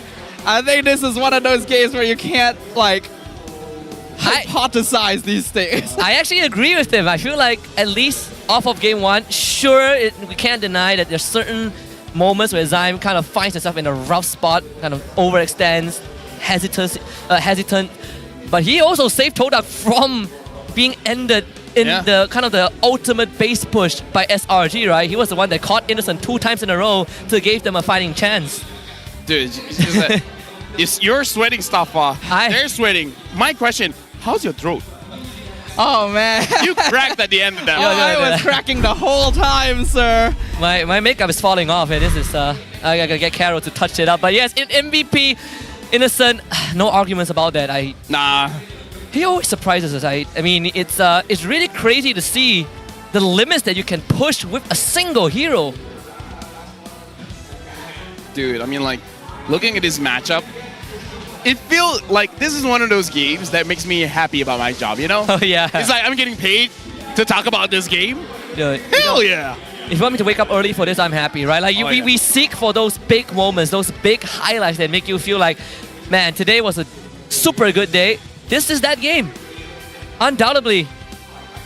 We didn't even wait for Chiku to show up anymore, right? SRG were looking forward to their very first encounter with Chiku this season after missing him last season. And again, honestly, in this game, Slangway Giants just had a better time picking off their frontliners. But at the end of the game, it's all about Todak actually picking off Cram most of the time. And Cram, I would say Slangway Giants in general just use the Winter Crown to buy quite a lot of time. The item juggles are mad, and even this moment, right? D dips out of vision, and then Innocent survives that. But the winning moment, I say also, you gotta give a lot of credits to Yums and Stormy for catching out Moon without him being able to go into the dominance descent. Moon disappears, and then as Gary was running away, Innocent snipes him with his ult. Like, there were so many insane plays right here. We see the movements, we see the rotations, we see the decisions. Innocent going to be the MVP of game number 1, showing us why he has some of the best micro mechanics here in MPL MY. Stocks is going through the roof for Innocent. 3, and 12, but man, this guy. Let me just say, Husky, Staffa, people have been saying bad things about Todak. If anyone says anything bad about this game, this amazing game, or any of the teams, then I wish their phone battery dies faster. I wish the traffic light lasts on the red one much longer. I wish they have problems flushing down the toilet. Now, I wish the pillows are warm on both sides. That's all I wish. Oh man, that's terrible. Or you stub your toe as you're coming down from your bed. You're getting off your bed. You know what? I'm going for the worst. You're going for the worst? I wish when they're playing their ranked games, suddenly the internet gets cut. No. That's too lenient of a right. I wish they go into their game, whatever role that they want to play, someone will steal that role and insta-lock the hero that loses the game. Sun jungle, Layla gold lane, Nana mid. Nana wins the game. Cyclops mid. Yeah. Yes. That's what we need. I wish their hot water finishes and it's just a cold bath in the morning. You know what? No, that's too lenient. I have a better one. I wish you turn on your hot shower, right? Halfway through, after you put on all your soap, the products, the hot water cuts off and it's just cold. Oh man, it can be worse. As someone who has experienced this, you're halfway through a shower, you got soap all over you, and the water cuts off. Yeah. Exactly. If anyone says anything bad about this matchup, yeah, there you go. Yep. Okay, we're done. Did we say I think we did. We went through 2 graphics with that. But total damage dealt, I mean, Innocent is miles ahead of everyone else. No, Moon was close actually. Craziest thing was that they actually dealt less the total damage than Todak. Yeah, yeah. I mean, this also shows how strong this Zask is, though. Right? Yeah. That, and also you compared Gary and Sakai's damage overall, right? Like, Gary has been really spilling a lot of the damage with the Ogi Shadow Kill, whereas Sakai is just waiting for the perfect moment to pounce. Absolutely. There were a lot of things happening in this game. I think we saw a lot of excellent play from both teams, actually. Moon and Gary were both popping off 7 and 1 at a certain point in the game. But I think a lot of it also came down to the fact that SRG really wasn't pushing a lot of advantage early on, which gave Todak actually a good amount of time to farm and scale up. Wait, I don't think took 500 and 2,000 damage. I don't think I've ever seen this one. No, I don't think so too. Whoa. Cracking 300,000 is already a feat, but 500, is it the most total damage a single hero has taken in a single game? Wait. I'm trying to think, what if I think I've seen crazy numbers. I'm trying to think, have I ever seen 600? And I kind of feel like I haven't. If the game goes on for another 10 minutes, sure, right? I mean, we had longer games than this, but still, it is quite a showing. Even the Hall of Fame, Gary somehow maintains highest GPM. But you know, Innocent is the carry. You know, Zion, we saw it just now. Sandbag, Yunes being the best wingman. Gato Kacha debut and wins the game. That's a different number than what we saw earlier. It is. It is. What happened? 500,000. What? I mean, like, here's the thing. I don't know how to question this because I'm colorblind, so I'm where I see the wrong That's numbers. Barat's number. That's Momo's damage taken. That's not Zyme's. Justice for Zyme. Justice for Zyme. Can do this to Zyme. It's okay. Now, to look forward to the second game, will they change their roster? Very good question. Are they changing? That's not a change, right? Wait, they are changing! Are they? I saw Yellow. I see Chiku. I see Chiku. So they are changing. I do see Chiku back there. Oh boy. We'll get the official confirmation. Yeah, I see Zaid. I see Zaid. Yeah. This is a different lineup. I hope this works out like game 1, but right now we're gonna take a breather. Let's throw it over to Rose for another offstage segment with Hotlink. Rose, take it away. Selamat kembali ke MPL Offstage yang dibawa oleh Hotlink. Dan sekarang ni kita bersama dengan Jiftek Gaming yang ada satu analyst untuk Selangor Red Giants. Now, I'm pretty sure Jiftek does not get like a lot of recognition or a lot of limelight because people bila cakap tentang coaching staff Selangor Red Giants is usually Arcadia and Becky. Apa kata you share what you actually do in Selangor Red Giants? Hi everyone, Jiftek Gaming. I'm the analyst / data analyst for the team. So everything I do for the team is basically just data. Oh, all numbers and database. Okay, now let's talk about the team itself. Apa perasaan Jiftek lepas tengok performance Selangor Red Giants pada minggu lepas, minggu pertama MPL? Do you think that their performance could have been better? Or do you think like, you know, you guys are still at the experimental stage this season? Definitely could have done a little bit better lah, but it's a new season, so everyone has a new team, and it's going to be challenging lah. What do you have to say about the game just now? The first game was very long. Okay, now Selangor Red Giants were known last season for closing the games like 12 minutes, 13 minutes. Just now was like 20 plus. So what do you have to say about that? Definitely was a heart attack. Were you guys screaming backstage? Yeah, I was actually screaming pretty hard.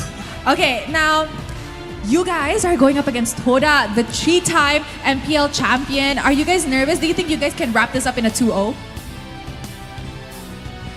We'll see. Okay, now just now you were telling me that before the game starts, you actually had to go somewhere just now to do something. Maybe you could tease us a little bit. Well, later on stage, we know what's going to happen on the other side later. But stay tuned to what Becky will be holding later. Okay, everybody, eyes on the LED. And if you guys are at home, eyes on your phones because he said that dia ada prepare satu surprise untuk line up Todak sekejap lagi. Alright, tapi sebelum kita mulakan game kedua untuk match ni, mari let's show it to a video yang kita prepare untuk semua orang yang kita sayang. Alright guys, let's watch the video.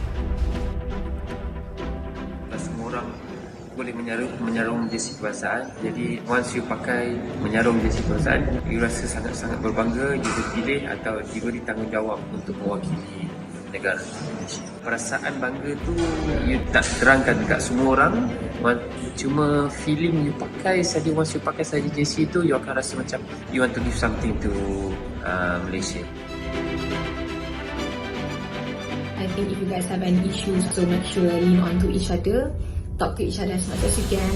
I think just be proud because tak semua orang dapat this opportunity, and also kena ada that winning mentality, tak kisah pun dekat level mana you guys pergi, and jangan rasa takut, jangan rasa macam you guys are not good enough. Apapun, just ingat bila you guys enter the arena, just do your best and all the Malaysians will be behind you and supporting you guys.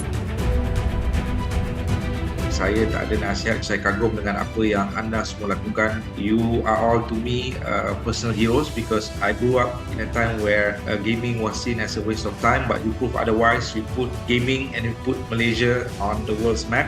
I think you are at a better place to advise me. So again, I want to say thank you for being who you are. Thank you for fighting every day. Thank you for competing for Malaysia because it's something that I can never do. And I live vicariously through you bila I tengok atlet Malaysia compete because what you do is very, very amazing. And I wish you all the best. Deliver for Malaysia because wherever I am on the day when you win for Malaysia, I'll be proud to raise the Malaysian flag and play the negara.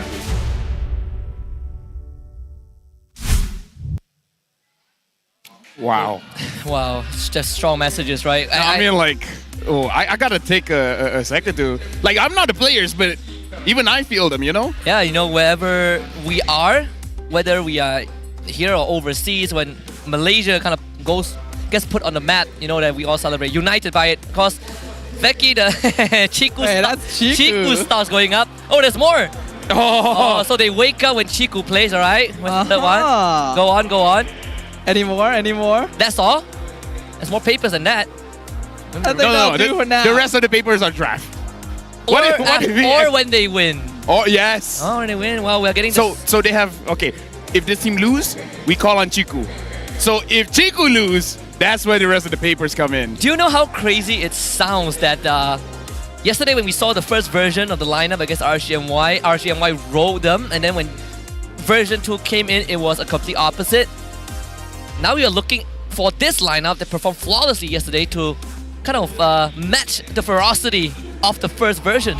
Yeah, we got Chiku coming in, we got Yanlord coming in, we got Zayed coming in once again. So this is indeed Squad B for Todak once again, who, as you mentioned, Husky, performed better compared to the first lineup against RSG yesterday. So now that the first lineup has already performed very admirably against the MSC champions, what will the second lineup have to show to us? They set the bar so high. Of course, they not only swapped the players, coaching staffs also some adjustments. Good to see Kuja back on stage. SRG fans still believe that's going to be a 2-0 for the Red Giants, but maybe not as dominating as all of us would have predicted at the start. Again, to remind you guys, M6 is happening in Malaysia in just a couple of months, so scan the QR code or just enter the redemption code in your client to get some free goodies and look forward to that moment. I wonder who have Amoy for M6. Oh, whoa, that's a good question. That's a cultural thing. That is actually true. That's a cultural thing, right? It is very important. Do you guys want to see Amoy on M6? Type 1 in the chat for Amoy. You know what? I'm thinking of a different type, but type 1 sounds better. Oh yeah, type C for Amoy, yes. It's not that one? Yes, that is the one, but all right. Okay, coming from you is fine. Coming from me is fine, yeah, so I got your back. Thank you. Let's see if the coaches got the team's back, because both teams have the swap sides right now for game 2. Todak version number 2. It's going to be on the blue side, SRG red side. So there has been a side swap here, and SRG still continuing to ban out Minzatar, putting full respect onto Momo's hero pool. Todak also going to be banning out Fanny quite early in advance. I kind of want to see Todak grabbing that Zas, because right now SRG, they're really thinking about still getting that Phoveus, right? Because they're banning out this Minzatar. Like, I don't want Todak to fall into the trap. Hey, this is a good chance for a Phoveus, right? But what if it gets countered anyways? And we saw Todak can counter the Phobius with the next board. Yep. There is the possibility. And not just the X board, we've even seen like the Hylos being an answer. Oh yeah, Hylos is still open, yeah. They SRG did it against Homeboys, but Todak believe it as well. The Patriots can't let this go out on a whimper. Better give your best shot. What was the guy who said he's gonna go bald if Vamos loses or something, or Vamos wins or something? Yeah, Vamos wins, yeah. He probably went and shaved his head. We'll catch up on that. So Roger Band, we're opening both the picks, yep. Imagine if Todak picks up a Zaz and SRG is like, you know what? We're just gonna pick Phobius and Hylos. I mean, it sounds ideal, but then you don't get the flex potential, you know, of the Hylos. Yeah, I don't really think they would work well together in the same lineup because they are both gonna end up in the same lane. Like, yeah, you can play Hylos Roam, but I don't think it's quite as good overall. I actually prefer Hylos Roam. It's legit strong. Honestly, like, I'm just a pub player, but it's fun. Yeah, coming from a pub player, I like Hylos Roam a lot. Right? A lot. Yeah. Some of my friends would agree. So still a Phobius Nolan, nothing changes that. Hylos coming in. I saw this coming from a mile away. Could be a Momo pick most likely. I mean, Phobius does win in lane against a Hylos, which kind of makes me feel like although Yanlor is a catch specialist, man, maybe don't give him the Hylos. I mean, I was thinking of maybe a Yanlor hero here, but you don't want to reveal the Hylos in lane, I guess. Cram did win the matchup against Waf in this Phobius Hylos showdown. A good Phobius can definitely outpressure and Hylos in a lane. One of the few matchups where Hylos isn't really just able to purely sandbag. So that's why they were okay with letting it through. And it looks like even though we've had a jungler swap, we are still gonna see Hayabusa from Todak. SRG Edith is still open. I wonder if they want to pick that up because honestly the Edith does quite well against very tanky heroes as well. And a lot of crowd control might punish the Hayabusa if the timing is right, but again, it's hard to get a timing. Yep. I mean, even then, how do you... I suppose catching the Hayabusa is one thing, but at the same time, Todak also has heroes that can really sandbag the Edith. You know, Hylos, Zask, make very good targets for SRG. At least not now. Ruby, I suppose. Could be an option. Even when all is It's going to be the Vexana, so they stick with the same opening draft. Looks like a lot of teams, like we're just reading the meta here, a lot of teams are using the Vexana to fight against the Zaz because I kind of feel like the flavor of today, if you see a Zaz, you're going to see a Vexana as well. So maybe that's the new development in scrims. Could be the wave clear, right? And if you blast the Nightmare Respawn, it also explodes on death. Yes. That's one. Having that on-demand Terrify quite useful as well against any dive compositions. If you time it correctly, you can even fear the Hayabusa and put him in a vulnerable spot. Let's Sanjo, your team. Cram fans. Where's that? Is that behind? I have no idea. I see a lot of SRG. Ooh, the Hanabi band. Respecting Chico on the Hanabi? Chico did it once. They're not going to let him get away with that again. Chico is something else, man. Like, when the world champion is like, you are not getting your Hanabi, it's like, that's big respect. Same as Momo, right? You are not getting Minsata. Yeah. And Rippo is just watching this match like, man, I brought it up. What about me? Hey, Harif is still open. Harif is still open, but the fact that Lunox is still open, I think just the existence of Lunox is why some players are hesitant a bit to pick up the Harif. Yeah. And especially in this position, Chiku, the originator of Lunox jungle, he will definitely pull it out if necessary.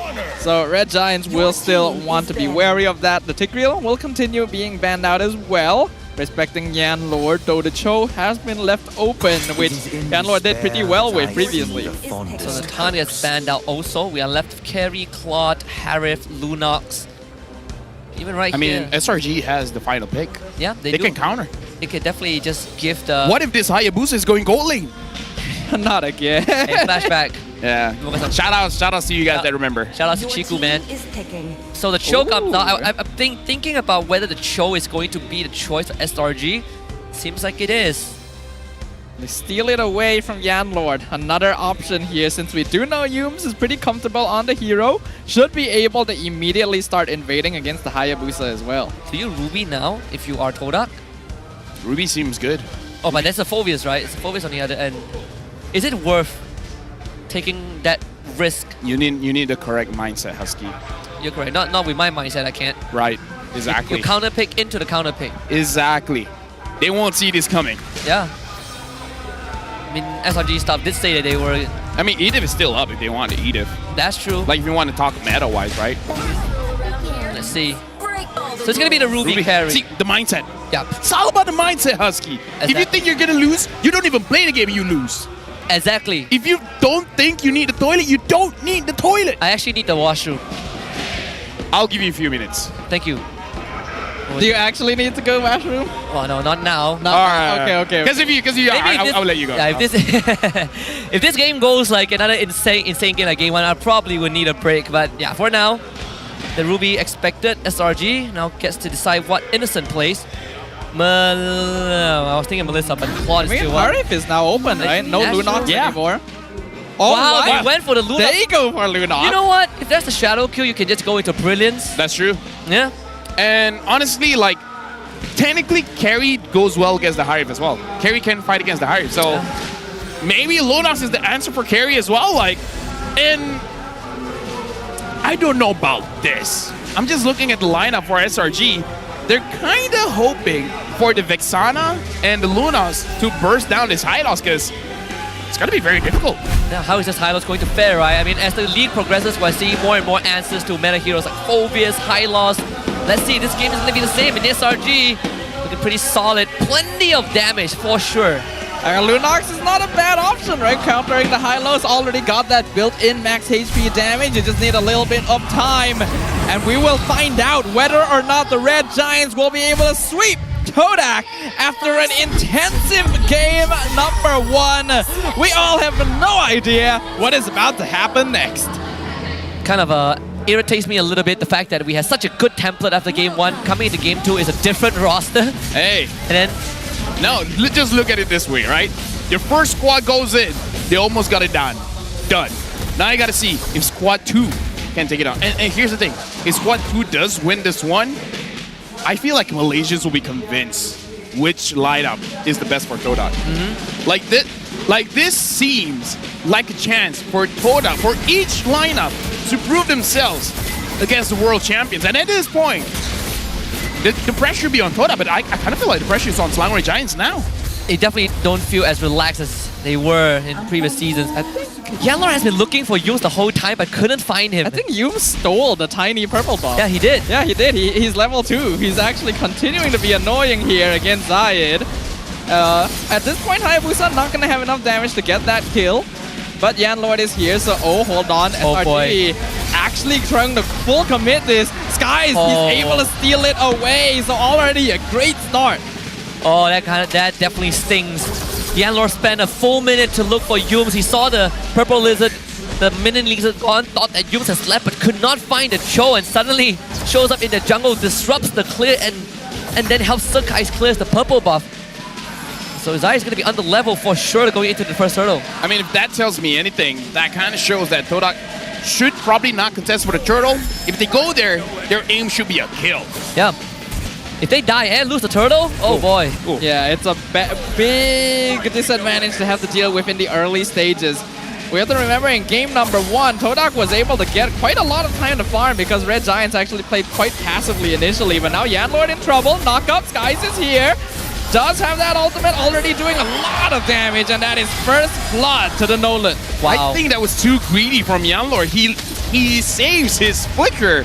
I feel like he should have just expanded it. Oh, and Yums finds Zayed in the jungle at the same time, giving Innocent and Skies a kill respectively. Oh, this is such a poor start for Zayed. It's not even his fault. It's just SRG taking initiative to really shut him down. They've adjusted to the gameplay of this Hayabusa. The fact that Innocent, well, thankfully didn't get the kill. Yums was the one to get it, but bot side now in danger. Dude, at this point, Selangor Giants 2 minutes in, almost 2,000 goal lead. They're looking very strong here. Like the tempo play when Yums is using Cho is crazy. Yums jumping in once again, but does get knocked up, not able to find the way of the dragon onto Chiku, guys. So a good play there, at least. Right now, Todak, they got to figure out a way how to slow down the game long enough so that they're almost equal in terms of farm. It's going to be very difficult here. Selangor Giants, they're putting pressure onto Chiku, guys. Innocent just got the Genius 1 at 3 minutes. The snowball is only going to keep rolling. SRG again trying to pay a visit. Oh, just missed it. Oh, Yums thought he was in there. Unfortunately, a wasted flicker. Wow. But still good aggro from the Giants. And fraction of a second, if he popped his head out, he would have seen Chiku going for the recall, but still good on him. By the way, Chiku went for a war cry on this carry. He wants a prolonged team fight, man. Like it. This carry, I think in the late game is going to be super scary. Even though Selangor Giants, they don't have a lot of HP, right? I don't know. This Walker might be legit. Yeah, the scary carry. Yums being annoying now, but he is 1v3. Needs to get out of here. Dropping real low. Ogi Shadow Kill isn't able to No way! Way of the Dragon knocks him aside, but the Glorious Craftway comes in. Momo, he wants him, but he's not able to get him. 2 ultimates used, and they're not even able to find the roamer. Dude, Yums is playing on the edge. At this point, if you want to look at a Cho tutorial, you don't look at Zorn, man. You gotta look at what Yums got cooking up. You know, like what I say to Baloy, who won MSC? It's Yums. Yeah. That is true. Oh boy. Looking at the state of things, Red Giants 2.4k ahead right now. Very different result than what we saw in game 1. Deciding that they're not going to sit around and allow Todak to farm. They are putting the pressure on. It's only going to keep kind of keep ballooning from this point onwards. Second turtle for SRG again. Even the gold plating ain't safe. So far, Todak have not been able to touch any structures, and Zaid, he's just trying to survive. Careful, Yums, he's looking for him. Doesn't have flicker, so he's able to walk away for now. This is not good because Hayabusa in general, you don't want a bad early game. Oh yeah. And I would say this is abysmal. It is tough. I mean, they're trying to put pressure down. Glorious Pathway, 3-man gank on Innocent. Not enough time to even pop Brilliance. So that's a goal lane down. We see the Purify being used by Chiku, guys, doing quite a lot of damage to the tower and being healed back up with the Revitalize. This is already a very different kind of play style where it looks like Chiku is asking people to come his lane. Like, yo, gank me, gank me. Please, you forget about Chiku Gaming, that's me. He really wants this tier 1. He's always been an aggressive player. And we can see Momo being here as well. Yum's gonna dash away from Yanlord right away. Knows that they're outnumbered right now. Don't want to give any more advantage to Todak. The top tier 1 is going to go down on Todak's side because they've been focusing so much of their resources and time on that bottom side. Sure, you take down Innocent once, but you still end up losing a turret, a structure. That's where the next turtle is going to spawn, right? Top side. I can't believe we haven't talked about this as well. Yums is ex-Todak. Right? Yeah. So now Yums gets to, I don't know, punish Chiku. A little, hold on, Cram in trouble. I'm offended, finds him. Glorious Pathway gonna be used, slowing down the rest of the Red Giants. Cram gonna flicker away, still surviving thanks to his ultimate. Whoa. Actually doing a lot of damage, but will finally be picked off. Dominator's Descent, preventing backup from reaching him. So Todak finds their pickoff. Okay, Zaya used the Ogi Shadow Kill on that mid wave to hard shove it, so we can expect Todak to not take a fight anytime soon. But that would give away the third turtle to SRG. All Todak wants is this bottom tier 1. It looks like they're gonna get it here. Selangor Giants, their early game is slowed down a little bit. Chiku guys has 2 kills. He has to be careful because if Chiku guys gets a 3rd kill, that sounds great for him. But if he gets picked off, then that's gonna be a shutdown goal for Selangor Giants. Selangor Giants secures the 3rd and last turtle. Yums, getting caught out. He misses the flicker, so he loses his life in exchange. Momo forming a strong front line here, not being picked off by the Red Giants. And now Todak are finally striking back. And note, all of these kills are going into Chiku. Getting a bit sloppy right there, Yums. Not able to judge the distance enough as he face plants into the wall. Maybe we said too many nice things about him. I think so too. I mean, like the castle person. Yesterday Gideon praised Loliao and he proceeds to throw the game. You know, so yeah, let's not say nice things about the players. They're alright. He's alright. He's alright. He's alright. He's mid at best. You know, maybe that's what we have to say now. Chiku is mid at best. Yeah, he's mid at best. Moon is best at mid. Hey.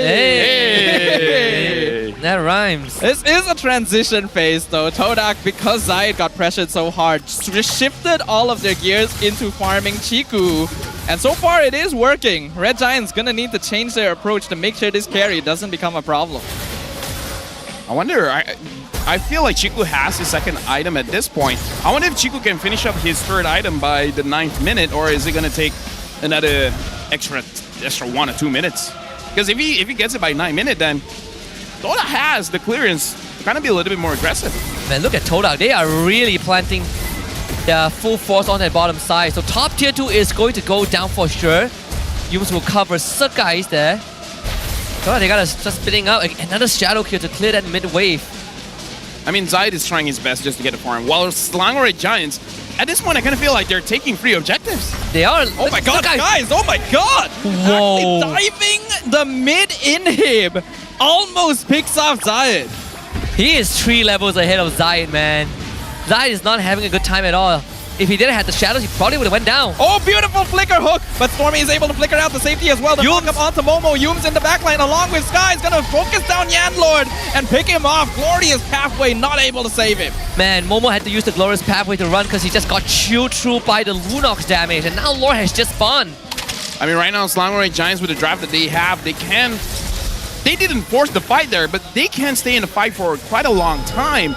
And just now I saw Chiku guys, maybe he misclicked, but he wasn't attacking for a good half second. And that good half second, it's probably a game changer of how Slangore Giants, they didn't take a lot of damage in that skirmish. I think maybe he got crowd control. At least they keep the mid tier 1 up. But man, first Lord blitzed down by SRG. It's gonna split out the forces again, right? You're gonna have that bottom side cleared out. SRG will take the bot tier 1 and the mid one will inevitably fall. But for Todak, all that investment in that early game just for the bot tier 1 is not really paying off in the way that they wanted to. Oh yeah, right now looking at the items, Chiku guys has 2 items, still waiting on his Demon Hunter sword. Innocent is kind of in the same place, but it looks like Innocent might go for that Holy Crystal 3rd item, so it makes sense why he will take a little bit more time. Yeah, it's a pretty typical choice. What is a little less typical is the Wishing Lantern on Stormy as a 2nd item. An interesting choice here, but probably for the Hylos. Yeah, since there's a Hylos. Oh, the speed right now. Oh, wow. What? Cram actually almost followed Zayed all the way over with his quad shadow. Yeah, Monolith is a bit too heavy for him to go all the way. Yep, Lord gonna be crashing in now. Slangore Red Giants will get a free tier 2 mid. Don't think they'll be able to get too much more since all of Todak's members are still alive right now. That should be the extent of the push. All tier 2s down, not too bad. Very expected. That's the standard for the first Lord push. 6.3k gold lead for SRG.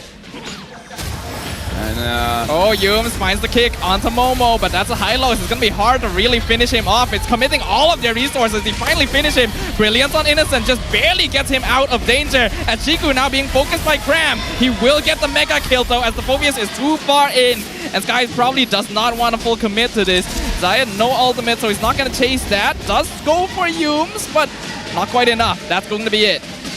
In terms of damage, looks like Todak is starting to have that bit of damage. So Todak, they're losing by 6,000 gold. Damage ranking, Stormy is the highest right now. This game, Stormy is really popping off, doing quite a lot of damage and able to control his distance. And all of this just by denying Zayed that early farm. Like, that's a big game changer that happened in the first minute of the game. Even when you look at the total damage dealt by Innocent and Chiku, guys, it's almost the same, right? Yeah, it's just difference of a 500 plus. So you consider that the cores are doing very well. And the gang squad up here. Stormy gonna be able to scout them out right there. So Red Giants looking for the concealed play. Yums wants to find a cutoff. Chiku will be the main target, but actually baits out the glorious pathway for Todak to back off. That's perfect. Lord is just about to spawn, so Momo is not gonna have it for the first 10-15 seconds of the objective if SRG wants to go for it. Let's see how patient they will be, because Yumi is gonna clear out the top wave to set up a slow push for his lane. Right now for Slangore Giants, the moment they get Chiku guys out of the game, that's, in my head, GG. Because at this point, he's the most consistent damage dealer. So if Chiku guys is not around, Slangore Giants might be able to end this. That's what they are going to be looking for here. Yums' positioning going to be important. Immediately threatens. Does he go for Momo? Yes, he does. Way of the Dragon to the Hylos once again. A great knockup, and Moon already dropping down Yums. Trades for Momo, 1-for-1. Winter Crown on Sky to get him out. He trades for the Immortality too, so he is able to walk away. But it'll be difficult for him to re-engage onto the Lord, so they do go for the reset. Man, Chiku's damage is insane. absolutely absurd numbers. You saw how fast he melt through you. Oh, Chico guys. Yep, Innocent looking for... Oh, Innocent hurts! But he also trades his life, gives the shutdown to Zayed. Probably not someone who should get it right now. Both gold laners gone. The I'm offended flicker backwards. Stormy gonna flicker back out to safety. And that's gonna be it. Well, if I'm not gonna get the Lord, you're not gonna get the Lord. I suppose the gold lane is trading for each other. We can see the value the Chico guy brings. Zayed also gets to recover a bit. Still not level 15 just yet, and quite some time has passed. Right now, honestly, for Selangor Giants, I don't know, I kind of feel like they spend the entire week practicing on their timings with the Winter Crown, because so far they've been really good at denying a lot of burst damage from Todak by using that Winter Crown. Like we saw Sakai's use it pretty early, Cram using it pretty early, so it's something that Todak has to keep in mind. They can't just go all in and expect to get early kills, because that Winter Crown, that item interaction is something that could force Todak to do a mistake. Yeah, they're doing it consistently too. Hold on. Yume's gonna find Yanlord. Wave the dragon onto the Ruby. Glorious Pathway gonna be dropped down though. This is actually a bad funnel for Red Giants, but they will finish off Yanlord. Dominator's Ascent. Zones them off. Skies. Whoa, he is deep. Immortality burnt on the Nolan. He does not have Winter Crown now, so the Nolan goes down. Sky is gonna be punished for his over-aggression. Yeah, a bit of an overheat from Sakai's. Didn't really need to go in that deep. Did not expect Zai to show up and instantly just eats right through his immortality. Again, Chico guys, his damage, you even saw it on Cram. If that sequence went on for half a second longer, Chico guys would have taken down the Phobius. This could be a chance for Todak to actually take the Lord and Innocent. Oh boy. Oh, they don't see him. Oh, Momo is gonna get him. Uh-oh, Glorious Pathway U is brilliant, very early as well. Here comes the Red Giants though, they're gonna look for them. Wave the Dragon onto Momo, once again picks off the high-lows. Yume's gonna be sacrificed in exchange, and now Cram is just in the thick of it. There's nothing he can do but keep jumping, and he will get finished off. A 2-for-1 trade. Oh, he got Innocent! I'm offended onto Innocent! Does he have brilliance? He has damage, he does have brilliance. He finishes off Moon, it's the Lord actually who gets the last hit because he was out of position. Got blasted by Stormy and then just swiped by the Trident of the Lord, and now a reset it. Stay Innocent, willing to stay and help the guys burst the Lord down. Can he steal the Lord? He's waiting for it. Red Giants are dropping real low. No, Skies gets it. And they will just decide to both back it off. Man, the cojones on SRG to actually pull that off. Could have gone infinitely worse. Winter Crown on both Stormy and Sakai's as they repurchase the item. We're heading into late game territory now, LFL. Yeah, this is Selangor Giants. Like, we see people get emotes, they need some kind of skin for that item, man. Like, they're abusing this Winter Crown. But yeah, looking at the itemization here, looks like Chico has a bit of defense with the Athena's Shield. So instead of going for the Rose Gold Meteor, he's really respecting Story as well as Innocent. I can't blame the guy though. The damage coming in from both these guys is insane.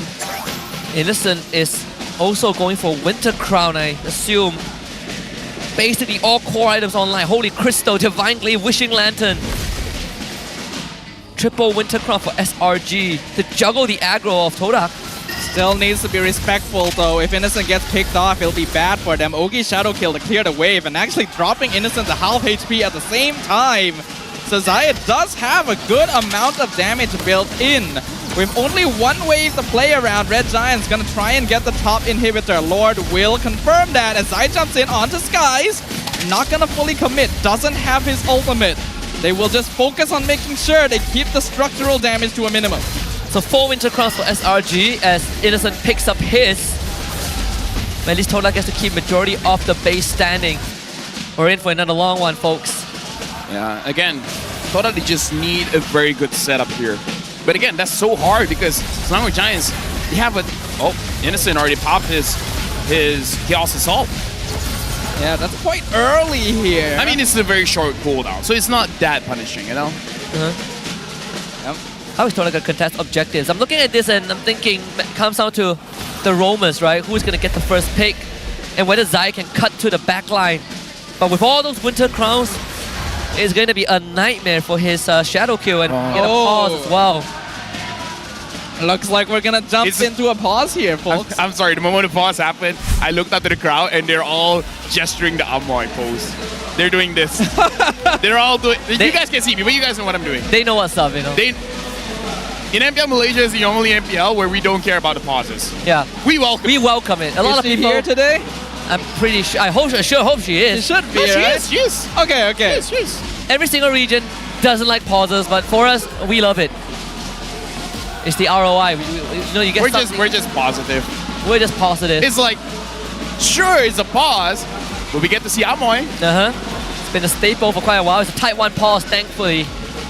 Minor issues. Not a big deal here. And as per usual, thank you to our marshals for making sure everything is in tip-top condition. This is an intense series right here. Oh, it is. So we want to make sure that the devices, the communications, everything is working in tip-top condition as well, so that the players can operate at maximum capacity. So I'm looking into the SRG cam, and Becky, he's also feeling the heat. He says a bit messier than usual. It's pretty stressful, right? Talking with Arcadia as well. Some discussions going on during the pause. It's very cool that we can look into the players' room. Yeah. I wonder what Todak side is looking like right now, because SRG side, I think there's a lot to look back at and reflect after the series, regardless of the result.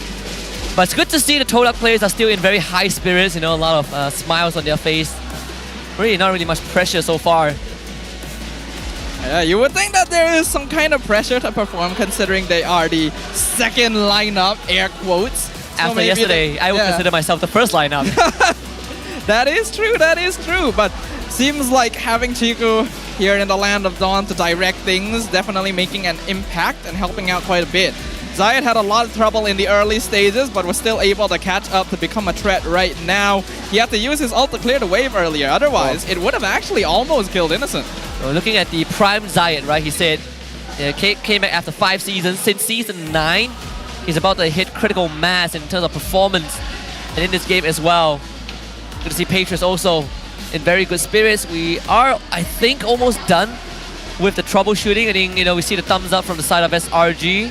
Stormy giving the thumbs up Sakai's as well. Just waiting for kind of the clock to run out before we get back into the game. But right now, we are in murky territories. Dangerous if you are Todak. I feel like I gotta drop the question to you guys. Hold on. All right. Hold on. Where is she? Don't disappoint. Okay, she was rushing out. There we go. This is the Malaysian tradition right here as we jump back into the Land of Dawn. It's a good treat for Malaysia Day as well, right? We cannot miss out the highlight. Exactly. The most intense game, that's where you need to pause. It's like the palate cleanser, you know? You take the edge off of everyone else, gonna get the full reset, make sure that everyone is in the right spot.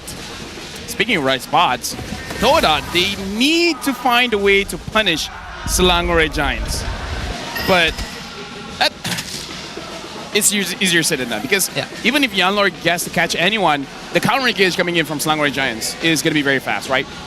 The only way, like if you catch Yums, Cram is going to be there. If you catch Cram, Yums is going to be there. If you catch Skies, Yums and Cram will both be there, right? So there's not really a good way to catch, so you kind of have to get lucky and catch all of them. Wish goal laner burst the target faster, right? You know, Chiku guys, Innocent, they both have so much damage right now. It's off the charts. Both are tank slayers. Gonna be able to scout out the bush here, Moon. You can see that is the value of Zask as well. Yum's gonna encounter Momo there in the brush. Yanlord with the flicker finds Skies. Winter Crown already gonna be used, but a beautiful block up from the Phobia. Skies gonna lose his immortality and his Winter Crown. He needs to get out, but Yanlord gets the final hit, and Cram gonna pick off them as well. Killing spree for Chiku guys as Zayed finds his own onto Innocent. The Red Giants have been dismantled, and the Lord falls into the hands of Todak. Man, Yanlord once more with the catch of a lifetime. Stormy is going to be there to clear the way, but they gotta be very, very careful to buy 25 seconds. Glorious pathway used quite early on to zone out Stormy. Zayed threatening the potential ult. He doesn't actually have it for now, but they will finish off the inhibitor. This is time to go because their health is low. Oh yeah, like Stormy has the glowing one. You're a high loss, sure, but you can't tank that much damage. The crowd is cheering, the minions here, but relax. Todak is here. It's not going to be enough, yeah. Yeah, they can clean this off. It's not that big of an issue. How about the roamers, right? Who gets the first catch? And in that case, it was Yanlord to really find a crucial target. So no immortality, nor Winter Crown for Sakai's. for a while, and even Innocent used his Winter Crown and still went down to Zayed.